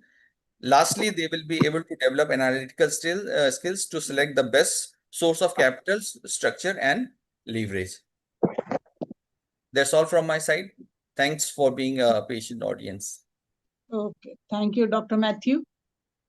Dr. Shronik Suresh Sade, your PDF is here in the chat. We will share it later.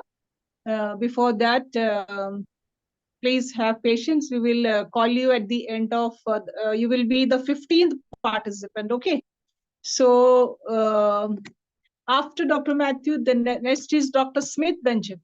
Yes, ma'am, I am here.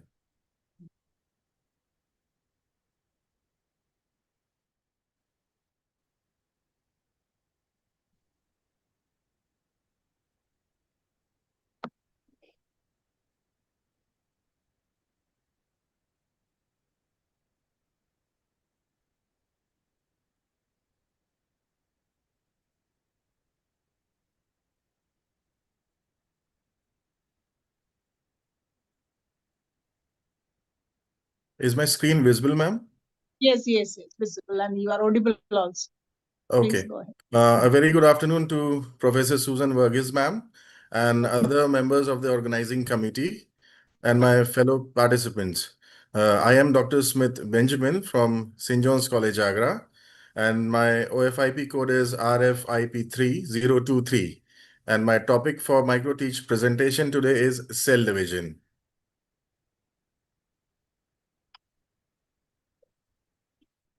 As you can see on this slide, this is the outline of the lesson plan and the course details mentioned over here. The program is Bachelor of Science, that is BSc, for third year, sixth semester. And the course title is Cytogenetics, that has credits 4. The course code is, just a minute. The course code is B04060IT and Unit 1. Date of delivery of class is 19/6/2025. Duration of class will be 60 minutes. Week number 2. Teacher's name, that is myself, Dr. Smith Benjamin. Coming to teaching objectives, here are some of the objectives.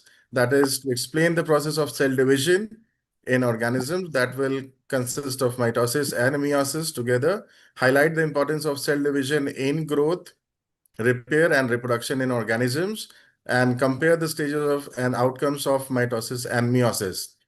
If we talk about the subject-specific LOs, the CO1, that is understand the structural and functional aspects of chromosomes and process of cell division.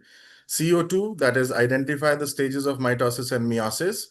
CO3, that is analyze the difference between mitosis and meiosis. And CO4 is relating the errors in cell division to genetic disorders.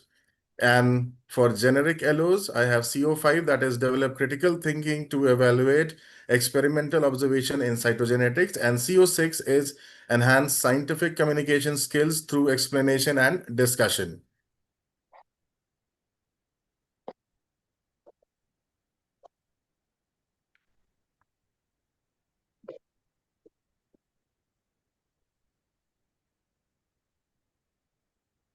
This is the outline of the lesson plan. As you can see, I have the 60-minute lecture and I have divided into 6 different slots. So first slot will be of 10 minutes, next will be of 15, then 10, 10, 5, and last would be of 10 minutes. In upcoming slides, I will present different slots in different slides. So this is the first part of the lecture of the 10 minutes, and I will start that 10 minutes with the icebreaker, and this will consist of a short clip that will summarize the entire process of cell division, and this will be done with the help of Mentimeter, the student, and the question will be like, did you recognize the process? So student will give their answers, and this summarizes the entire cell division process. So as soon as we'll get the answer from the students, I will continue with the lecture. Now, this is the first slot. This is the first slot, and the course outcome is CO1, and the pedagogies, that is teacher's activity or my activity, brief introduction of cell division, that is what I will explain. For example, the definition and the process outline of cell division, about the mitosis meiosis. These are some of the topics that I will discuss: structure of and role of chromosomes and the result of mitosis and meiosis. Pedagogical resources would be PPT presentation and charts. What on students' parts, they will listen and jot down the notes. Assessment method will be oral question and answers. Bloom's level, that will be 1 remembering, and program outcome, that will be PO1 and PO2 disciplinary knowledge and communication skills. So here you can see I can use these charts and real-time dividing cell GIF or short video clip. This slide, it displays the pedagogical resources that I would be using for first 10 minutes.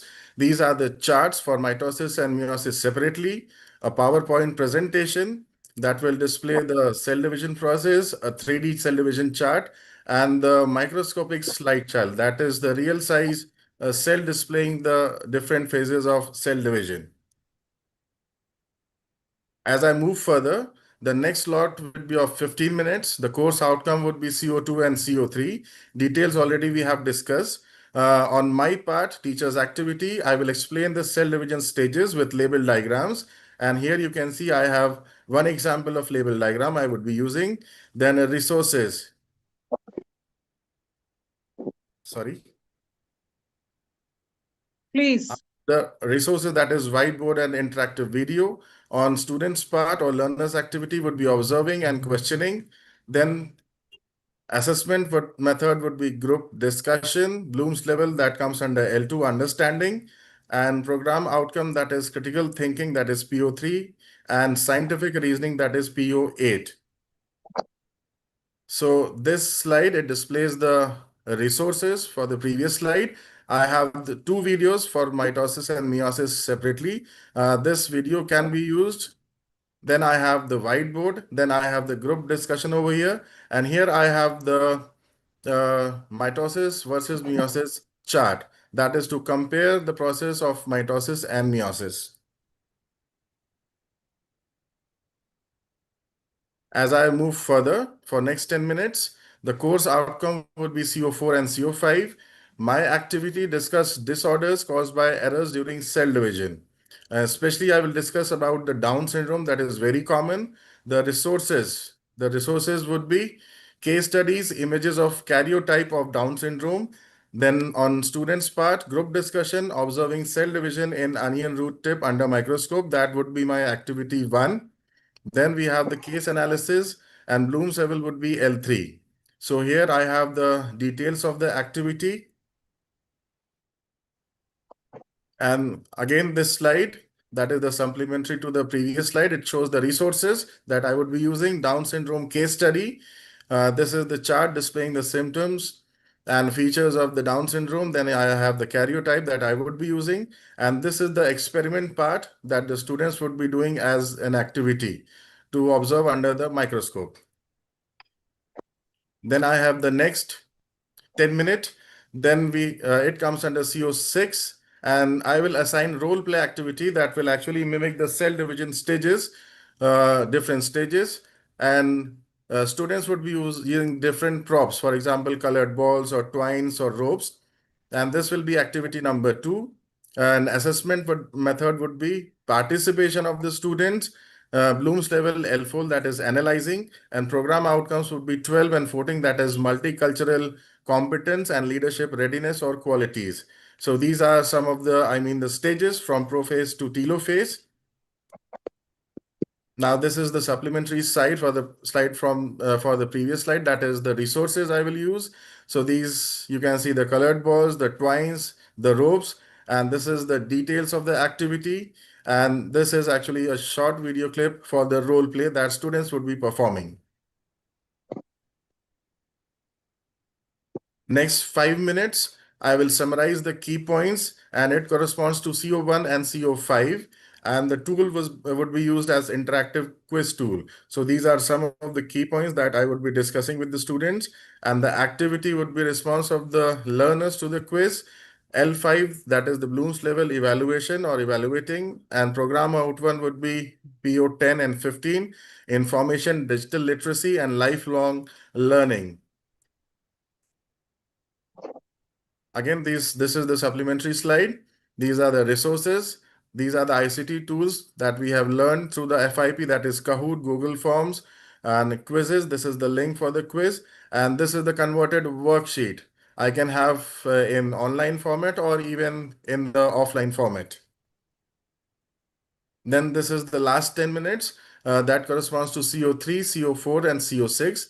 That creation of a concept map showing the relationship between mitosis, meiosis, and genetic disorders. And what are the tools that I would be using? Chart papers, markers, digital tools, as you can see over here. For example, like Canva, Wondershare, and some markers, collaborative brainstorming, that is discussion. Submission of the concept map on part of the students. Bloom's level would be L6. And program outcome, that is PO11, PO14, self-directed learning, and leadership readiness and qualities. And this is the supportive slide, that is concept map of mitosis, meiosis, and genetic disorder. This is how the students, they are going to make the concept map for the process of cell division. And this is for the cell division that errors, it may cause genetic disorders. And this is the application and importance of cell division that we have discussed in the teaching objective. That is, it helps, it is very vital, it is important in reproduction, cell repairment, and these are the charts that I can show to them. And at last, these are the suggested readings. I have some good books. For example, Gerard Cobb, this is very good book. And these are some online resources or sources. Then we have the visual resources, microscopy atlases. This is actually a very good source. Then we have the lab manuals. So this is the end of my presentation. Thank you so much. Okay, thank you, Dr. Smith. Then next speaker is Dr. Snigdha Kuriyal. Yes, ma'am. I'll just share my screen.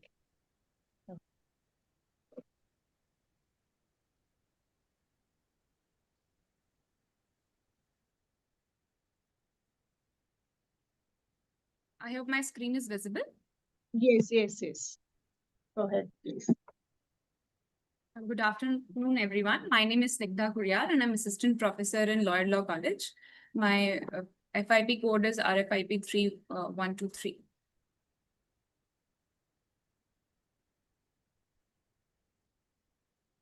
Yeah.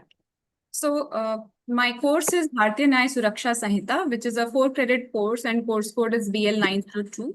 And I have prepared lesson plan for Unit 3. And this is for 5th year BLLB students in semester 9. My topic for presentation is investigation, which will be in week 3 of the semester, and the class duration is 75 minutes. And the class delivery date would be 18th August onwards. Coming on to the teaching objectives. So firstly, it is to understand the procedural framework of criminal justice under Bharatiya Nagarik Suraksha Sanhita. Then to explain various stages of a criminal case. Then to identify the roles of police officer, magistrate, and the rights of accused during investigation. Then next is to promote understanding of fair trial and procedural reforms. And last is to highlight the changes which have been brought under the new law BNSS 2023. Coming on to the course outcomes. So at the end of the course, students should be able to understand the structure and jurisdiction of a criminal court. Then they should be able to analyze procedural aspects like stages of investigation, inquiry, arrest, and bail. Then they should be able to apply these procedures before magistrate and sessions court during their practice. And they should be able to evaluate the post-trial remedies like appeal, revision, and compensation. Generic learning outcome, firstly, is the communication skills. The student should be able to communicate legal procedures clearly. And next is that critical thinking skills, that they should be able to critically analyze procedural safeguards and decisions. This is the lesson plan which I have prepared. So my topic, it is a big topic. So I have divided it in 6 subtopics, for which I have mentioned the corresponding COs and POs and Bloom's level. So I will be taking this one by one. So for first subtopic, introduction, I will start with the icebreaking session to understand the knowledge level of the students. For that, I will be requiring smartboard and PPT. For my next topic, which is powers of police officer, I will use flipped classroom approach, wherein I have attached the PDFs and the relevant study material here in the lesson plan itself. And I would be providing them with the handouts and articles. And they would also be requiring bare acts. Then for my next subtopic, investigation procedures, I will use case study method, wherein I will be providing them with case briefs on which the discussions will continue in class. So for these 3 subtopics, the activities I have planned is first is crossword and match. So in the icebreaking session, using Mentimeter and hot potatoes, I will analyze the knowledge level which is required for this subject, as this is a subject in their final year. So certain prerequisite knowledge is required of criminal court and criminal law. So through this, I will diagnose what is the level of students. So through this activity, it will develop their background knowledge and clarify the concepts. Next activity for my next subtopic, I have created quiz based on criminal code using Kahoot. So here I have linked that quiz also. As you can see, this is the quiz I have created in Kahoot, and I have linked it here in the PPT. Then this particular activity will develop their legal analysis and critical reasoning skills, and this will be assessed through the quiz result. Now, third activity which I have planned is case analysis. Here, students will be given landmark judgments and they will be asked to prepare case brief mentioning the facts, legal issue, ratio analysis, and the conclusion. So, which is the IRAC method, which we commonly follow. So, this activity will develop the summarization skills and interpretation skills of the students. And this will be assessed by the presentation and discussion in the class. Moving forward to my next subtopic, that is examination of witness. For this, I will use collaborative teaching method wherein a set of students will be asked to present on this topic and therein I will add on to it. And for this, I will be requiring ICT support. For next subtopic, recording of confession and statement, I will again use flipped classroom method, for which again I have attached in the lesson plan the relevant study material, and I will be requiring smartboard and of course BERAC for this. And for my last subtopic, police report, I will follow lecture method wherein flowchart and BERAC will be required. Activities which I have allotted for these topics. First is this role play simulation. So this activity is divided in two parts. First part of the activity will be covered in this module, and the second part of this activity will be covered in the next module once they will finish that. So here, this is a very interesting activity wherein I will divide the students in groups, and each group will be given a particular offense like murder, theft, robbery, kidnapping.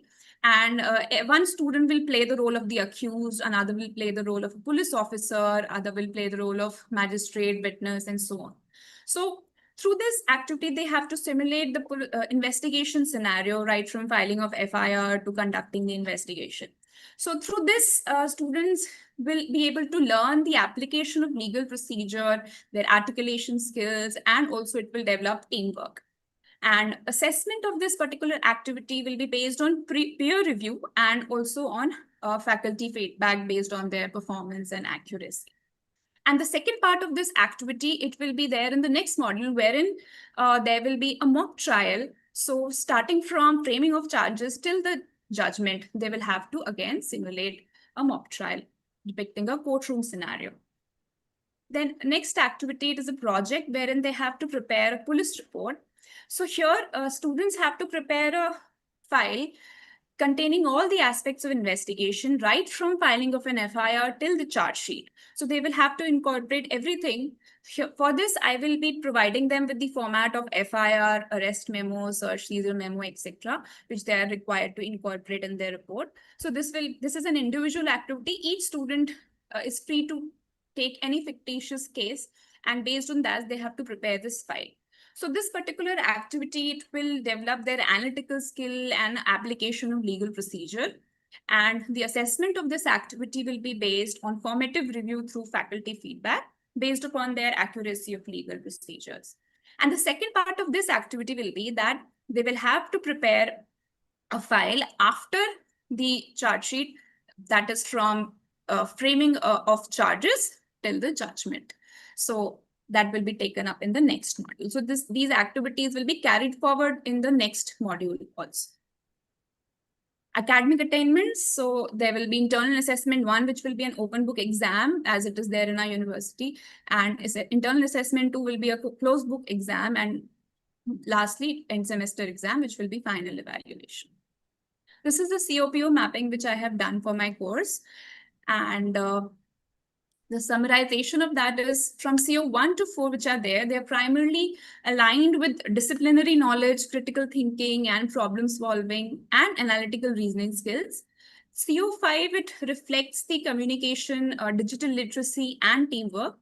And CO 6, it builds on the critical thinking, scientific reasoning, and also lifelong learning, promoting a reflective and ethical approach. So as this subject, which is Criminal Procedure Code, or now it is Bharatiya Nagarik Suraksha Sanhita, it is not something which is to be learned from career perspective, but also from an individual perspective in their own life. They will be able to know in case of any offense, how they have to go forward or what approach they have to follow. And this is the Bloom's taxonomy. So for my first topic, it is primarily aligned with remembering, as they have to remember basic criminal concepts, the types of offenses, terminologies which are required. for my next topic, which is powers of police officer, they have to understand what are the powers of police officer depending upon different types of criminal offenses. Then for investigation procedure, they have to apply those appropriate procedures depending upon the different facts. And then next, for examination of witness, it is analyzing of the legal provisions with respect to examination, what all is to be followed.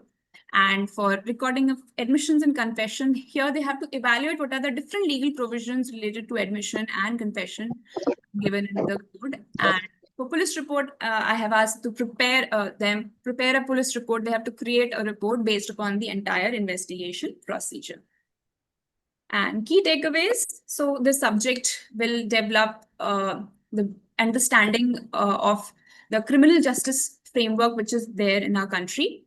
They will develop procedural mastery as they will be able to apply these legal procedures effectively. They will have role clarity as they will be able to understand what are the roles of different legal professionals. And this will also develop critical thinking skills among students as they will be able to analyze legal issues and decisions. Thank you. Thank you all. Oh, thank you. Thank you, Snigdha. Yes, ma'am. Mr. Presenter is Dr. Sona Singh. Good afternoon, ma'am. Good afternoon. It's visible. Yes, your screen is visible. Audible. Yes. My name is Dr. Sona Singh, and I'm from Lloyd Law College, affiliated to Chaudhary Charan Singh University, Greater Noida. For my OFIP code is RFIP 3_122. For this micro teach presentation, the topic that I have chosen is Survey of Political History of Ancient India. Some basic information about the courses. That the name of the course is Indian History 1. It's being taught to BA LLB first semester students. The code is BL1005. And the date of class that I've picked for this is 21st July. The duration of class for this lecture is for 60 minutes, and it's Unit 1. The assessment that we follow in the university is 100 marks end semester university examination, but we also have the provision for continuous evaluation of students in classroom, and also some internal assessment that's conducted. Yeah, so just to briefly introduce the course talks about the political and social history of ancient and medieval India. It examines key political and social developments from ancient times to the medieval period, and it starts with the course begins with the surveying of the sources as to why are we studying history, and when we study history, how do we study history, how do we know that a particular incident or an event occurred. So for that, it is very important to have a grasp of what is source.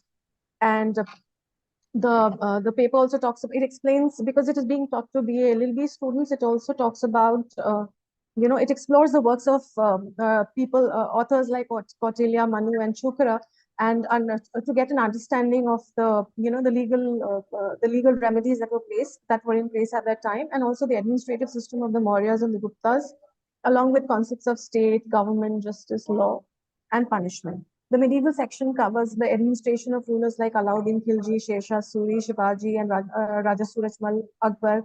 It addresses medieval society also by looking at examining the condition of women, agrarian systems, and socioeconomic issues such as sati and untouchability.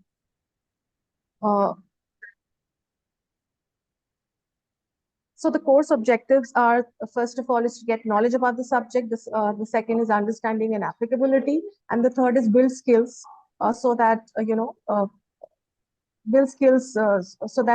students are able to develop critical thinking and communication and research skills, and contextualization also. The course specific learning outcomes have been divided into CO1, which is to understand social, cultural, religious, and political history of ancient India. The second is to remember and evaluate the evolution of political and social history of medieval India, and to explain the establishment, expansion, and consolidation of the Delhi Sultanate, the Mughals, and the Marathas. CO3 is to create the following set of skills, that is critical reasoning, analytical skills, and the capacity for solving problems, and also creative thinking. Develop critical thinking among students. CO4 is to evaluate and analyze historical information in practical terms. And COS 5 is to apply historical knowledge in administration and official usages in the legal sector. The generic learning outcomes have been can be divided into LO1, that is understanding historical background, LO2, demonstrate critical and independent thinking, LO3, engage in reflective activities, and 4 is connect historical concepts to real world scenarios. So this is how I've done the CUPO mapping. For my 60-minute lecture, the first 10 minutes, like 10 minutes will be divided into, spent introducing the topic to the students as to why is it important to study, to know about sources for an understanding or study of history. The pedagogical methods, support or aids that would be used would be in the form of videos, pictures, and also a whiteboard. The learner's activity would be listening and jotting down points. BL is the Bloom's level would be knowledge and understanding, and the program outcome would be PO3 and PO4. The next 20 minutes after this introduction has been done, so the next 20 would be an interactive session asking students to map out the archaeological or literary sources in their locality. For example, there is a student like asking, and it would be in the form of a discussion with the students. It would be an ice-breaking session where the students discuss and try to analyze as to what are the some sources of history that they know about. For example, when we talk about archaeological sources, if there's a student who comes from Delhi, then he would apply the fact that how there are certain archaeological there are places which exist which are also being studied by them. So the next 20 to 40 minutes would be spent in talking about the different types of sources, the literary and the archaeological sources, how they are divided, how the literary sources are divided into, religious and non-religious and technical literature. What are the different types of archaeological sources, coins, monuments, and the method, the pedagogical aid would be in the form of a PPT and a whiteboard, and the students would be listening and basically jotting down points. The next 40 to 45 minutes would be spent in the revision of concepts, a group discussion. They would be first told to think, and then they'd be paired with each other, and then it will be in the form of a discussion.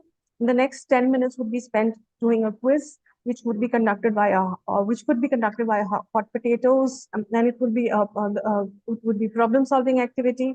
The questions could be in the form of MCQs, drag and drop, or a quiz. And the next 10 minutes would be spent on reflections and doubt clearance and discussion, and also feedback. The learner's activity first would be, this is the first level of the learner's activity discussed, that where the teacher first explains the concept, the students are taking notes and listening, then they are put into pairs where they discuss, and then later on they learn how to apply the theoretical concepts of history into real life situations. And the second learner's activity is in the form of a hot potato quiz or a crossword integration puzzle, or also in the form of or it could be in the form of match the following. That's all from my side. Thank you. Okay, thank you, Dr. Sonasi. Next speaker is Dr. Sushant Suresh Panga. Dr. Sushant Suresh Panga. Yeah, I'm here, ma'am. Oh.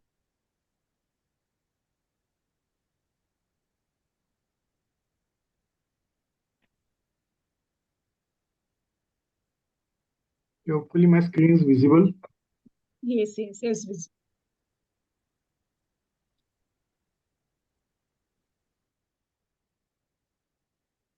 Good afternoon, one and all. My name is Sushant Suresh Pangam, working as an assistant professor in Shivraj College, Gadingas, which is affiliated to Shivaji University, Kolhapur. For microteach presentation, I have selected a gravitation topic for the next course. In this, this particular course is designed for BSc 1 student, and the course code is PHY101. Basically, this will cover different topics, fundamental topics related to gravitation, where we are going to start with the simple gravitational laws, and we will end up related to the celestial bodies or the motion of a celestial bodies in the space. So, talking about the session objectives, we are going to start with the Newton's laws, where we are going to just formally discuss how these corresponding laws are working in our day-to-day life. Then we are going to study the corresponding gravitational field and the potential. This topic is quite difficult to understand with the help of boards and charts, or the oral presentation is not enough to understand this topic. So we are going to explain this topic with the help of simulations or by hands-on activity. Then we are going to, for the next topic, we are going to study the Kepler's law. This Kepler's law plays an important role, and how does it plays an important role related to satellites? This will be portion will be covered in this corresponding topic. Then we are going to observe real-world applications related to the gravitation. Talking about the expected learning outcomes. Okay, this I've discussed earlier. To apply the Newton's law of gravitation, then we are going to compute gravitational field and potential. Then we are going to interpret Kepler's law and solve corresponding numericals related to the above topics. Generic learning outcomes, basically over in this session or in this course, we are trying to develop the analytical thinking skills, and this can be done on if and only if we are allowing the students to do hands-on activity on their own related to some problems which will be given to them. As if okay, that's not, I'm not going in the detail over here. That has been explained in the teaching plan, which has been already uploaded to the site. Okay, then we are going to apply this concept related to real world scenarios. Then this corresponding session is distributed in 5 different what you can say part. First part will be related to introduction, where this introduction we are going to explain what is the gravitation, what are the how does it is working, or how it is important to the human beings, and how we are going to use it for further or we can say for future. This can be explained with the help of videos and images. And the next session will be covering the Newton's law. It will be explained on boards and charts. Then, as I've discussed, that gravitational field and potential, it is very difficult to explain orally or by hand gestures or with the help of boards and charts, because all the students don't have that kind of visualization or that kind of imagination techniques. So we are going to use visualization or simulation methods with the help of one application called as a PHET software, where it covers different physics practicals, and it basically varies different what you can say parameters, and due to which students are able to imagine and visualize the concept very clearly and easily. Then for next 15 minutes, we are going to cover Kepler's law with the help of diagrams and derivations. Along with that, we are going to explain the applications related to Kepler's law. Then we are going to discuss the numericals related to the all about topics we discussed earlier. These are the topics will be covered during our lectures. This is related to Newton's law of gravitation. Then this will be covered under gravitational field and potential. And this is something laws related to Kepler's law. Talking about the activity, as I've said that 50% of the things will be covered under simulation. Mostly we are going to use PHET softwares to visualize different experiments related to this topic. Along with this, to understand or to develop some sort of innovative ideas, we are going to provide some sort of real life problems which are completely related to the topic, and we are going to provide some objects, and we are going to ask the students to calculate certain factors with the help of these corresponding instruments. So ultimately, according to their thinking, they will what you can say, they will inculcate their ideas to find out certain factors. This is the one of the hands-on activity we are going to carry out during the lectures. So mapping and learning outcomes, talking about this, has been already explained in detail in the teaching plan, but it will develop some sort of, first CO will cover fundamental principles related to what you can say, gravitation. And students are going to develop a communication while doing the hands-on activity, because it will be a group project, due to which they are going to enhance their teamwork or project management skills. Then along with this, CO4 will be covering some problem solving skills, which might be innovative or some of the problems will be innovative type, some of the problems will be non-innovative type. So talking about the assessment related to this course, uh, first assessment will be related to orals, which will be conducted during the lectures itself. Then second assessment will be think, share, pair. This will be covered during hands-on activity. Third, that is observation-based quiz that will be based on PHET software.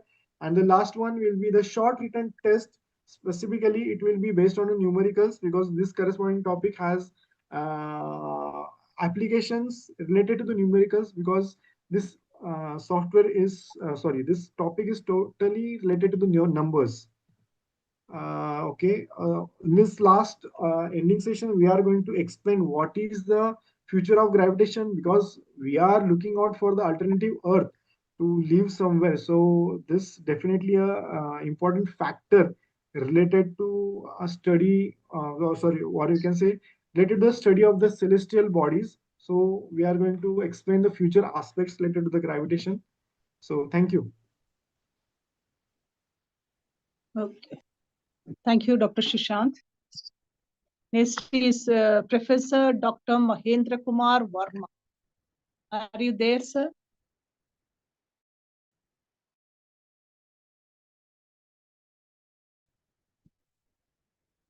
Professor Dr. Mahendra Kumar. Hello. Okay, since there is no response, then we move on to Miss Manjiri Rajendra Simbar. Miss Manjiri Rajendra Simbar, are you there?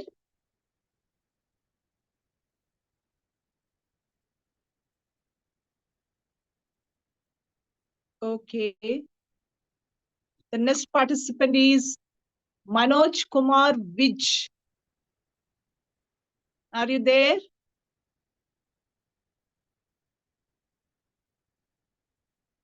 No. Then final participant is Mekha.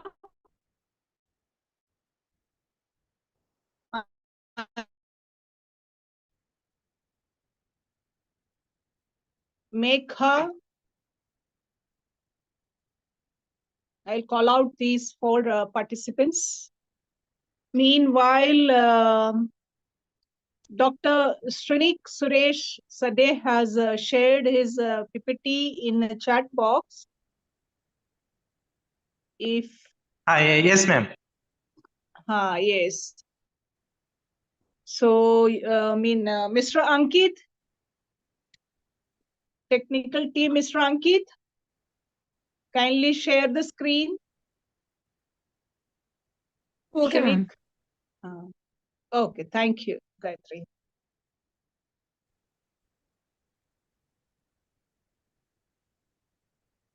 Dr. Shranika, be ready. Thank you, madam. Gayatri is going to share the screen for you. Yes, yes. You can open your video and come. Be ready.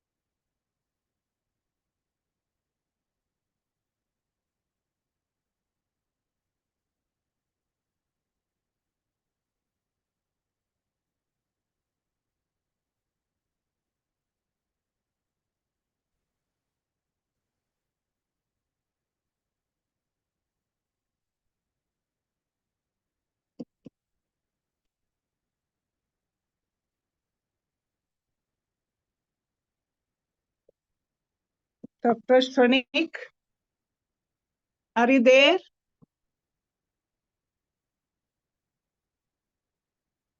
Dr. Shranik Suresh.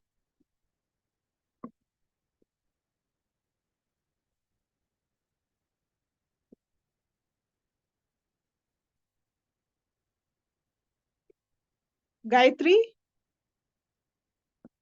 Dr. Yes, ma'am. Shranik, can you share it?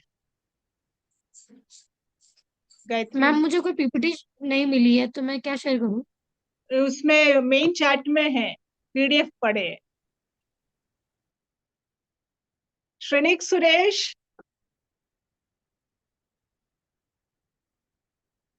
Doctor Shrenik,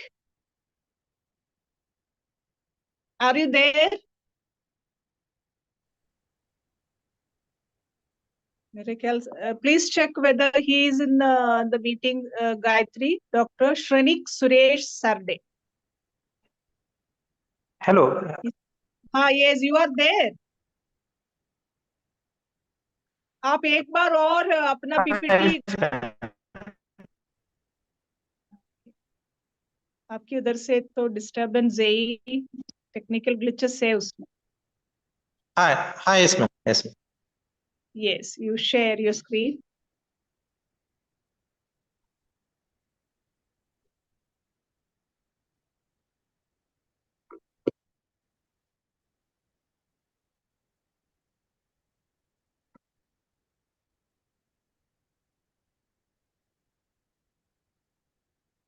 The PPT is in the chat also.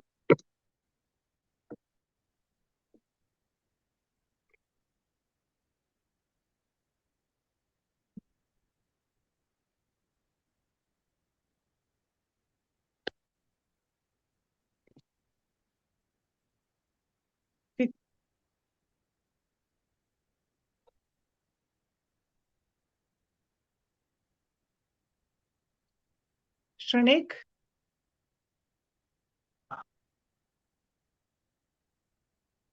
Would you like to do it today itself?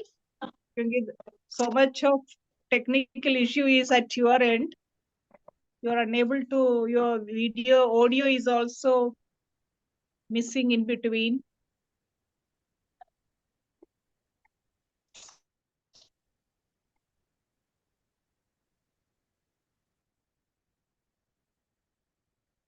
At least you respond, Shranik.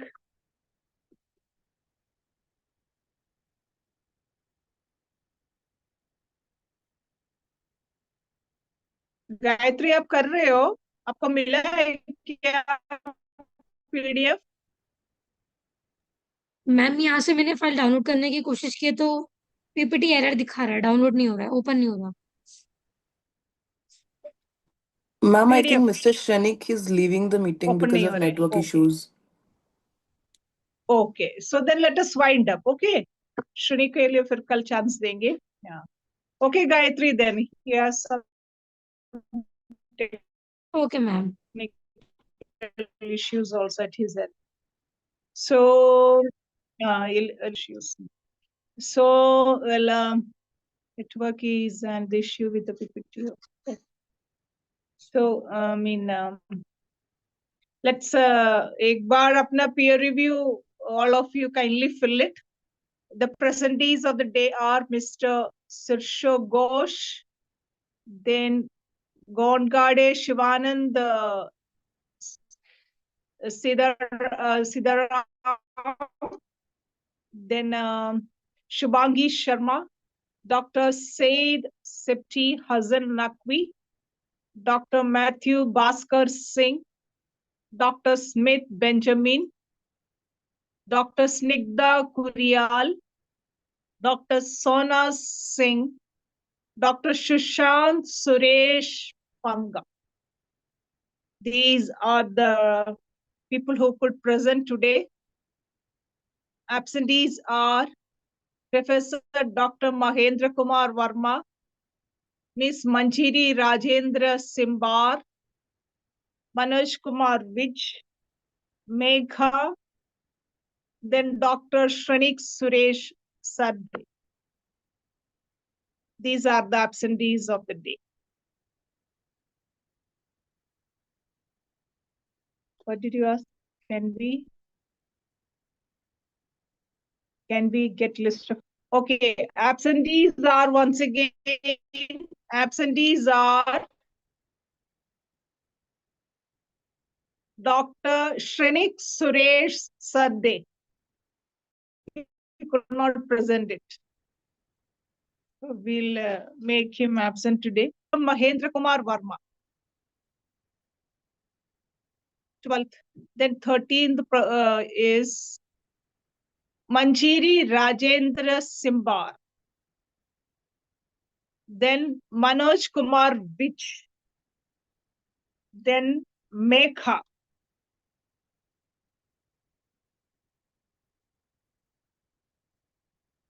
Five absentees are there. All of you, have you done? Shrenik Suresh also, ma'am. Shrenik Suresh Sad. Shrenik is the fifth one. 5 absentees. Mekha, Manoj Kumar Vij, Manjiri, Rajendra Simbar, Mahendra Kumar Varma, then Shrenik Suresh Sad.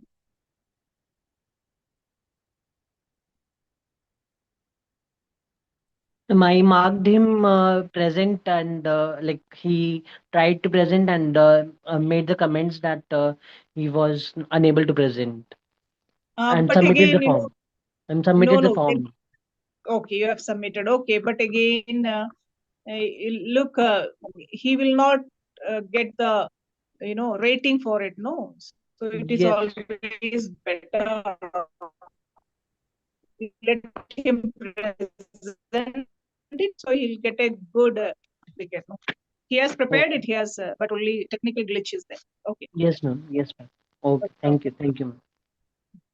Okay. With that, we'll wind up today's meeting. Tomorrow, all of you will meet you again tomorrow at the same time, 2 o'clock. Okay. Till then, bye bye. Ma'am, one query. Thank you, ma'am. Yes. Yes. Do you have the quiz tomorrow? At what time will you have that one? Tomorrow, do you have quiz? Quiz will be on the last day. I'll find it out. Usually, quiz will be on the last day. Okay. It is on 23rd, I guess. 23rd, you will have. 23rd, you will have quiz. Okay, ma'am. Thank you. 22nd Sunday also the link will be It will start on 23rd. from almost it will वही है 11 बजे करीब link will be in your group. Once you start attending it, you finish it. Yes, ma'am. Whenever And you then have a time to submission attend. time is Monday 10 o'clock. But once you start filling it, you have to finish it. You cannot leave in between. It will be submitted automatically. So whenever you have enough time to sit and do it and mentally prepare to do it, then only you start attending the quizzes. Excuse me, ma'am. Thank you, ma'am. Will this event will be this whole day, na ma'am? Quiz. On 23rd. 20, yeah, quiz wala, ma'am. Quiz. Yes. That link will be whenever hello. Yes, whenever it will possible, we can log in and then we can do it, na? Yeah, yes. The whole day, night, it will be available. Oh, okay. Thank you, ma'am. Yes. So then all of you complete the peer review also. With that, we'll wind up today's session. Thank you.